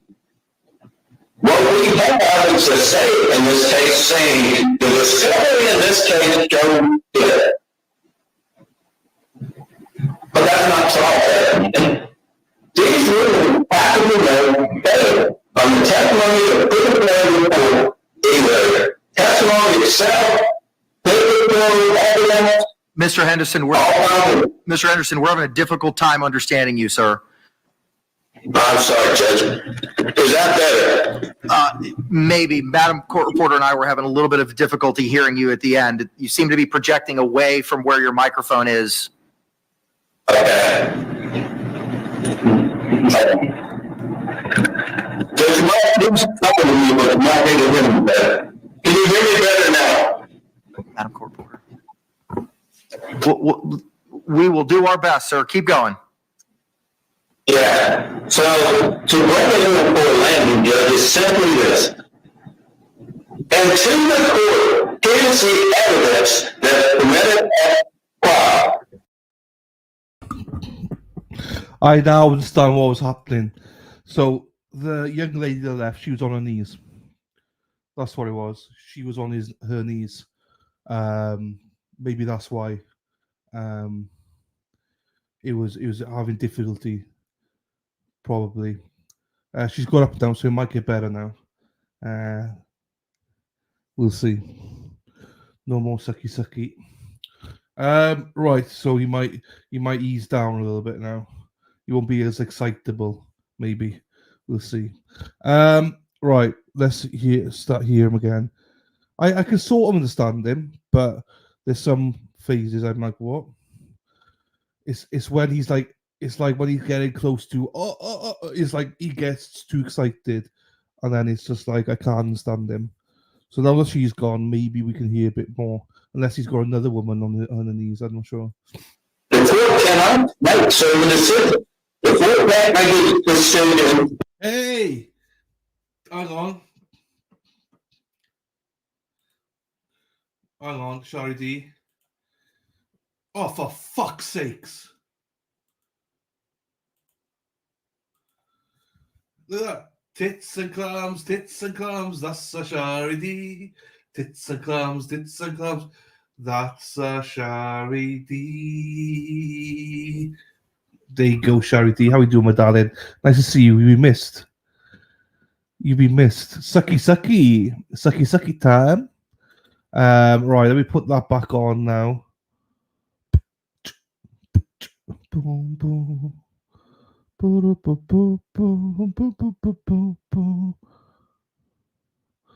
the friggin' did I put that? I put this somewhere. I don't know where I put it. Oh, here it is. Sorry. Right, let's get back to this. Justifiable use of non-deadly or justifiable use of deadly force is appropriate to give and to the evidence at trial. At that point in time, the court has to make a decision if, after evidence, if the expert's testimony is even relevant. So if there isn't any testimony to prove the relevancy or to show the relevancy of the expert's testimony, then that expert can't come up and talk about battered spouse.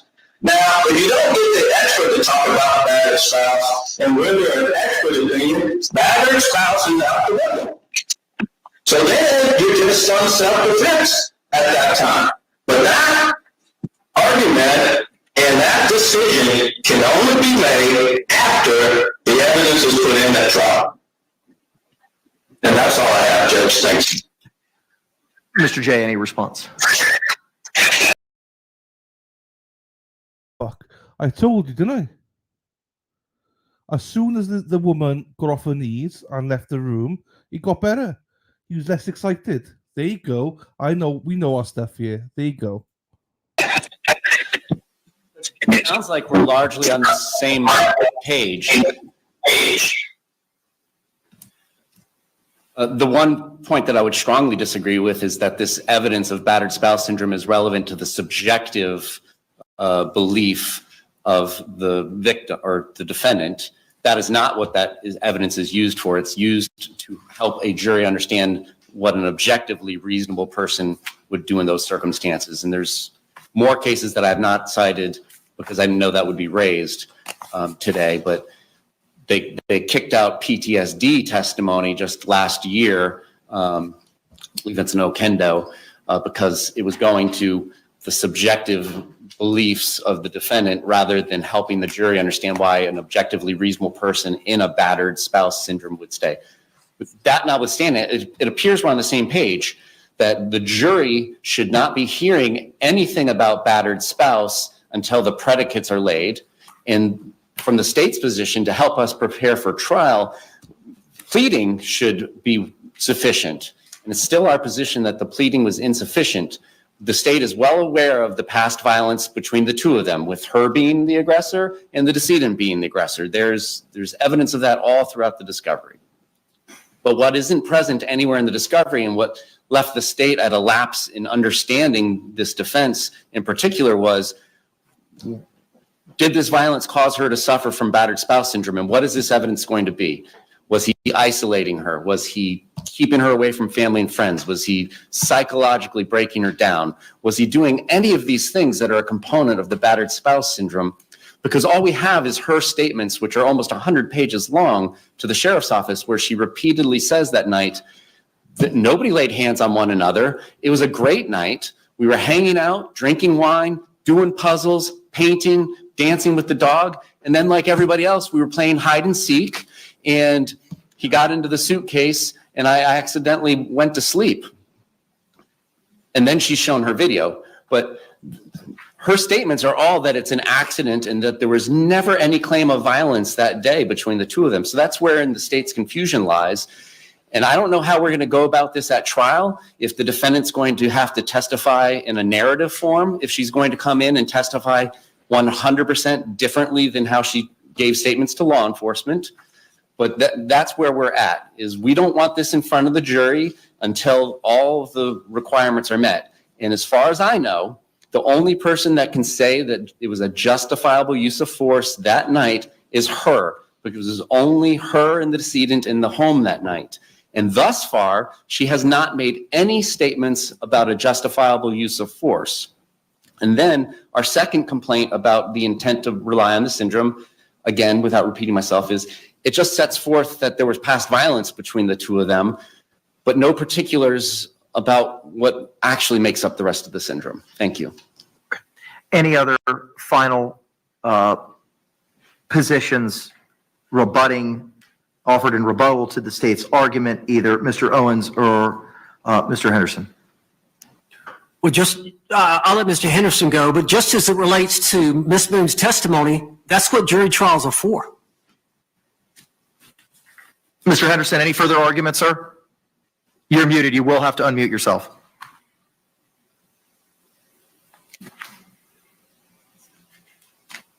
Mr. Henderson, you're still muted, sir.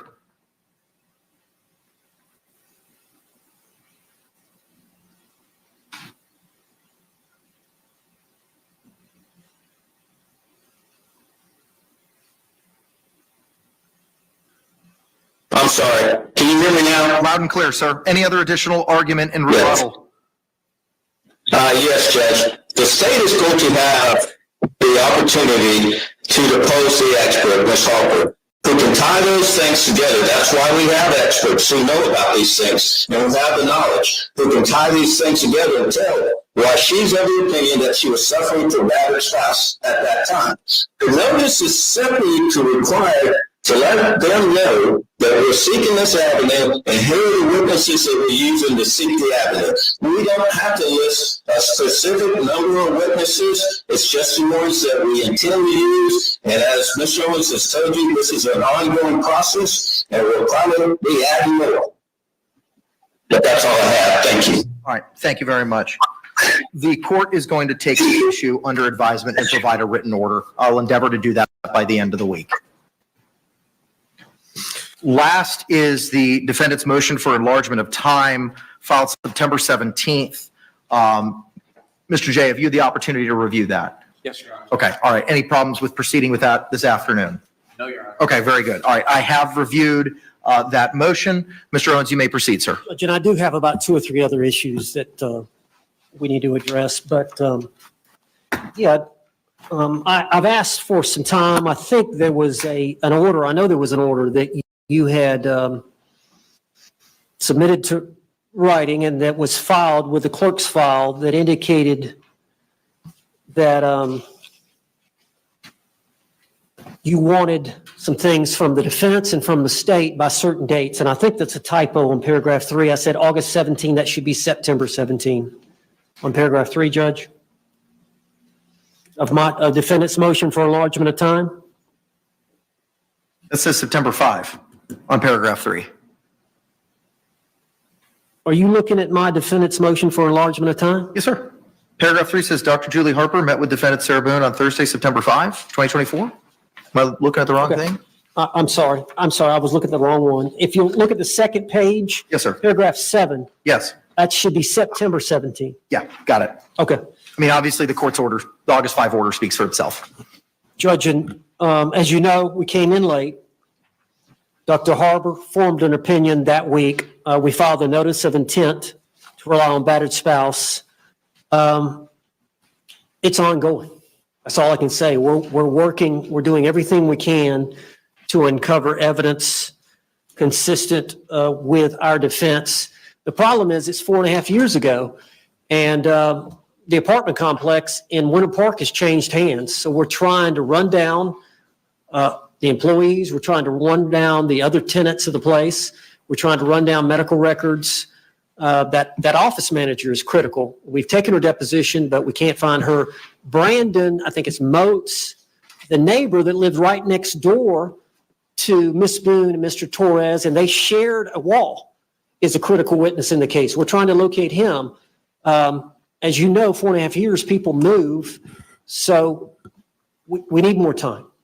is my point. We're doing everything we can. We're working diligently. Billy Lane, the investigator, is working diligently to try to gather the information I'm asking him to gather. Coupled with the fact that we've got this phone that we're going to be extracting, I'm in hopes of in a few days. And I know that the state had extracted the phone and given us a lot of the data from the phone, but Ms. Boone says it's incomplete. That's the reason we want our own expert to extract it, that will be able to assist us in establishing evidence and testimony that she is a battered spouse and was a battered spouse prior to this event. But because of that, Judge, we haven't had time to complete that.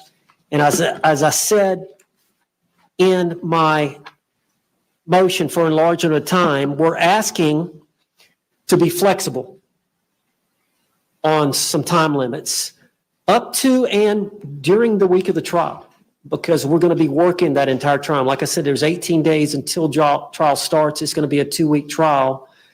I don't know when some of this information is going to come, but I assume every other day we'll probably be amending the discovery, the reciprocal discovery, and amending the notice of intent to rely on insanity or rely on battered spouse if we find other evidence that corroborates that. So we're just asking the court, and I know there's a rule that specifically, this rule 3.050, that allows for this request.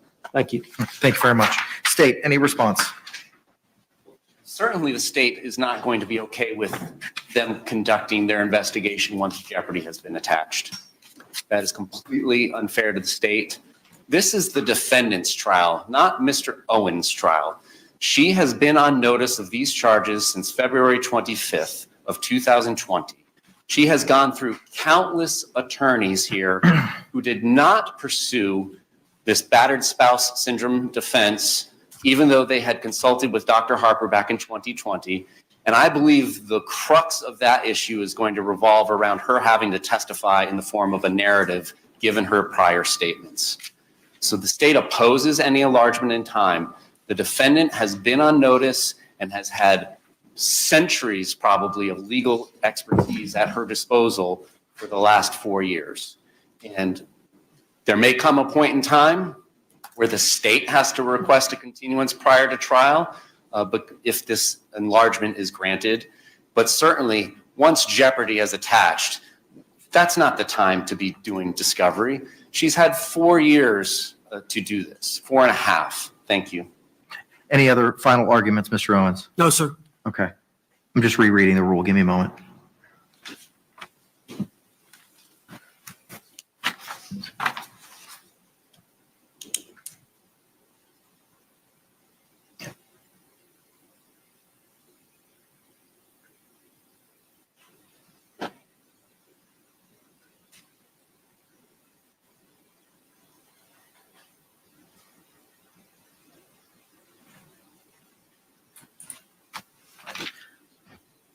Mr. Owens, as I stated when we had our hearing on September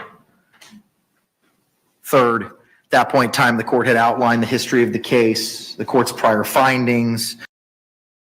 I just got it now, Daffy. I went to look and I got it. So this is Daffy and her son, I believe. Hang on then, Daffy. I'll play it now. I'll put it up now. This is Daffy and a picture of her son who passed and wanted to share it. So sorry for your loss there, Daff. So this is Daffy's son who passed away, unfortunately. There you go, Daff. Tall guy. Tall. Strapping.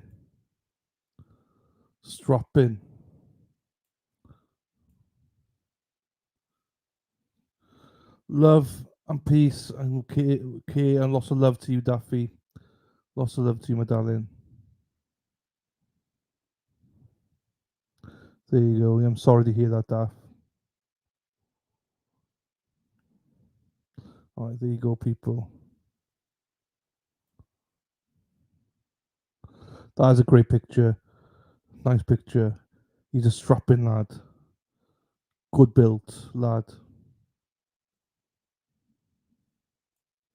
There you go. Right. I'll take it back to Boone for you.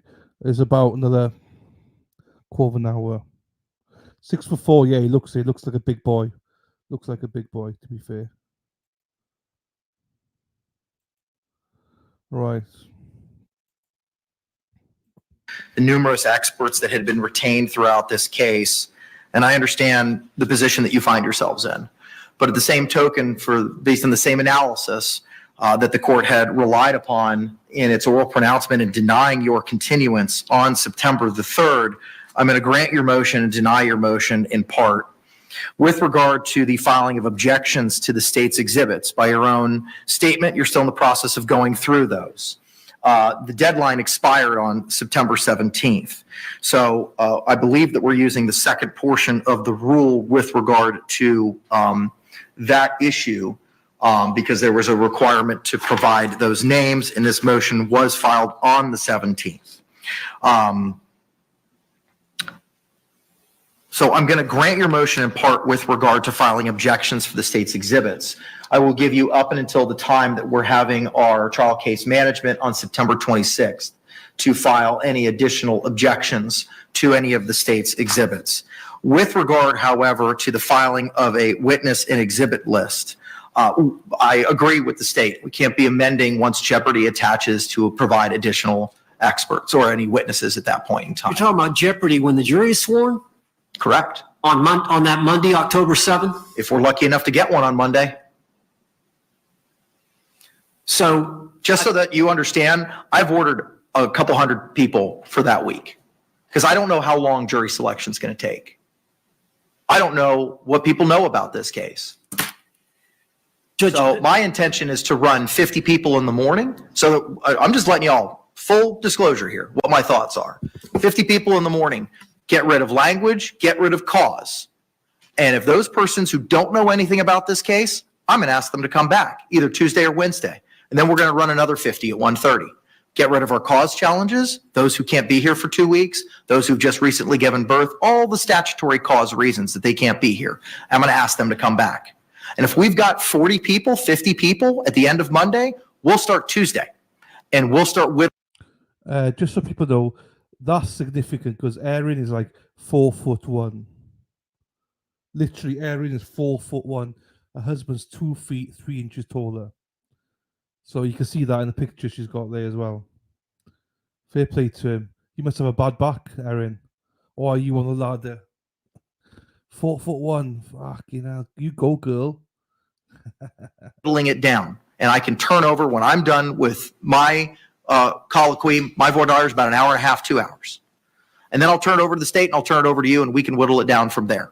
But if it takes us more time to get a sufficient panel because of the amount of time and other causes or preconceived notions about this case that can't be set aside, we may not be picking a final jury until Wednesday in this case. Is this set for 2 or 3 weeks? 2 weeks. 2 weeks. Now, it was originally set for 3 weeks. And then when we talked about it, when you came on board, we had shrunk that to 2. Now, if we think that that may change, I'd rather discuss that now than a week from now. If you think we need 3 weeks, I can try my best to make that happen. But I respectfully need to know that sooner rather than later. Because in all candor, I don't know how long it's going to take us to get a jury. I did not anticipate. I anticipated we were going to be able to pick a jury in one day. I would love to be that bullish. I hope we can. I'd love to be able to. I'm just telling you what I've been working with jury services, that I've got 50 people teed up for 9 a.m. I got 50 people teed up for 1:30. And that will continue throughout the week. It's easier for me to say, we don't need you, go home, you don't need to show up for jury service, than it is, I need bodies and we don't have them.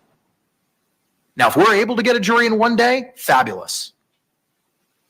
But if we can't, I have that backup.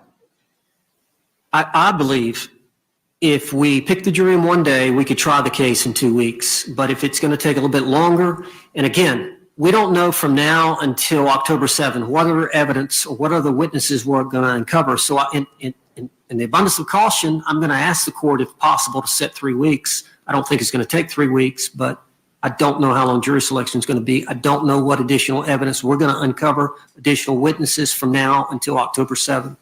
So to be on the safe side, I would ask for 3. Okay, all right. I'll see what I can do there, and I'll have Anita report back to both of you. Judge, and the main reason, I think all these other lawyers, they didn't have an expert that had tendered that opinion about her spouse. So we started on this path on that Friday when Dr. Harper called me and I filed the notice of intent to seek corroborative evidence, corroborative witnesses that she was battered. So that didn't really start until that day, which was September 6th.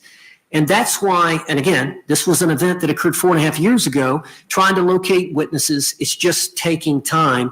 I understand about the jury being sworn and we shouldn't be allowed to ask additional witnesses to come in. So I agree with the state on that. I agree with the court.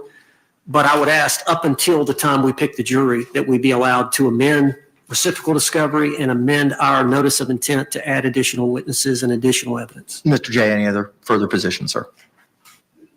There just may come a point in time, Judge, if you don't set a deadline that the state has to ask for continuance. The deadline is going to be for objections to the state's evidence, providing of a witness and exhibit list for the defense at trial case management next week, September 26th at 9 a.m., in addition to all the reasons that the court placed on the record on September 3rd during the motion to continue. My JA has advised that Mr. Lake has appeared virtually with regard to the motion to appoint clinical psychologist. Mr. Lake, can you hear me? Yes, I can, Your Honor. Can I get your appearance for the record, please? Yes, Christian Lake on behalf of the Justice Administrative Commission. All right, thank you, sir. Earlier today, before your participation, I know that Mr. Owens had provided you certain cost motions regarding the forensic psychologist, Dr. Harper, and the crime scene investigator, Dr. Birkland. You had advised as the JACS's positions on those motions. Your email has been filed in the court file. Subsequent to that, a motion to appoint clinical psychologist regarding Dr. Michael Brannon was filed. That was just filed yesterday. I know my judicial assistant sent you a copy of it. Have you had the opportunity to review that motion? And if so, what is JACS's position? Your Honor, just briefly, we did review the motion. Although we're not contesting it beyond objecting, we do object to any rate in excess of the rates established by law, but we acknowledge for this type of expert that it would not be uncommon to approve a rate of $200 an hour. It's if that does exceed the rates established for this circuit. Mr. Lake, I hate to interrupt you, sir. Madam Court Reporter's having a difficult time hearing you. If you could start over and slow down just a smidge for us, we would greatly appreciate it. Not a problem. There's a verdict. There's a verdict in Carly. There's a verdict. Right, let's get out of here then. We got a verdict. Fuck, that means that is not good. That is guilty.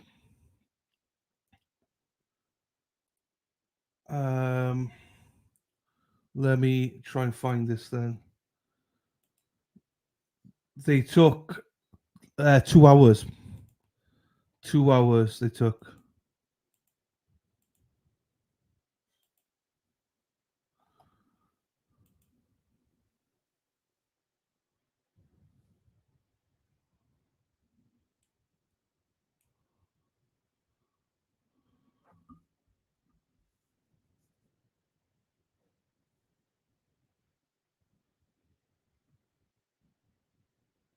She's crying.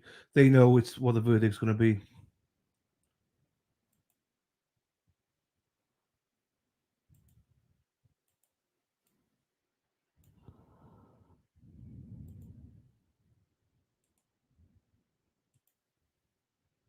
She knows.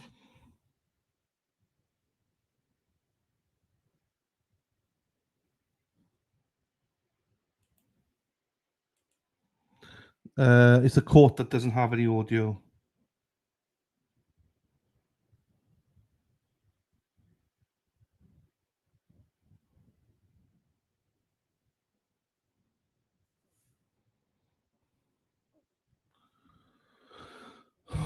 Right, hang on a minute. No, both of them the same. Okay.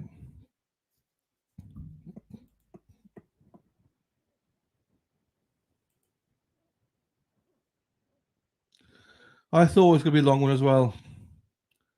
But this is, well, I mean, this quick, 2 hours. It's going to have to be guilty. There's no way that they can all agree to insanity in that time.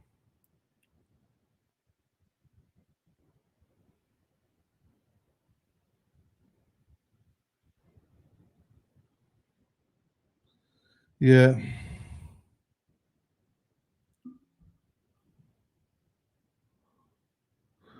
Now it just depends on what, if you remember, she turned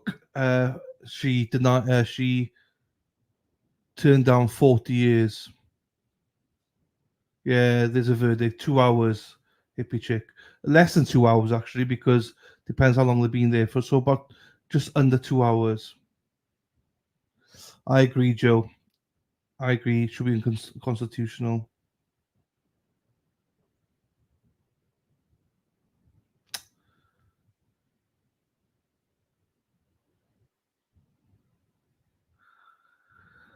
Oh.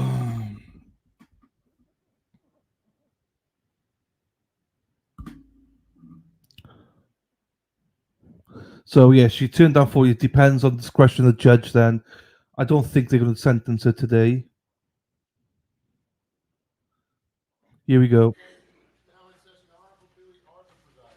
All right, please be seated. All right, the court's been informed that the jury's reached a verdict. I say this in every case. One half of this room, I don't know which half, is going to be upset. Do not add injury to insult. These people did not ask for this job. They didn't want the job. The state and the defense forced them into the job. You will not approve the jury's verdict, and you will not disapprove of the jury's verdict, or you will go to jail. It is a 30-day jail sentence for every outburst. I'm going to give anyone who does not believe that they are able to control their emotions the opportunity to leave the courtroom at this time. Would anybody like to leave? All right, Mr. Bailiff, please bring in the jury.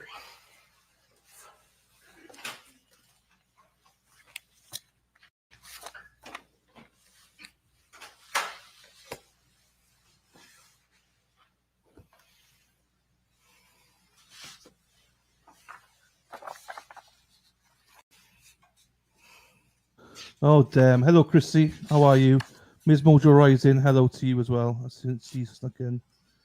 Ah, fuck. This is a great judge, but you just feel for her. Do you know what I mean? She deserves a punishment. Don't get me wrong. I'm not saying she doesn't deserve any punishment. She does, but like she could get life in prison. Thank you, Miss Mojo Rising. Hello, my darling. How are you? Sweeney, the king of Canton, Dennis Sweeney and Brenda Sweeney. Hello, Dennis. Much love to Brenda as well. He got to teach Canon. Yes, you're right, Dennis. Hello, Hills. How are you, my darling?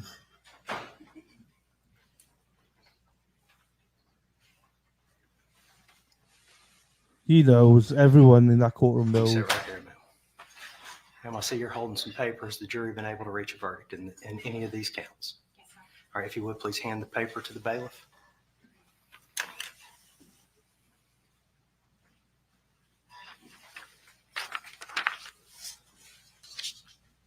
The jury.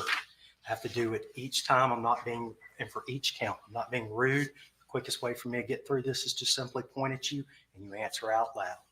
As to count one, we, the jury, find the defendant, Carly Madison Gregg, guilty of first-degree murder as charged in the indictment. Beginning on the first row, ma'am, is that your verdict? Sir, is that your verdict? Yes, sir. Ma'am, is that your verdict? Sir, is that your verdict? Ma'am, is that your verdict? You got to answer out loud, ma'am. I'm sorry. Yes. On the back row, sir, is that your verdict? Ma'am, is that your verdict? Ma'am, is that your verdict? Sir, is that your verdict? Ma'am, is that your verdict? Ma'am, is that your verdict? Ma'am, is that your verdict? That verdict is proper and unanimous. As to count 2, we, the jury, find the defendant, Carly Madison Gregg, guilty of attempted murder as charged in the indictment.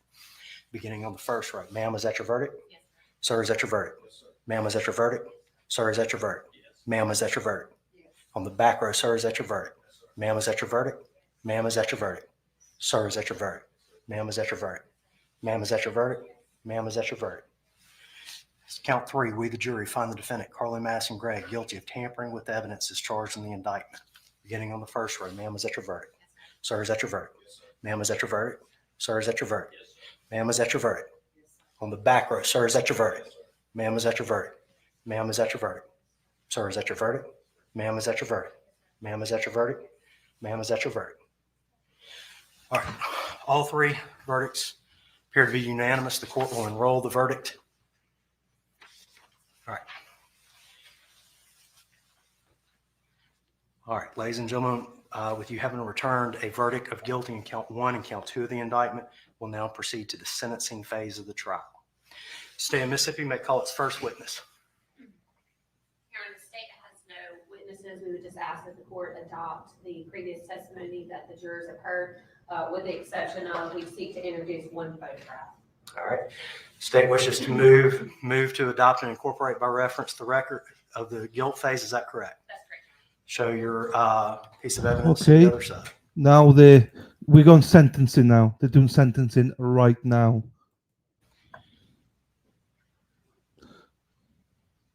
Any objection? Yes, Your Honor. Y'all approach.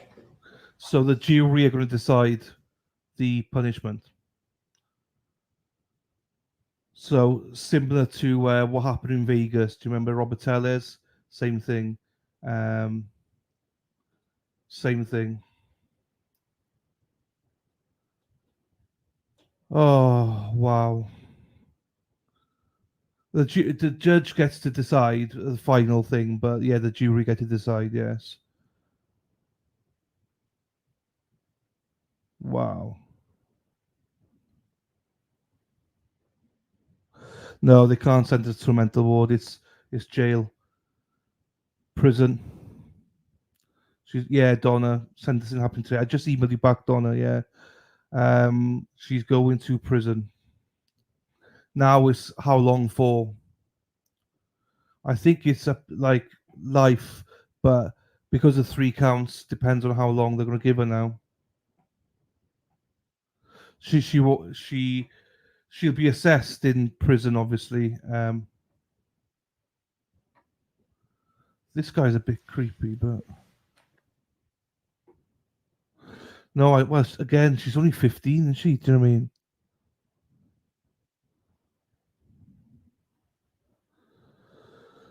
Yeah, she's going to adult prison. Yeah, it's adult prison, so she's not going anywhere else. She's going back to where she was, or where she will be. So. All right, the state has moved to adopt and incorporate by reference the record of the guilt phase of the trial. The court will grant that request. Does the state have any other witnesses it wishes to call? No, sir. All right, defense may call any witnesses. No, Mel, she's not going to juvenile. She's going straight to prison.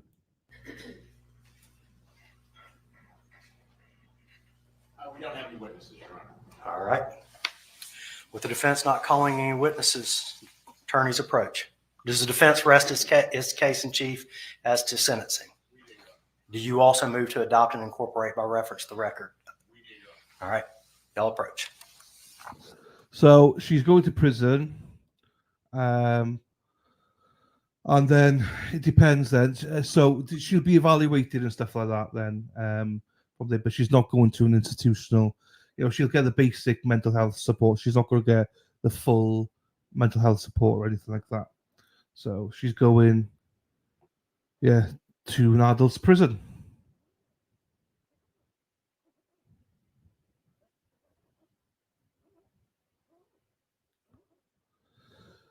Do you know what I mean? This is heartbreaking. All right, ladies and gentlemen of the jury, with both sides agreeing to rely on the testimony from the guilt phase, the court will further instruct you at this time. You, the jury, have found the defendant guilty of the crime of first-degree murder in count 1. You must now decide whether to impose either a sentence of life imprisonment in the custody of the Department of Corrections or life imprisonment in the custody of the Department of Corrections with the possibility of parole. The court instructs the jury that you should consider the following factors in making your decision. 1, the defendant's chronological age.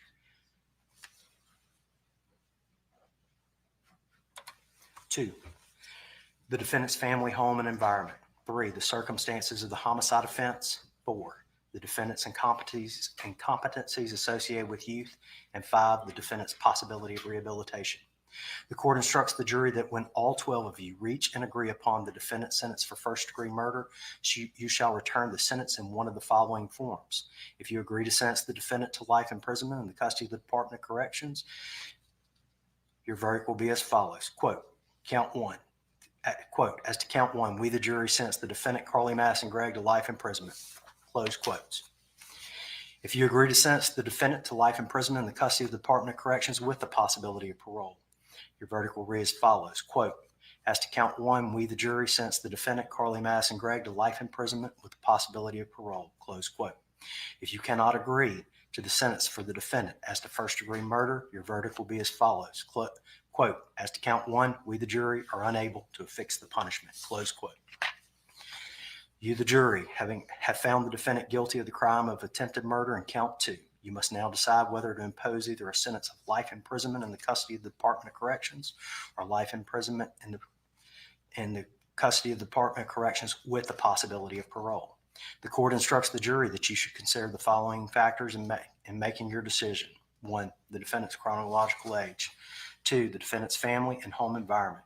3, the circumstances of the homicide offense. 4, the defendant's incompetencies associated with youth. And 5, the defendant's possibility of rehabilitation. The court instructs the jury that when all 12 of you reach and agree upon the defendant's sentence for attempted murder, you shall return the sentence in one of the following forms. If you agree to sentence the defendant to life imprisonment in the custody of the Department of Corrections, quote, as to count 2, we, the jury, sentence the defendant, Carly Madison Gregg, to life imprisonment, close quote. If you agree to sentence the defendant to life imprisonment in the custody of the Department of Corrections with the possibility of parole, your verdict will read as follows. Quote, as to count 2, we, the jury, sentence the defendant, Carly Madison Gregg, to life imprisonment with the possibility of parole, close quote. If you cannot agree to the sentence for the defendant as to attempted murder, your verdict will read as follows. Quote, as to count 2, we, the jury, are unable to affix the punishment, close quotes. All right. First closing by the state as to sentencing. Mr. Bailiff, 7.5 minutes. You wish a 2-minute warning or a 1-minute warning? 1 minute is fine. 1 minute. You may proceed.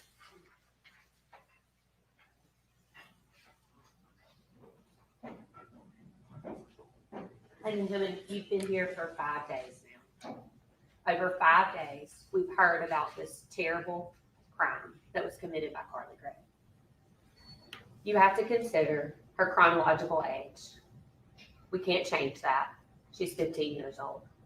In the eyes of the law, we talked about this on Monday, Carly Gregg is an adult. You do get to consider her age, but that's not the only factor you consider when you determine whether or not to send her to prison for life. We'd ask that she be sent to prison for life without the possibility of parole, and let me tell you why. When you consider her family and home environment, ladies and gentlemen, by all accounts, the defendant has told you she had a loving home. She had parents that adored her. She had every opportunity, more opportunities than most kids. She was advanced in school. She had guitar lessons. They took her to equestrian therapy. They took her to counseling. She had the opportunity to have medication. Nothing was enough for her. She still committed these heinous crimes. Nothing. Her home life was a perfect home life. When we talk about these factors in Miller, that usually comes up when we talk about these defendants that have been grown up on the streets when their parents weren't present. Now, did Carly have a dad that she didn't love or had problems? Absolutely. But ladies and gentlemen, that is not enough. That is not enough for her to be able to walk the streets. She murdered someone. She attempted to murder her stepdad. Her family life and her dad being on drugs is not enough. The circumstances of the homicide, I don't have to tell you that. Y'all just lived it. You watched it. You saw those awful photographs. You had to watch that terrible video. We listened to Ashley Smiley's last sounds. We heard from Heath Smiley on that 911 call, the desperation. He said, help me, help me. Ladies and gentlemen, those crimes were awful. She has shown zero remorse for what she has done.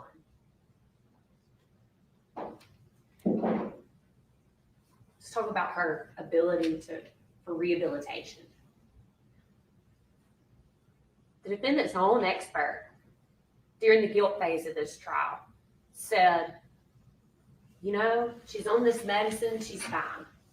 But if you believed that, ladies and gentlemen, you would have believed that she was having some disassociated spell at the time of the crime and that she's continuing to have these disassociated spells. And obviously no one's buying that, right? We don't know why she committed these crimes, but we know she did. And we know that she is a danger to society. If she is given the possibility of parole, no one in this room knows how long she will stay there. We cannot guarantee she will stay there 1 year or 10 years. We have no control over that. Ladies and gentlemen, we watched one of the most heinous things that I believe most of you will ever see in your life. Please do not let this lady have the possibility of parole. If she were paroled, nothing would stop her from walking into a school. Nothing would stop her from walking into a shopping mall. Nothing would stop her from walking into the grocery stores. Nothing would stop her from being in the movie theaters. Ladies and gentlemen, she is dangerous. She may look like a little girl.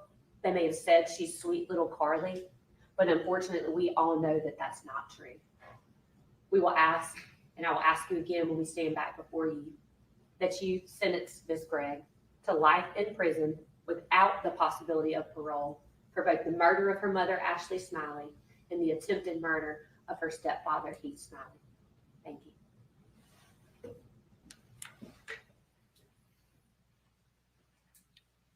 Argument says sentencing by the defense. How much of a warning would you like, Mr. Camp? 2 minutes, Your Honor. 2 minutes. 15 minutes total. Thank you, Your Honor. Yes, sir. I'm gonna have to tell you, this is probably the most difficult thing I've ever had to do.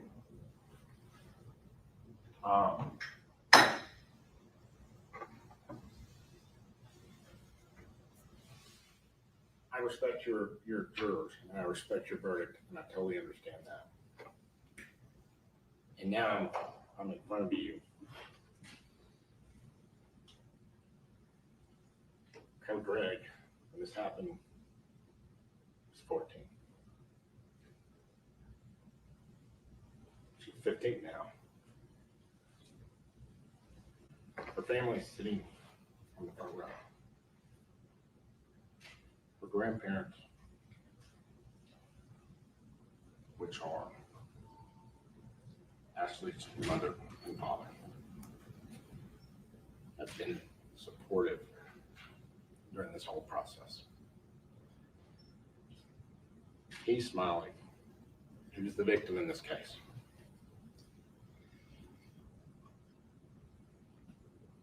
He has been supportive. This is a family that's been torn apart because of this. This is extremely, extremely difficult on all of them. And I know the state is up here saying that she's this heinous individual. And you've heard a lot of testimony that that's not who Carly is. You heard the counselors, Ms. Kirk. She couldn't believe it happened. Nobody knows why it happened. You have the opportunity to not make this worse on the family. You have three options. You can do life without parole, you can do life with parole, or you can let the judge make the determination. In this case, we would ask you, let the judge make the determination. We don't want you to give her a sentence for life in prison. Life in prison is life in prison. That's it. 14-year-old. She can come out of this at some point. And you were hearing she can walk out of here in 10. We don't, first of all, we don't know. Usually it's a lot longer than that. I mean, a lot longer. So, I don't want you to, go back in that room and think, oh, if you come back and say she gets parole, it's not a short sentence at all. We would ask you to allow the judge to make the sentence, because the judge understands. I'm not saying y'all don't. I mean, you don't have the ability, so don't get me wrong on that. But he knows, and the court knows, what we're actually looking at with times. And so please, in this situation,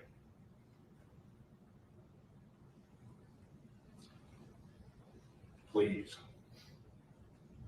let the judge make the sentence in this case.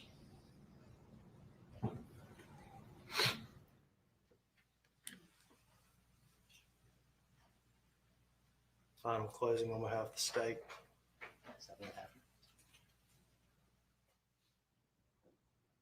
Ladies and gentlemen, Mr. Kemp is right.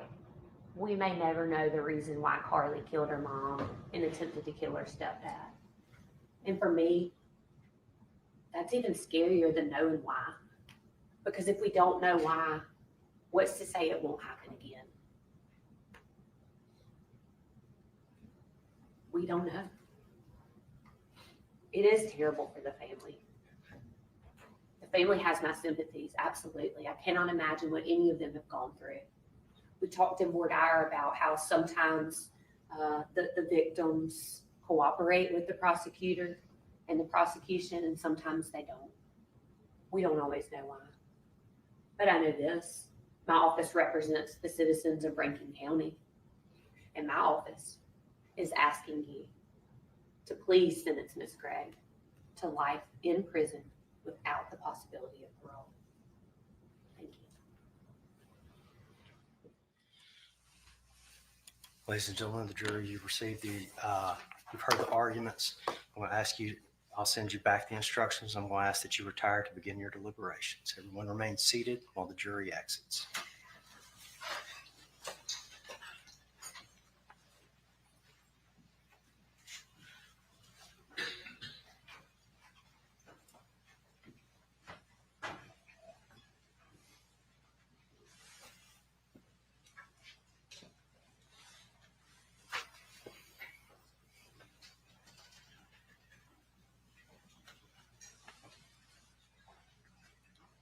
Bailiff, they still have the verdicts, the evidence.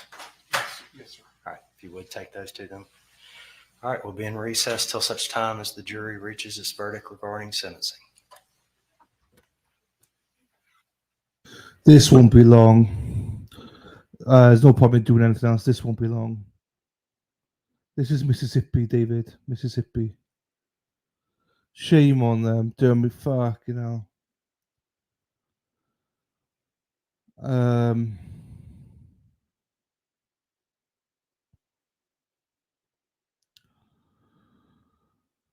Okay.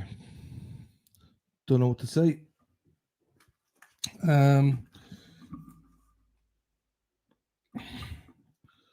Whoa. I think that what TJ's alluded to is the defense. That's probably the worst defense I've ever seen in the terms of how they acted.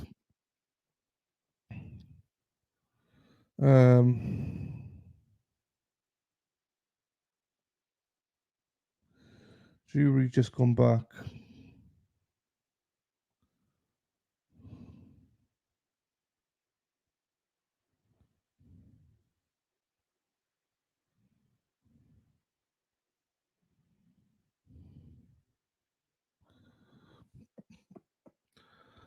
Oh, jeepers.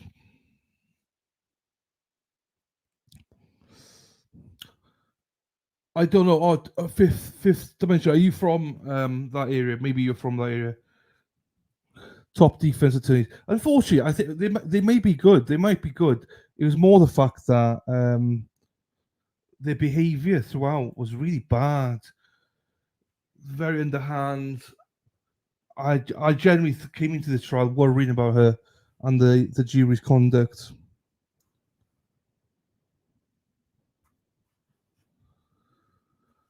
Oh,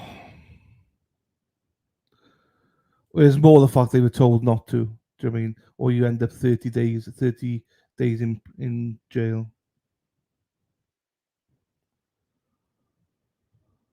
Oh man.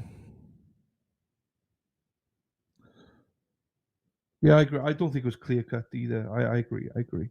Anyway, I don't think this is. I don't think this is going to be. I think they're either going to go life with parole, or they're going to go back and give it to the judge. I think it's going to be one of the two. I don't think that they're going to do life without parole. Oh, so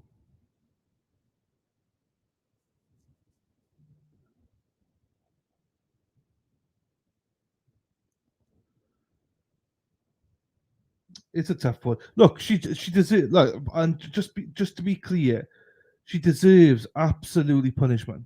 She deserves a punishment. She deserves punishment, without doubt. I just don't believe in life without parole. She can't have life without parole. That would be, you know,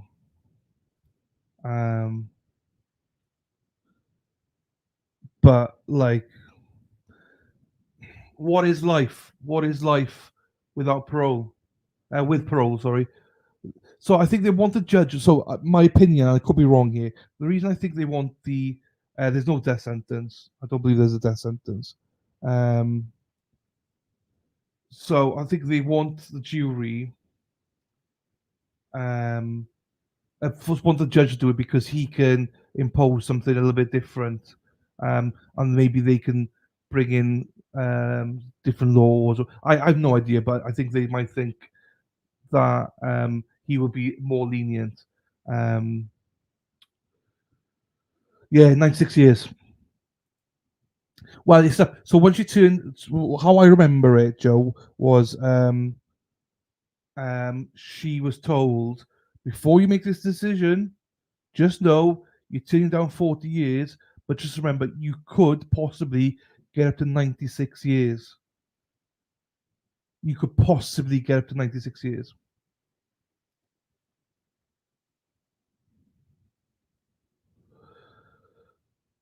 I don't know, because I think the judge can be lenient on that. I think the judge could set it as 20 years. He could do, I think the minimum's 20 years. I think he could do concurrent, as in, do you know what I mean? Concurrent. Oh, yeah, Joe, that's fair. That's fair. That's fair. Sorry, I was just speaking of it. I think he was quite brash about it because, in my opinion, anyway, because he wanted to make sure. Are you 100% sure? Because if you turn this down, and you found guilty, you could be facing 96 years. That's how I interpreted it. I didn't to pour a little bit of spook in there. Miss Gold, yes, guilty, my darling. Guilty, my darling. I think the judge will give a parole. Yes, I think so. I think so as well, Joe. I think he wanted her to take it. I think he knew you're done.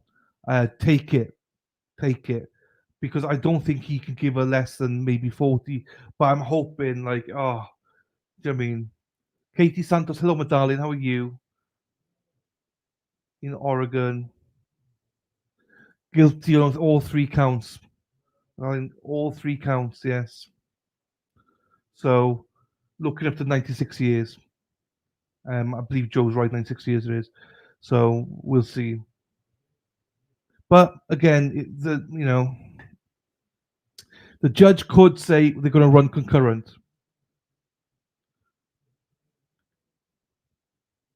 I think he's got that call to say whether they can be concurrent or not. So, yes. No, she would have had to spend 40 years in jail. She would have had to spend 40 years in prison.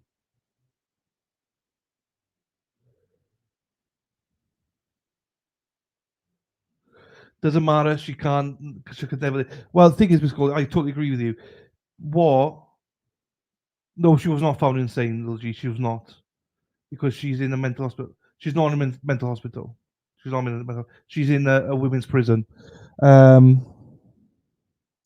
they deliberated for 1 hour and 57 minutes. They did in total, which I was right about. What scares me is that she's not in juvenile court prison, because like she's not going to be educated. She's not going to be educated. Oh, sorry, little G. I only saw a few chat. I'll ignore the chat. Don't worry. My bad, little G. Sorry. I just saw your comment and I thought you talked about Carly. Sorry. So when the chats are coming through, I'm trying to catch them. And normally I like to look at your comments, little G. That's why I grabbed it. I'm my bad. On Dennis Sweeney as well. Here you go. Either way, your whole life is gone. Yes, you're right.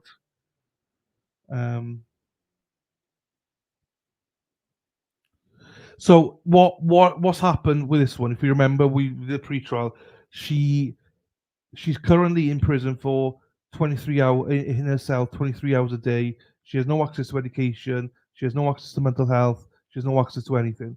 She's only allowed out for an hour a day. Now, obviously, that might change a little bit. Currently, they said that she wouldn't be allowed to go back to juvenile for her education. She'll still have to stay in prison. And then they will have to make a decision whether they will allow her or not to do the education, they said, which I think they will. But she will not have the same kind of access, obviously, to a lot of other stuff. So we'll see. Oh, yeah, I can't see them. I can't. They have to. This is why I'm staying here. They have to give her parole or give it back to the judge. I just cannot see for 1 second how, if they give her life without parole, man, motherfuckers, you are pieces of fucking trash. You pieces of shit. Pieces of fucking shit. If that happens, if they do that, get the fuck out. I'm fucking chucking this somewhere. That can't happen, people. Do you know what I mean? She's fucking 15 now. I mean, Mississippi, come on, Mississippi.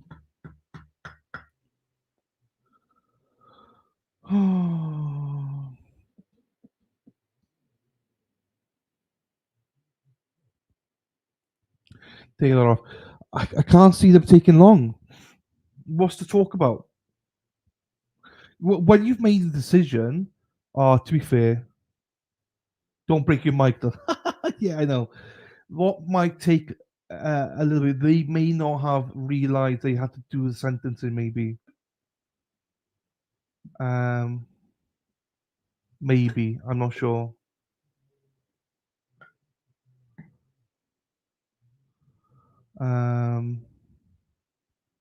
Okay, let me check something out here then.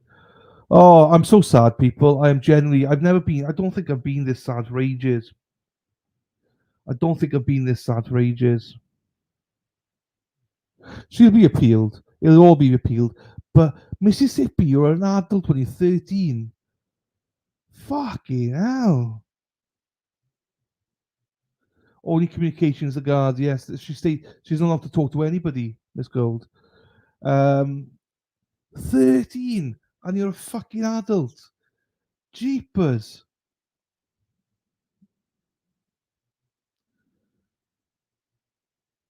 Oh, I can't believe any of this. Oh, here we go.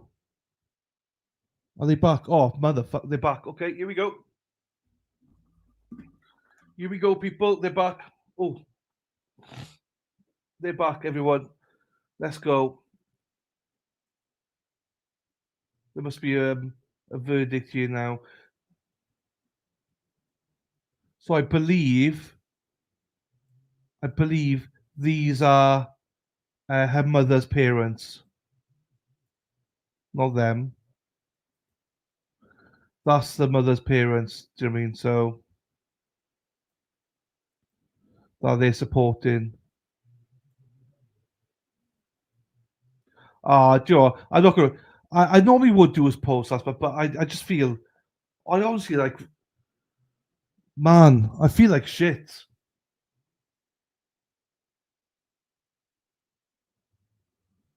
I feel like, I think we're all pulling the same thing here. We all want the same thing. Life without parole, surely.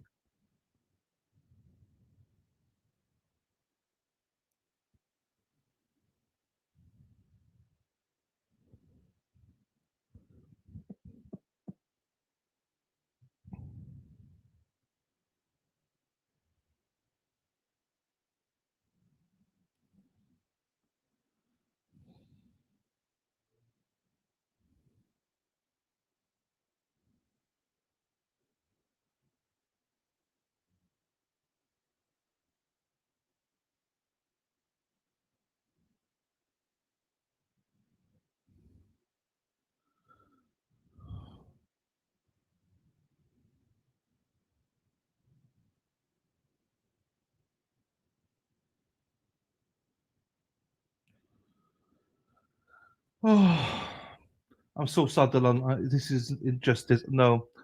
Hey, Munchie. I know. I'm sorry, Sass. I normally do stuff for people ask, but just I don't feel like it today. I'm just a bit like I haven't been this down for ages. You know, I've been sad, right, for different cases. I have on different verdicts. I've been sad, but not this sad. I mean, this is life with possibility. Yes, life with I hope everyone. I hope she gets that as a minimum. Minimum. Thank you, Miss Mojo Rising. It's just this one's hit hard because I think it's hit me hard personally, and I know it's hit a lot of you hard, right? I've got nieces this age. Do you mean? And I can tell you now, they are not grown women. Do you know what I mean? They're not grown.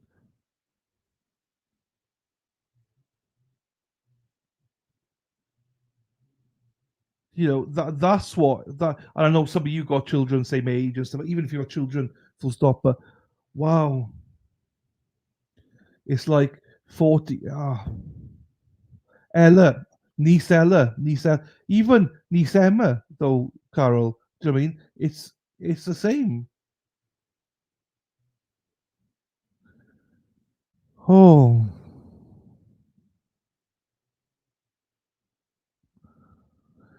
how can you be 13 and be classed as an adult? You're not allowed to drink. You're not allowed to do the majority of things. You can't drive. You can't do anything, and you're an adult.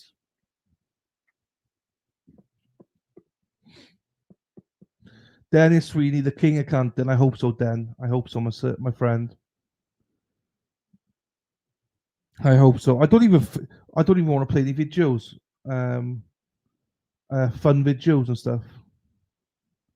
It'll be appealed, but appeals can take like 10 years. Here we go. It must be, please, jury, please, I beg on you. I've never begged this hard before in my life. Please, please, please. No, please. Please. Do not fuck her life over as much as you just have. I agree, Miss Gold. She's been juvie. All right, the bailiffs inform me that the jury has a question. Fuck. Jury's question is, what is life in prison without parole? Question mark, ears wise. Attorneys can approach. Look the note. Who gives a fuck what it is, you pieces of shit? Just fucking give it to her. All right. Anybody need to review any further? No. All right, we'll mark the C next to number for ID purposes only.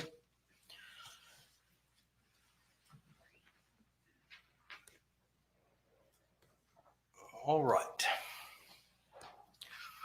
Well, the truth of the matter is that the truthful answer to that question is nobody knows. However, typically all the court can say is something to the effect of, you have received all of the evidence and instructions in this case, please continue your deliberations. I'll hear arguments from the state as to response. No argument. By the defense. No argument, Your Honor. All right, I'm going to ask Ms. Butler or Ms. Eaton to write that out. Y'all know my handwriting's bad.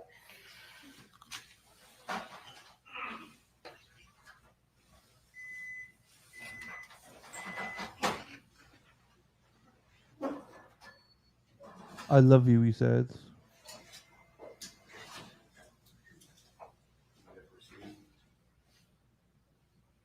All of the evidence and instructions in this case, period. Please continue your deliberations.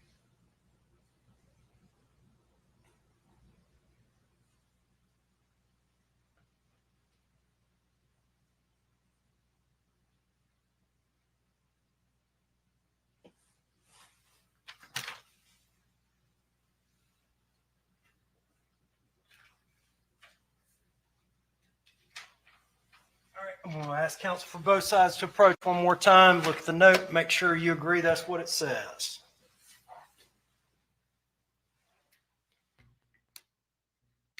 Any objections by the state? No, sir. By the defense? No, Your Honor. All right, I'm going to ask Ms. Butler to make a copy of that. I'll mark the copy C next to number for ID purposes only. The bailiff will take the original back to the jurors.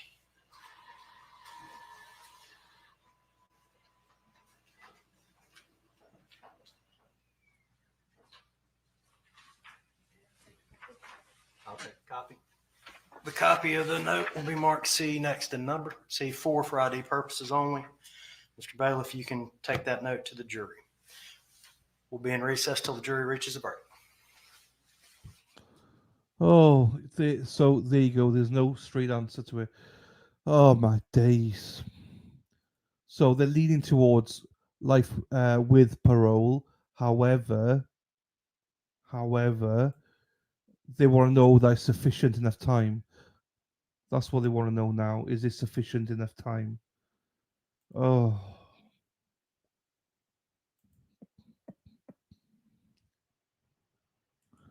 That poor family.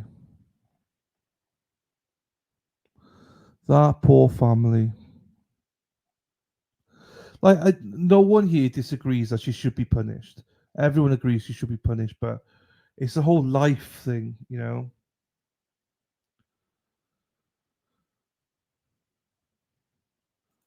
I agree, jury, but they've been so incompetent lately. So incompetent. Unbelievable. Oh.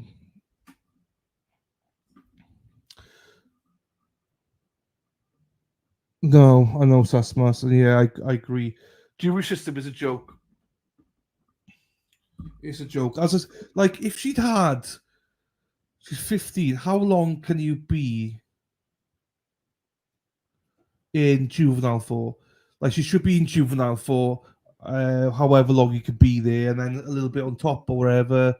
Community service. There's a lot of stuff you could put packages in for, but not this. What the fuck are you going up there for? There's a reason, though, Raoul. I don't know what the reason is. Maybe they didn't. I don't know. Maybe Carly just didn't want them to. I don't know. I don't know. I don't know.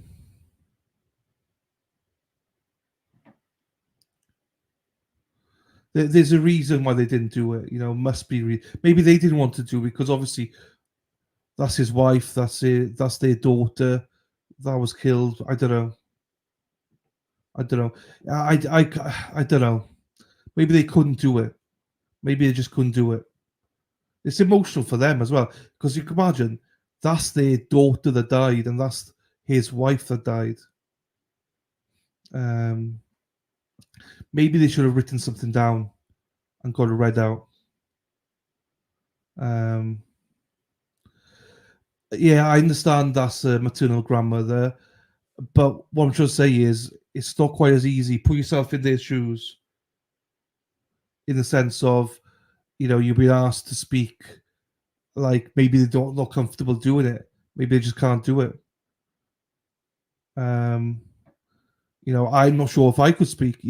I don't know. I'm not in their shoes, so I can't judge them. I can't judge that decision. I think that they should have written something down, but then they didn't get a chance to write anything down. Do you know what I mean? They probably didn't want to write anything down in advance of it. So I don't know. We don't know why they did what they did. And also maybe Carly just said no, I do not want anybody to speak on my behalf. So we don't know. We don't know the full story. We can speculate all day long, but we don't know.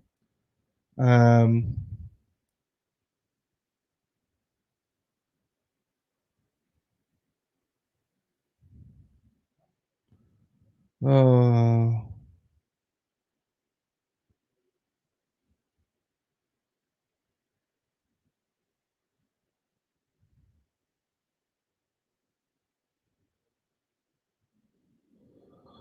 Oh, jeepers.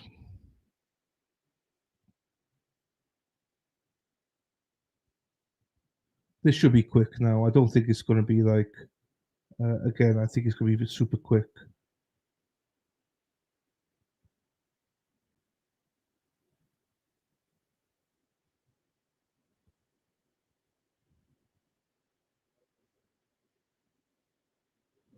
Bear with me. I'm just going to send something to myself and then try and show it on screen.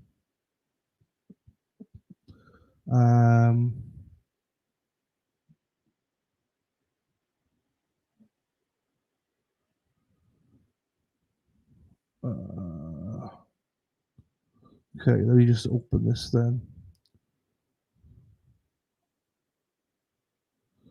I'm not sure if you've all seen these, so I'll show them to you. Stop. Share screen. I didn't even recognize her in these. These are her Instagram pics. Thanks to you know who.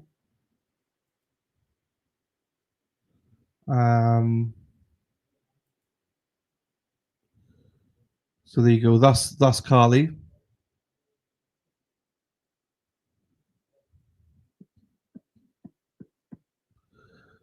That's Carly. Even though that looks more like Carly, but this is Carly. Carly. Carly. I think this one might be Carly. I'm not sure. Carly. There she is. So it looks completely different.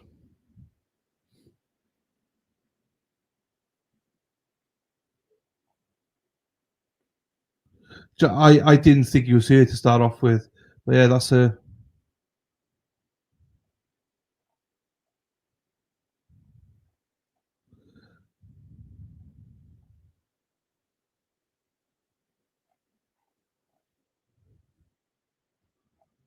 When were these from? You know what? I don't know.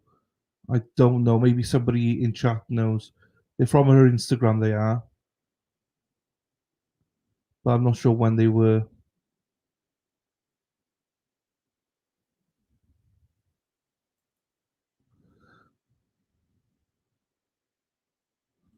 Oh yeah, you're right. You're probably right, actually.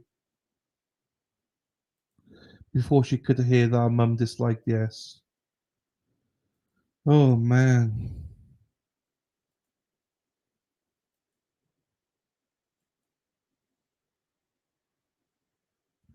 This is the toughest sentences I've been a part of as well, Kim. This is by no doubt the toughest one. I mean, we've had some tough ones. Don't get me wrong. That I've disagreed with, but this is a child. You know, I'm struggling here. I don't even know what to say. Yeah, her hair was like her mother's. Yes. I can't zoom into it. I'll try to zoom in on my own here because I don't want to get that there. I'll try and I don't think I can zoom in. Don't even know where it is now. Here we go.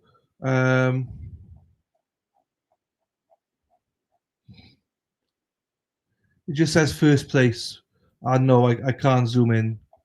I cannot zoom in, sorry. It just says first place and I don't know what else it is then. Oh. No, her mother didn't like her new haircut, Robin. She liked that haircut, not her new haircut.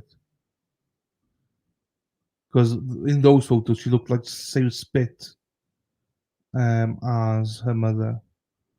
I don't sure I've got a big heart, Daffy, but thank you anyway. But you know, it's just emotional, isn't it? You know, just emotional. Yeah. I did again, there's so many states that do sentencing via jury. I didn't know these guys were doing it. Lil G said Dylan has a big something else. I got a big belly. Lil G. I got a big belly. Jiggle belly. And I got tits and clams. As I say, titties and clammies. Titties there. A big belly, big titties. Nothing else big. Size 12 shoes. That's quite big. Thank you, Little G. That actually made me laugh because I did expect that from Little G. I did expect that from Little G. That's why that's actually quite funny. That's actually quite funny. If it was from anyone else, I don't think it would have been as impactful. From Little G, that's very funny. Do you know what? It did lighten the mood. Thank you, my darling. Thank you, my darling. That did lighten the mood. It's just not something you would say at all. There you go. That's because Heather ain't here. Yeah, I know. Oh, I'm missing Heather today. Potty mouth. The trio. Miss Gold was here. Oh, she's still here. Little G's here. No Heather. No potty mouth. I have to play two roles. There you go. That was funny. Thank you, Little G. Actually made me laugh. Oh man. What are we gonna do? I think we're coming back with a verdict soon, so I'm not gonna do anything else. And I'm probably done for the night because I just can't. I just can't.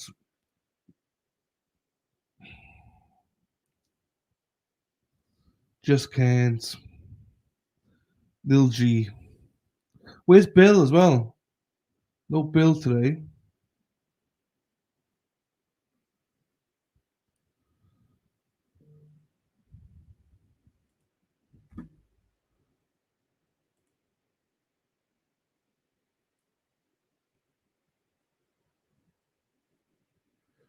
If you do want to go and see some of her stuff, her Instagram page is Cheezits230. So it's CheezITS230.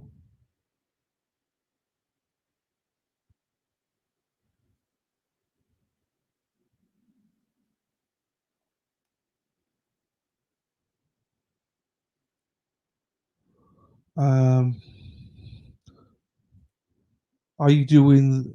I'm doing Sarah Boone. Yes, yes. I'm gonna ask you for a lot of numbers because freakishly you're always right. Oh, I wish I was always right, Sasmas. I wish. Bill is on a date. Who's he on a date with? Who's Bill on a date with? That'd be great if he's on a date. Who's he on a date with? Thank you, Miss Gold. I got it. That's how I got it, people. Thank you to Miss Gold who gave me everything about the pictures and everything. I wasn't sure if you were here, so thank you, Miss Gold.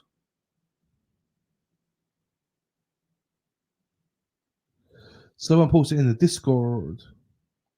He's not on a date now, everyone. This is his girlfriend. Little G is his girlfriend, so her Instagram is CHEEZITZ230. Yeah, how can he be? Yes. Yeah. So once this verdict's in, I'm done then for the night.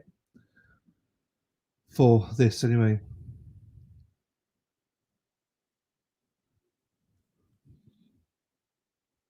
Thanks, Miss Gold. Thank you, Miss H Gold.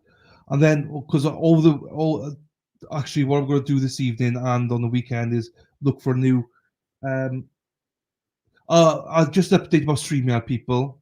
Just an update for you. It's not an 85% increase like Mike said. It's not. I've looked into it. It's not as bad as what it was. It's like an $11 a month increase. It is not not as 85%. Just so people know. And also, I can still, when I looked at the actual download of stuff, I can still have 10 people on screen at the same level. They've just gone up $10 or $11 a month. So it's still shit, but it's not as bad as what I thought it was at the time. So for StreamYard. What do you have for dinner? I had sweet and sour chicken, white rice, and some prawn crackers. I ate right there with Dylan. I'm super tired. There you go, Chrissy. We never see you anymore. Hey, Chrissy, I see you more in Clara's chat. I see you here. Jeepers creepers. Never see you anymore, my darling. How are you? Hope you're well, my darling. Remember, I'm coming to Salem for one day. So, Dennis Sweeney's driving.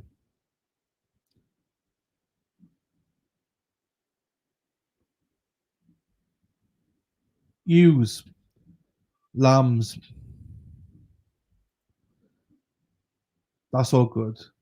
I'm only teasing. I'm teasing because I went over to the players' chat once whilst I was streaming, and I saw you, Jessica Fritz. Who do I see? Lady Di, Hippie Chick, Robin G, Tits and Clams, Daffy Dill. Literally one by one chatting. I was like, "What are you motherfuckers? You cheating bastards!" I'm only joking, by the way. I don't care if you're over there. I was over there myself, so I know, but you preferred Will. That's fine. Thanks, Miss Gold. Thank you for that, Miss Gold. See you later, Sasmas. Enjoy. Well, good luck with the MRI, my darling. Good luck with it. All right. I was doing recon. Tuts. How was your sister Lisa's vacation? It was brilliant. Are they back yet? Yeah, they've been back for a week. They loved it. They got ill the last couple of days, but they loved it. They absolutely loved it. They're all tanned, coming back. The food is a bit repetitive, they said, but apart from that, they really enjoyed it. Daffy Dill, yes, because Daffy Dill was there cheating as well. Daffy Dill, that's why Daffy Dill, always with Will. Daffy Dill, also likes Bill. Daffy cheats on me with Will and Bill. Daffy Dill.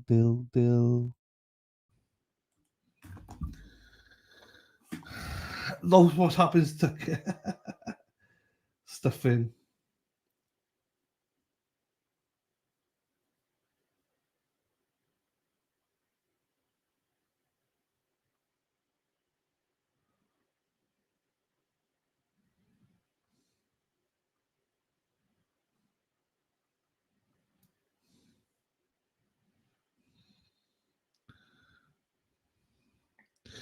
That's a big question. Is it going to be concurrent or consecutive? That's a good question. That's a good question. Hang on, I got that.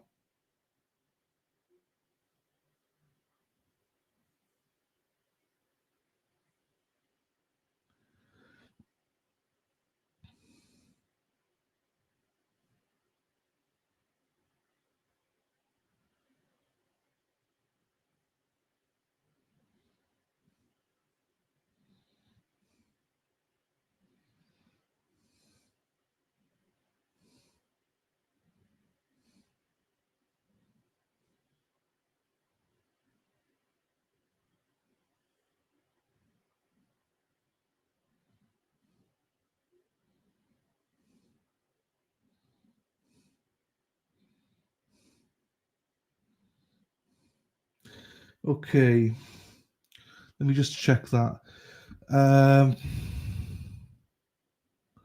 Yeah, why do people bleach mothers bleach their hair then? I'm not sure about that myself. Right, hang on. I bleached my hair once, a couple of times.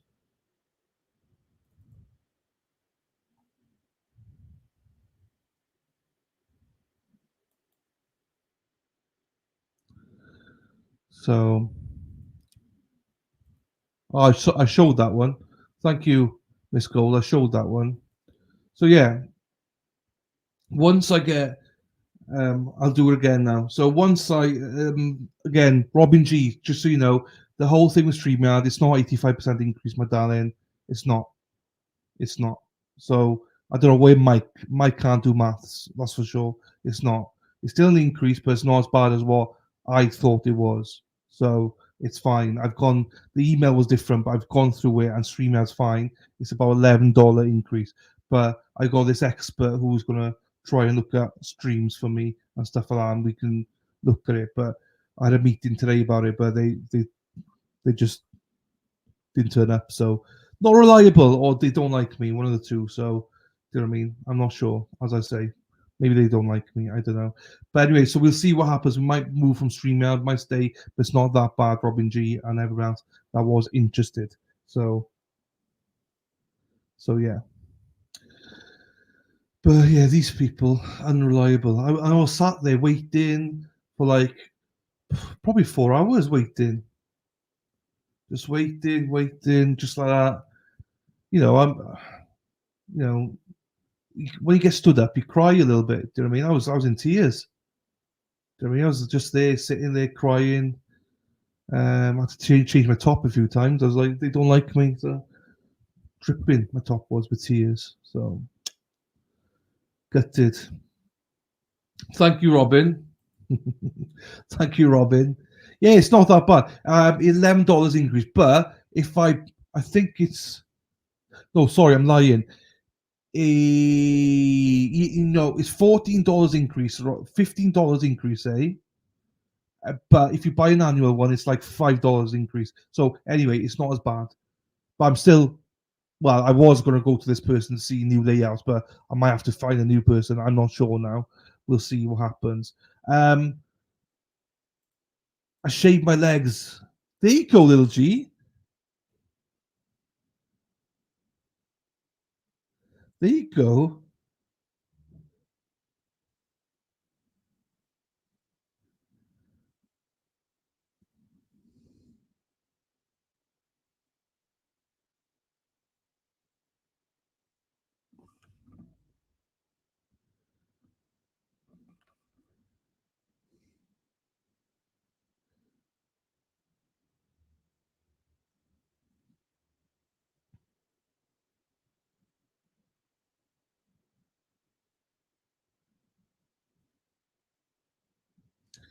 Right.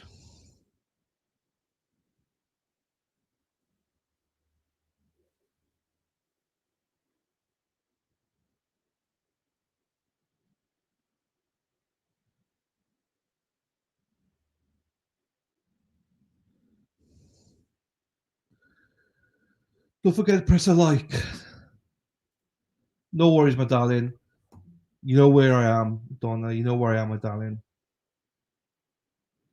Right. Shave your legs. Hang on. Don't put your legs up in the air, though. Right. Cynthia, you and me both, my darling. You and me both. Hopefully she does. Oh. Oh, darling, what can we... So, but another news then, it looks like that Sarah Boone is going to testify. So there we go. Sarah Boone will be testifying. By the sounds of it anyway, because for her defense.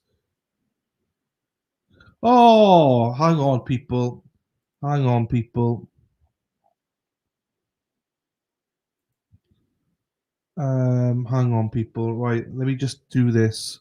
Where's it gone? Where's it gone? Here we go. Beep, beep, beep, beep. Beep, beep, beep, beep, beep, beep, beep, beep, beep, beep.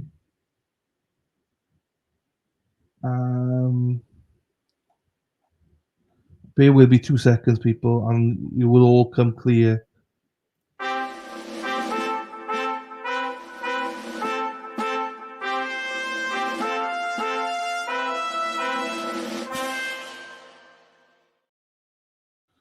So, thank you to David Cornish for the 3 coffees. Thank you, David, to help with your $11. Thank you, David. Thank you very much. I appreciate that.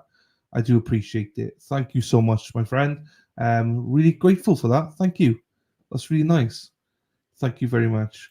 Also, just a reminder for the ladies, I have now got a couple of you already sent it to me, but you got a week to do it, ladies, because I'm sending them all off the same time. So Lisa Reed already done it. You see, diligent. I love Lisa Reed. She's already done it. Lil G, Crystal, Daffodil, Ruka Shroom's already done it, but she might change her mind. Robin G, Shari D, Heather Taylor, Luby Lou, lovely Sarah P. You all need to send me details of your hoodies, what size, what color, what design, and your address, please. Erin Hacker's already done it as well. So Lisa Reed, Ruka Shroom, and Erin Hacker's already done it. Bill is buying you all a hoodie, but I need your details, people. So either email them to me. Well, best thing to do is Messenger, Twitter DMs, or Discord DMs, please. Then there you go. So they are the ones.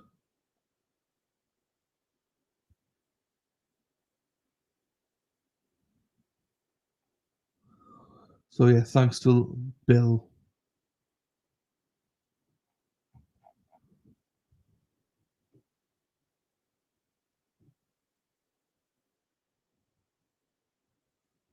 Lisa felt like it was going to be lost. No worries. Lil G, I have no issues with you being difficult. It's fine. So Erin Hack said if they are fit, you can wear them. What did Erin Hack say? They're fit to wear to fit, but they do shrink a little bit apparently. Well, I know what size you're gonna be. You're gonna be fucking extra small or small. So it's more gonna be which one do you want?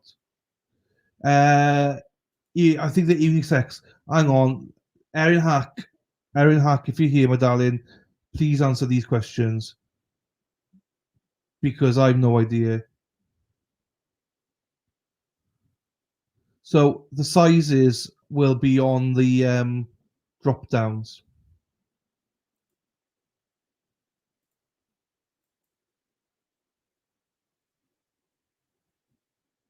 Hello, Sophia. Hello, Sophia. How are we, Sophia? Hope you're well. Is Sophia in school today? I'm not sure if she's in school today. Hope you're having a wonderful day there in College Station, Sophia. I bet it's a hot one there. Your mother, all she does is whinge at me, saying how hot it is. I hope it's not too warm for you, Sophia. Hope you're having a wonderful day, my darling. Hope it's all going well. And Yeah, it's nice to see you. To see you nice. Haha. There you go. Sophia is now added to the family. We got niece Sophia now. Orthodontist. Good luck in the orthodontist, Sophia. Good luck to you. Make sure that mummy buys you something nice on the way out. I say mummy, mum buys you something nice on the way out, like a diamond ring or I don't know, bracelet or something. I don't know, something like that. Sorry, mum. Right. Let me put this up here. Right. Hello to you, Nikki C. Life is Hell. How are you? I really haven't felt for her, maybe as I haven't watched. There you go. What is that? I'm not sure. I don't know what you're all talking about now.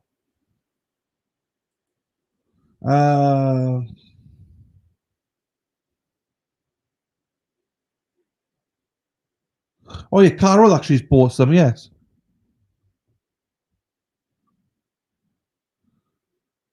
Yeah, there you go. Bill. Bill put them all in chat yesterday. He named. He said 10 people would get a sweatshirt, and then also he put 11 names in. So I have no idea what he's doing. So I'm sure if you grab him, he'll buy you one.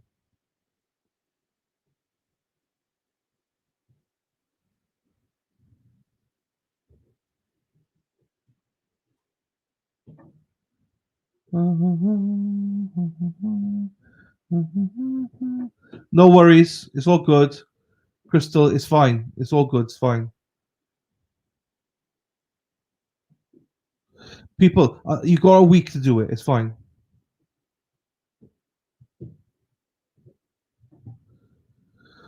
After Little G's little joke, I feel a little bit better now, but not better. But do you know what I mean?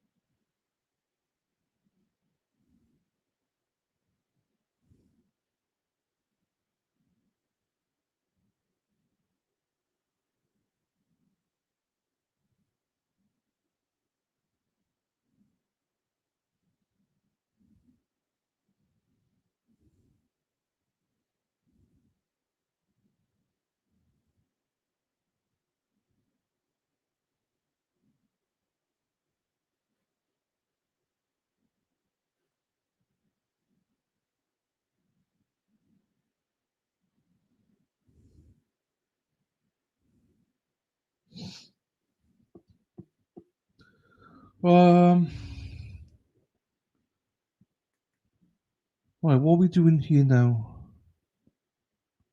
Judge didn't give me anything. So I think the judge ultimately gets to decide the length of it. I presume he's then gonna. I don't know. I don't know. Is he going to decide that today though? Do you know what I mean? I'm trying to see these hats. I don't like it to the side. I don't mind this hat a little bit to the side. I think it looks a little bit cool. A little bit tilted to the right. Oh, come on. I thought they'd be back by now, if I'm being completely honest with you. I thought they'd be back. Oh, uh-oh, we're in trouble. Someone's come along and burst my bubble. Yeah, yeah. Uh-oh. Oops, where's it gone? Uh-oh.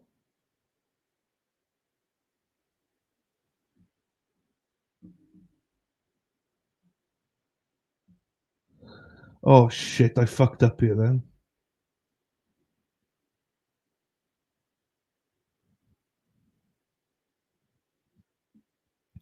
Hang on. Oh, fuck, hang on.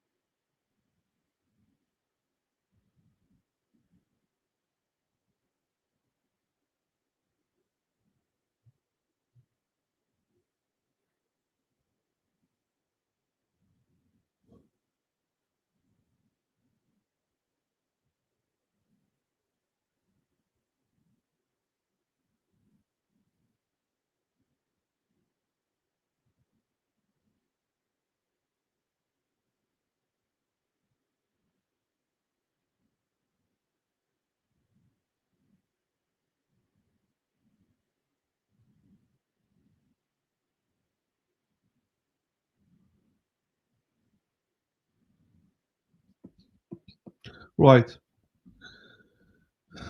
DJD at what's DJD? DJD. You have requests for what? This girl is on fire. This Rhode Island's on fire. Yeah. Deb's here is on fire. Where is it? On fire. Sarah P. Sarah P. Sarah P. P. P. P. P. Sarah P. Sarah P. Sarah P. is lovely. That was the wrong one. Where's it gone? Where's Rhode Island gone? Here we are. Rhode Island's on fire. Deb's hair is on fire. Yeah.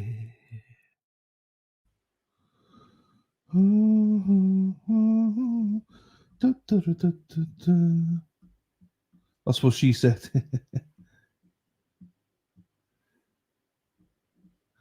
Right. Oh, there's a corn pop here, is she?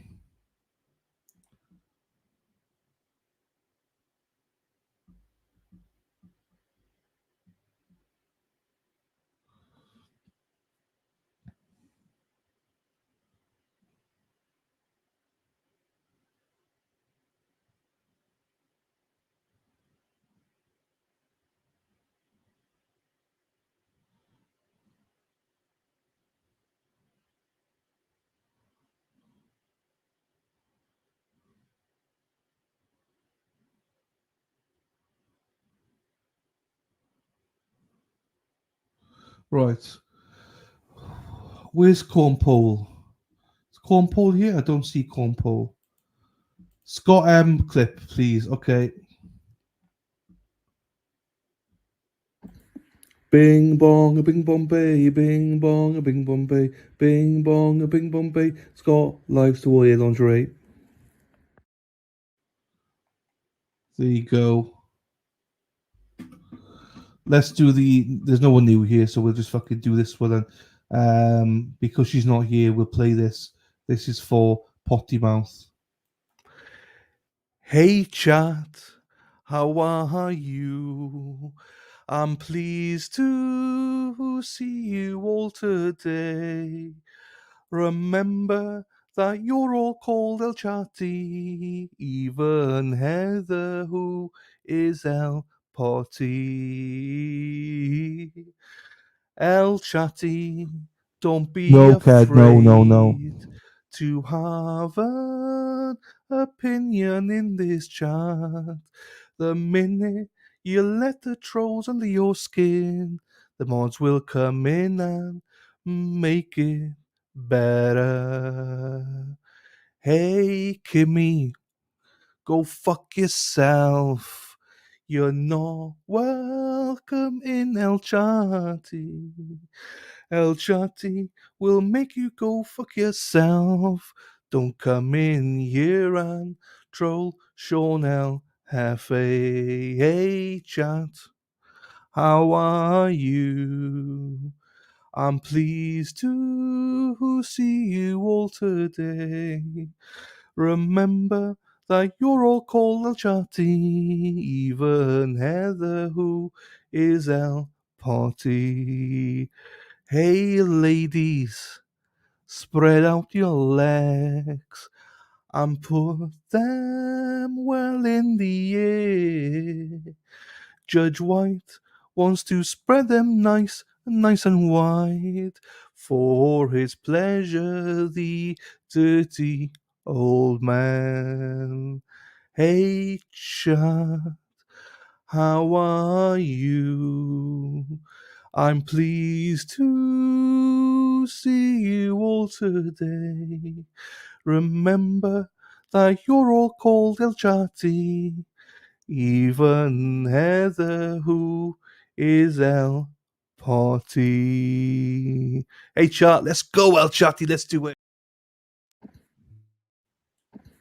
Bing bong a bing Bombay, bing bong a bing Bombay, bing bong a bing Bombay. Scott likes to wear lingerie. Okay, the court's back. The court is back, people. Hang on, this seems to have fucking frozen now for some reason. Let me go back.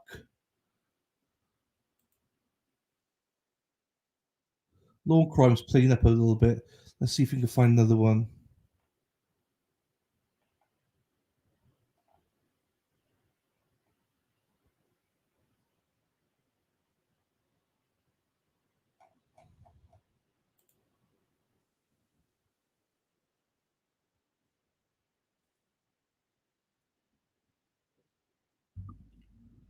Okay. Scott, I hope you like this, Scott. Thanks for being a good sport, Scott.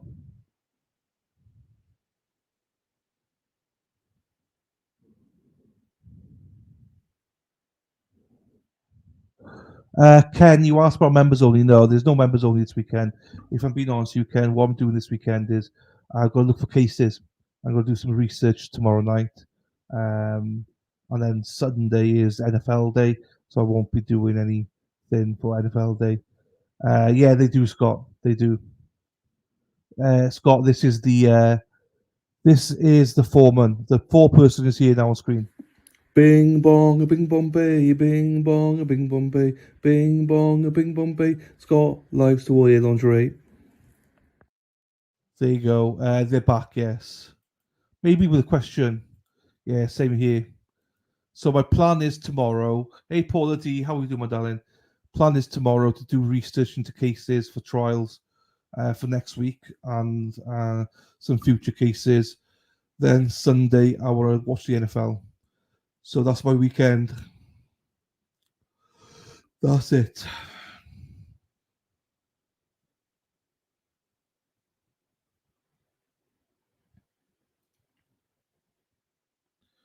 Robin G, you're a fucking nightmare, Robin G. I'm not looking at what you just sent me until I'm ready to book it. But yeah, you keep changing as much as you want.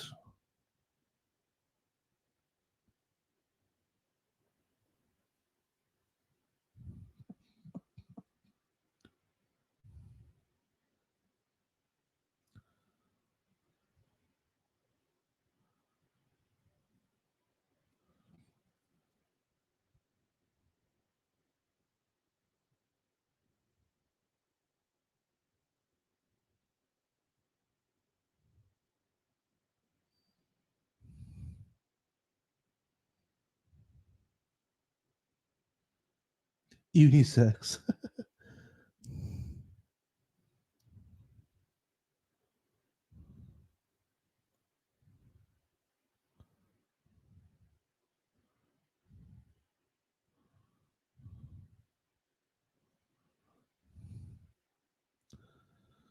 Oh, this is sad, yes.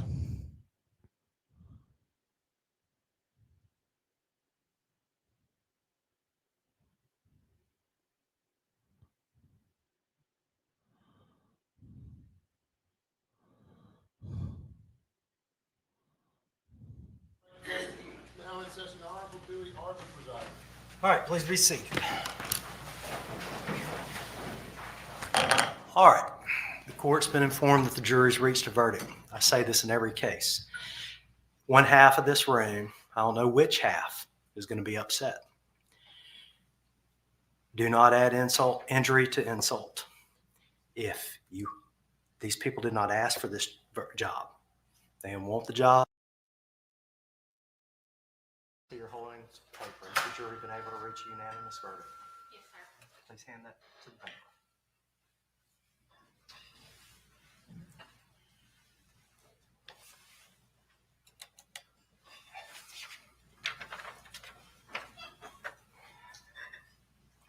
All right, the verdict, just as I did with the verdicts of guilt, not trying to be rude. It's the quickest way we can get it done. As to count one, we, the jury, sentence the defendant, Carly Madison Gregg, to life imprisonment. Ma'am, is that your verdict? Yes, sir. Ma'am, is that your verdict? Sir, is that your verdict? Yes, sir. Ma'am, is that your verdict? Ma'am, is that your verdict? On the back row, sir, is that your verdict? Yes, sir. Sir, is that your verdict? Yes, sir. Ma'am, is that your verdict? Yes, sir. Ma'am, is that your verdict? Sir, is that your verdict? Ma'am, is that your verdict? Ma'am, is that your verdict? As to count two, we, the jury, sentence the defendant, Carly Madison Gregg, to life imprisonment. On the front row, ma'am, is that your verdict? Yes, sir. Ma'am, is that your verdict? Sir, is that your verdict? Yes, sir. Ma'am, is that your verdict? Ma'am, is that your verdict? On the back row, ma'am, is that your verdict? Yes, sir. Ma'am, is that your verdict? Sir, is that your verdict? Ma'am, is that your verdict? Ma'am, is that your verdict? Yes, sir. Sir, is that your verdict? And sir, is that your verdict? Release you, okay? Everyone remain seated while the jury exits. What the fuck? without parole. No parole. What the fuck?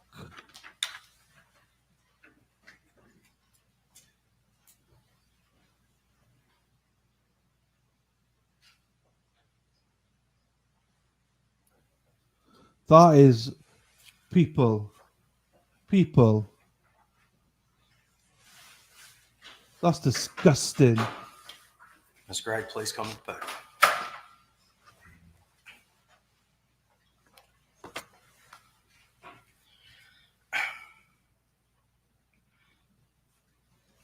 Your sentences will be as follows. As to count one, the jury having fixed the verdict at life imprisonment, this court will sentence you to life imprisonment. As to count two, you'll be sentenced to life imprisonment. As to count three, you'll be sentenced to 10 years to serve. You'll be required to pay court cost fees and assessments in the amount of $431.50. Ms. Gregg, regarding any appeal of your judgment of conviction and order of sentence and in accordance with Wright versus State 577, required by Rule 3 of such rules shall be filed with the circuit clerk within 30 days after the date of the denial of any motion for a new trial or the date of imposition of sentence, whichever is later. Pursuant to Rule 4E, if you make a timely motion under the Mississippi Rules of Criminal Procedure for a judgment of acquittal notwithstanding the verdict of the jury or for a new trial under Rule 25.1, the time for appeal shall run from the entry of the order denying such motion. Finally, Rule 25.1 subsection C provides that a motion for a new trial must be made within 10 days of entry of the judgment, which includes both adjudication of guilt and sentence. Should you make a decision on the record to appeal, that decision will stand unless a written statement to the contrary signed by you and your attorney is filed with the court. Should you make a decision to waive appeal, that decision will stand unless you give written notice to the court and your attorney prior to expiration of the time in which you perfect an appeal. Should no decision to appeal be made by you, your failure to express a desire to appeal shall be considered a waiver of your right to appeal, and that waiver will stand unless you give written notice to the court and to your attorney prior to expiration of the time in which to perfect an appeal. Have you made a decision to appeal your conviction and sentence? All right. Court will be in recess. Your Honor, may we have clarification? I apologize. On the Sentences will run concurrent.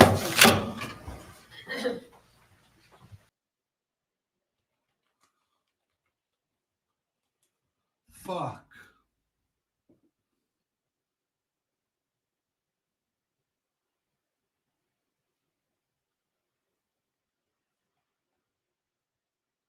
What do you say to that?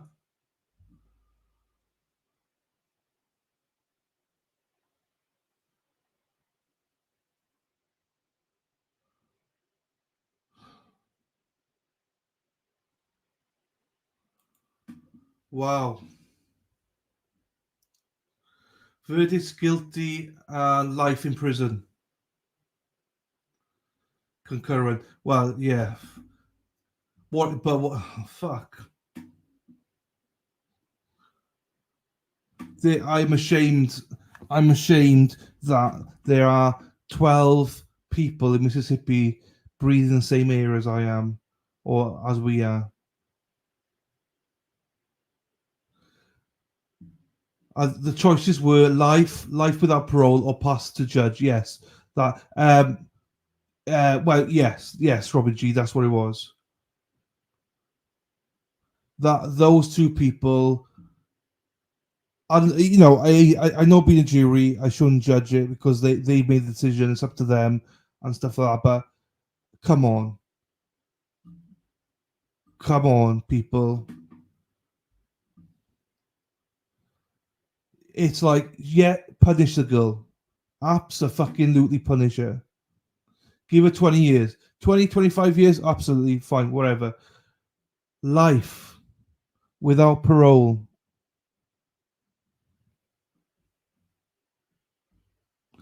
And those people, I just can't. I will say it. I'm ashamed of them. I'm ashamed of those people. How can you do that? I'm ashamed of them. I never judge juries. I'm like, juries got tough jobs. Pieces of shit. All 12 of them. Go fuck yourselves. All 12 of you. Go fuck yourselves. That's a 15-year-old girl. I know she killed her mother, right? And I agree on punish her. Life. No. What fucking world are we living in? She's 30. She was 14.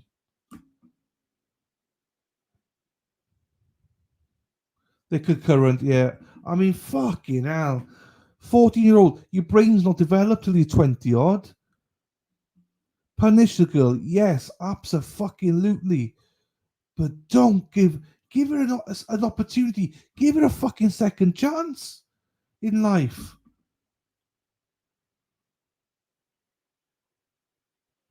Fuck. Robin just means she's in prison for the rest of her life. There's no parole. It's either life with parole. And they said life. So, oh, Ken, I respect you, Ken, but that's fine if you believe that, Ken, but I totally disagree. Obviously, that's your opinion. That's fine for you to have that opinion, but in this moment, I totally disagree. Life for life on this occasion. At least this is where the UK works out better. I see so many people in the UK. You can kill like 10 people and you get like 25 years. This young lady is going to spend the rest of her life in prison. Her mother wouldn't want this. No one wants this.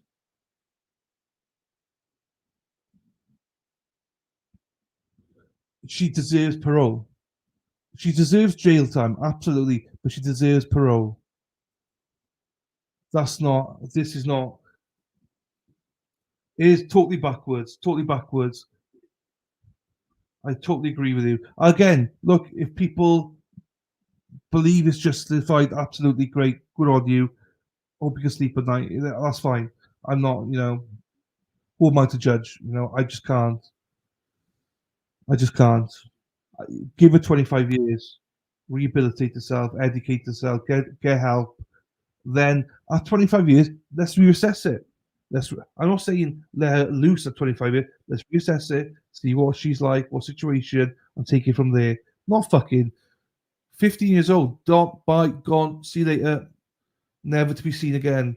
Could be in her room, locked up probably 23 hours a day. Fucking hell. Never been so sad in all my life. And again, she deserves to be punished. There's no question about that. I mean, appeal is an option, but fuck me, she needs new representation. She needs new representation, people. Fuck it. She can't have those two attorneys again. Juvenile, absolutely. Why are Mississippi so fucking backwards? 13 years old and you're adult. Get the fuck out of here. Are you fucking an adult at 13? You are not a fucking. Do you remember yourselves at 13? You got spots. You got fucking. At 13, you got fucking hair start to grow. You're like, what the fuck's the hair down there? What's that moving in my pants? Do you know what I mean? That's what you get at 13. You're not fully grown. They just gone, fuck you, girl. You killed somebody. Fuck you. What a fucking closed, fucking minded population we live with. 12 people. Go fuck yourselves. That's ridiculous. Life, yes, but give a fucking parole for fuck's sakes. You can't drink. You can't fucking drive. You can't do nothing. And yes, it should be mental institution, second choice, juvenile. Let her get her education. Let her help people. They said in testimony how she takes classes, how she, teaches other classes. Let her do that. Let her do that in prison. Let her educate people. Let her get educated. Let her do some good. Let her educate others for 20, 25 years. Not fucking punish her like this. Fuck.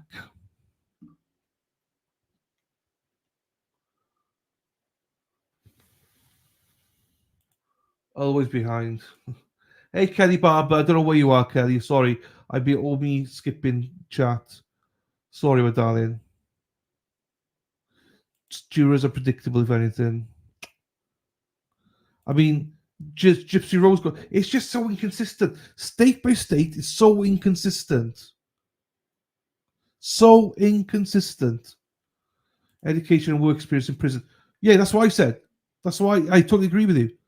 We're like-minded, I think, Miss Gold. We must be like-minded because I totally agree with you. I hate to agree with you or people, but I totally agree with you. Totally agree with you. Let her teach. She's a fucking intelligent girl. Everyone goes to prison. Prisons are fucking overflowing. Yeah, no, I know, Shardy. It was more of a tongue-in-cheek. Do you know what I mean? As in, it should be more consistent. How can somebody, how can somebody potentially in one state kill 2 people and get away with it? As in, have maybe 15 years and then she gets fucking like, how can you try to be tried as an adult at 13? She's not. I don't think in Mississippi you would.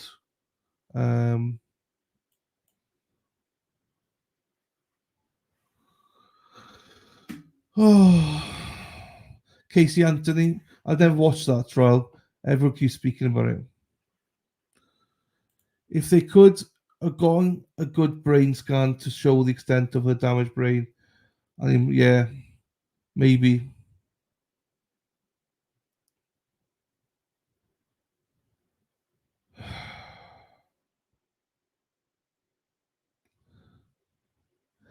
In 3 years, she's going to be put in main population. Yeah, she's 15, 3 more years, and being a solitary. So she's, for the next 3 years, I didn't think about that. She's going to be on her own for 23 hours a day in solitary for the next 3 years. And then that's just wrong. And then put out to main population where she only interacts with officers, jail officers. She's then going to be chucked out after 3 years, after 5 years of no contact with any human beings, or not many human beings, and just put out there with everybody. Fuck.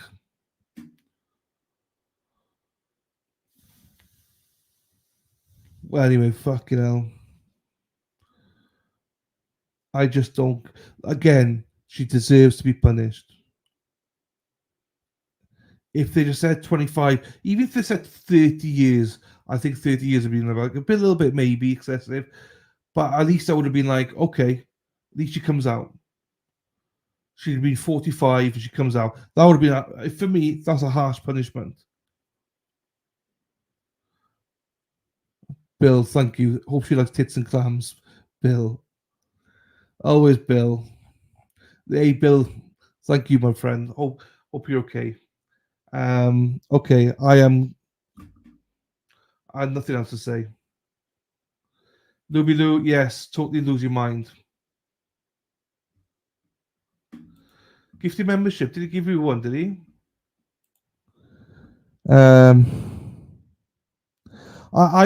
Patricia, I don't disagree with you. I said if she gets 25 years and serves 20, I think that's enough for me. Or they didn't even, they put their hands up and said, yeah, it's me. They said that it was her. It just, and I think she had a really good expert, but the state I didn't like the state at all. Sarah P says, thank you for the hoodie, Bill. You're very generous. Oh, I'm sorry. You can do it in Discord, though. You can go with Discord. I'm sorry. I just start feeling it. I'm quite sad, if I'm being honest. I'm very sad.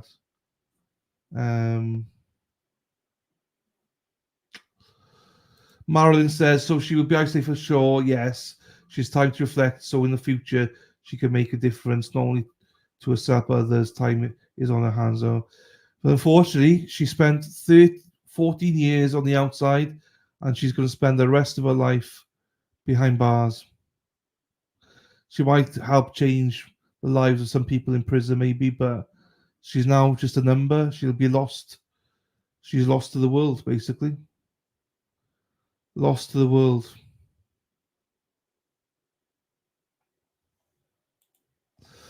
No, Bill. No, Jonathan. No, she's got 3 more years in solitary confinement, and then at 18 she'll go into general population or phase into it. So,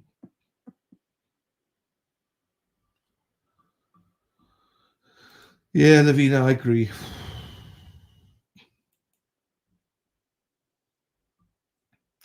Very sad. No parole is ridiculous. I genuinely thought they'd get parole. I thought, what sick human beings are you not to give parole?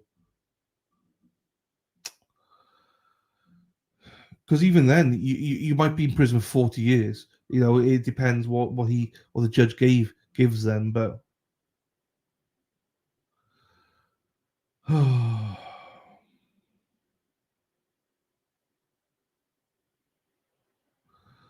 don't come ban. But good luck with that proposal, lol. What's that? I missed something. I don't know. Oh, Bill.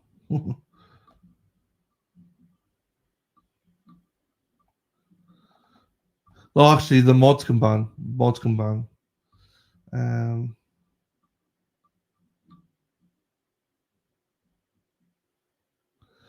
So Dave, Bill is this guy. I'll just need a second to myself. So this is Bill for you. Once I find it. So, if you're new to the chat, then I wanted you to know I'll meet Bill. Bill's a big spender. Bow, bow, bow, bow. Bill. He's called Similar Rex. Da, da, da, da, da. Now Bill's got a mouth, but he's got a heart of gold, which we love. The women all love him. Maybe not true, but Bill's part of the crew. Da da da da da. Right, some of you going over to Discord. Happy days. Go over and enjoy Discord. All right, everybody. Thank you so much. As I say, I'm not Ken. I'm not doing a lot members only this weekend. I've got to look now for what to do next week. So Saturday, if you got Saturday, I'm going to be researching most of the day. I think, well, the evening anyway, about what new trial we're going to be watching, also future trials, and then Sunday I'm watching the NFL. So, yeah. So I am working tomorrow, everybody. I'm not going to be doing nothing because we got 2 weeks now before Boone, so I need to figure out what to do, and I got cases to research. So I will be researching tomorrow, and then Sunday is my day off. I'm just going to watch NFL all evening. So thank you, everybody, for being here. Do you all? Thank you so much for your support, as always, all of you. I do really appreciate it. Luby Lou, 3 members as well, my darling. Thank you to you and baby Archie as well for your support.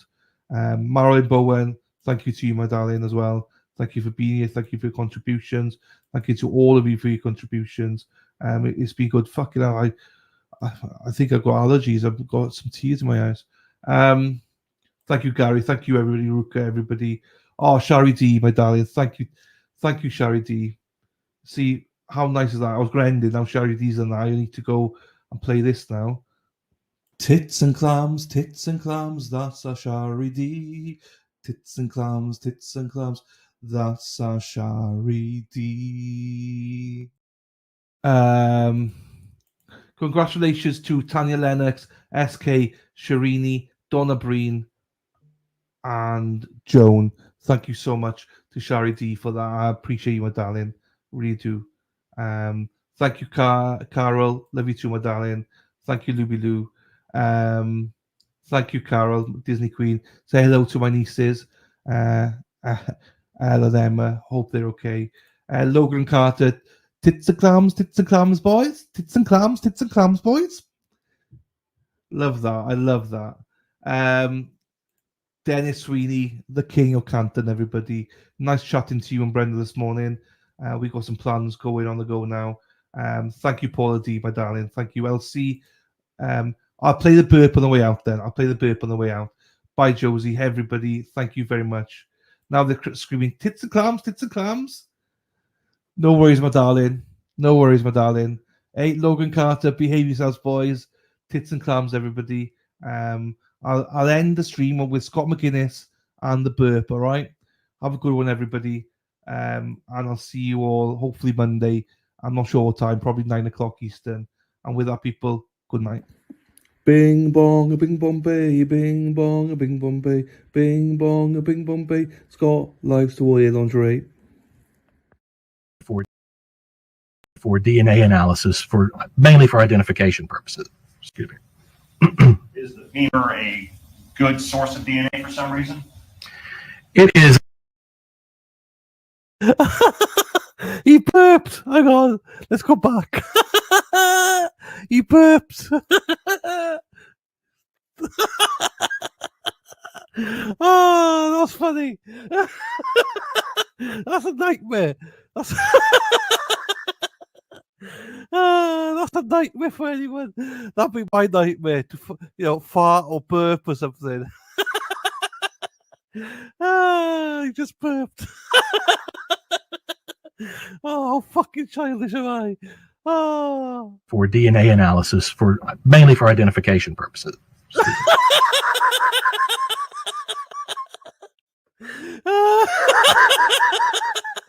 If you don't find that funny, I can't help you. That's hilarious.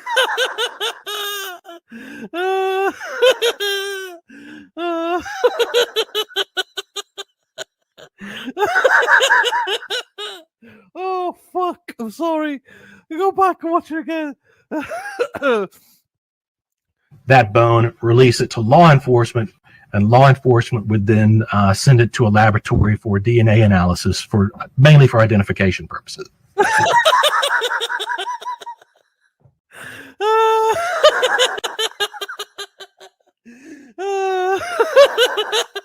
Oh, what a poor guy.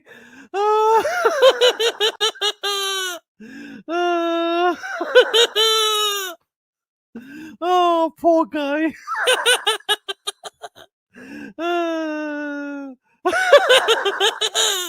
Let's go back again. Hey, Katie Santos in the house. Oh, Katie, watch it. He burps. Hang on. That bone, release it to law enforcement, and law enforcement would then send it to a laboratory for DNA analysis for mainly for identification purposes. Excuse me. What's going through his head right now? What's going through his head right now? He just burped. He must be so embarrassed. Oh, that's funny. That's funny. Oh, I think that's hilarious. I think that's hilarious, everybody. He just fucking burps. That's just a fucking nightmare.